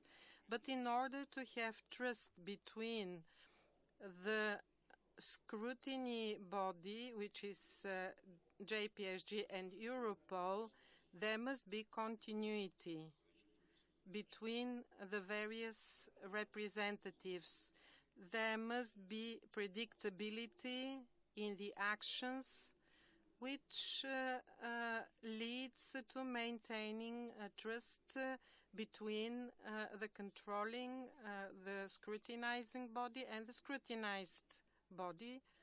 And we believe the Bulgarian country that 6 months is a very short term in the light of the rotation principle, because the representative will attend 1 meeting only, then the next representative will attend another meeting for 6 months. So what kind of continuity and trust can we build, bearing in mind that the representatives, the members of the managing board of Europol are elected for 18 months. And I believe that the proposal for a term of 18 months for the observer is good. There was also a proposal made for another representative, a second representative by the European Commission. I don't know why Madam Co-Chair didn't mention it. There was a proposal to have one representative from the national parliaments and one from the Euro Commission.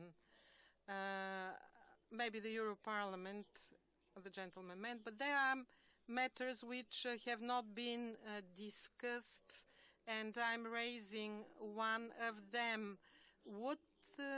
There's an issue which has not been discussed, but if in the rotation principle, every 6 months above the representative,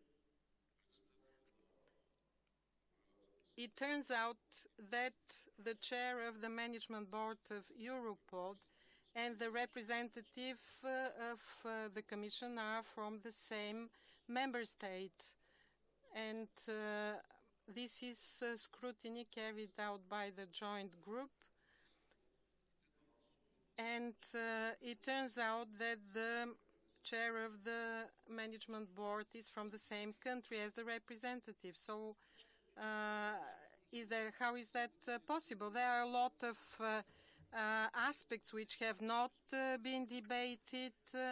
Therefore, I believe that the proposal to elect a representative for 12 or 18 months, the representative by consensus is the more appropriate. But let us find answers to other questions. Will there be a second term, or if there is an early suspension of the term, who will replace the representative? Could it be 9 months? Who will replace this representative if it's necessary? There are many aspects which need to be discussed, and this is the serious and responsible attitude we must express in order to find the response and the consensus to resolve these problems. Thank you. Thank you. Mr. Jacques Bigot from France.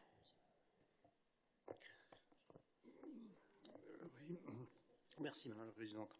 À supposer qu'on décide aujourd'hui que mois de septembre, on en parlera encore. Thank you. Supposing that today we'll be taking a decision that we will continue discussing about this topic in September. If we find no consensus, probably we will continue discussing. I think that today, dear Mrs. Co-President, we had a principle in place, and the logic would be to continue in this direction. And if in September we are able to find a new system, if we are able to agree on a new system in September, okay, we'll do that like that. But starting from now until the next meeting, we will need for the joint parliamentary group to be represented in the management board of Europol in order to receive a report, as Mr. Zvetanov has just delivered during this morning. A fost ultima intervenție. Thank you. That was the last intervention. It is true that it is impossible to reach a consensus right now, but at least we could express our point of view. I am fully supportive towards what has mentioned by the French representative has just said. The only rule that we have applied so far during the Bulgarian presidency was this: for the country which owns the current mandate of the presidency to be the representatives in Europol. The suggestion would be, as there is no consensus, if there is no clear rule, I would invite each delegation to write to the Troika with their point of view. In September, we'll see which is the majority that can be set up, because in September we need to amend the procedural rules. Therefore, that would be a good opportunity to amend the procedural rules by introducing a clear rule on this. Until then, we should be using the same principle. This means that Romania should be taking over until June, and then Finland. If this feels impossible to you, then my proposal would be for the two co-chairs to attend these meetings, and I think that that would be a proper and democratic compromise, and in September we'll be amending the procedural rules so that in the future we should know exactly what we need to do. So, please, Mr. Co-Chair. Thank you very much. So, ladies and gentlemen, it's possible we may agree with the declaration that this is not a very nice and very good situation. I have respect to all positions, but it's very clear that we may not finish our discussion today because of the situation. So we may only interrupt this useful discussion. We need a time for the rethinking of whole of the situation. And now we, as the co-chair, have to respect the rules of procedure. And the rules of procedure are saying that if there is no consensus, there is no decision. So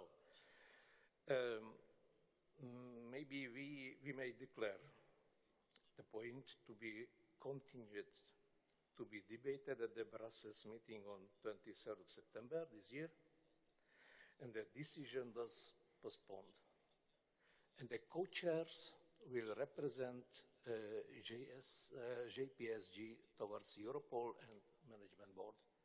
This may be the maximum of the decision of the consensus we may adopt today.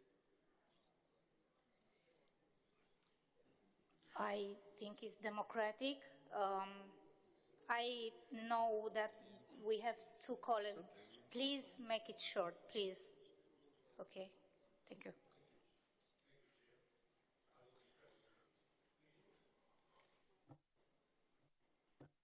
Okay. Well, thank you, Chair. I will be very brief. I just consider what you just proposed is more or less another proposal having this co-chair representing. In my opinion, we did not come to a decision today, and we postponed this decision for a very obvious reason. So I would strongly recommend just to leave the situation as it is. Mr. Tchatchanov can continue for the coming period. We do the decent tour de table with all the member states, and we leave it as it is. Because otherwise you have to clarify clearly to me, because as far as I know, it is not according to the rules, as has been said by my colleague previously, if the representative sharing the management board and the observer are both from the same country, namely Romania. I think that's not according to rules of procedure, and that would just make it more complex. And I hate complexity, make it practical. Just postpone. Thank you. Mrs. Grapini, please. Foarte scurt, pentru că spunea colegul că nu... Briefly, my colleague was stating, okay, this is not possible because the presidency of the council coincides with the representative. Well, when Bulgaria was had the presidency of the Council of European, wasn't the situation the same? Let's have an ethical situation, an ethical approach. Was member from Bulgaria, and I think it's very, very important. We'll have the same position, and we have very ethical when I have one position. Eu cred că președinții Paul Cecai și cu I think that the co-presidents Paul Cecchi and Oana delivered a very good conclusion. In September, this decision can be taken. Each delegation from the national parliaments could be sent, and in September there should be a clear rule, be it for 5 years, 18 months, or 5 months. until that moment, the co-presidents co-chairs could represent the Europol. I would like to remind you from the legal point of view, the representatives of this joint parliamentary group are the co-chairs. So it would be legitimate. It would be a legitimate approach to have them representing the group in its relation with third parties. I would like to. I'd like you to cast a vote on what our co-chair has just presented to you, and I'm a supporter of this idea. Let's ask each delegation to provide a written statement on their point of view so that by September we should reach a clear conclusion on this matter.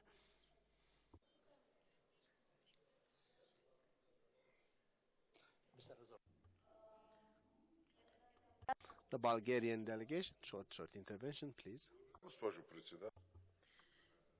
Thank you, Madam Chair, that you looked towards us as well in the right direction. I heard things here which I cannot see in Article 5 of our procedural rules. It is nowhere mentioned that there must be a 6-month term.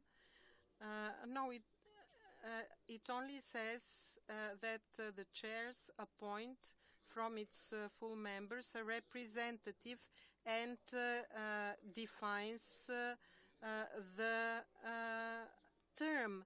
And when Mr. Tsvetanov was elected or appointed in October last year, not at the beginning of last year, I reiterate, and now you want us to carry out a new selection, new election, and as our esteemed colleague from the Netherlands says, this is an entirely new election. Nowhere a principle of 6 months for the term is mentioned.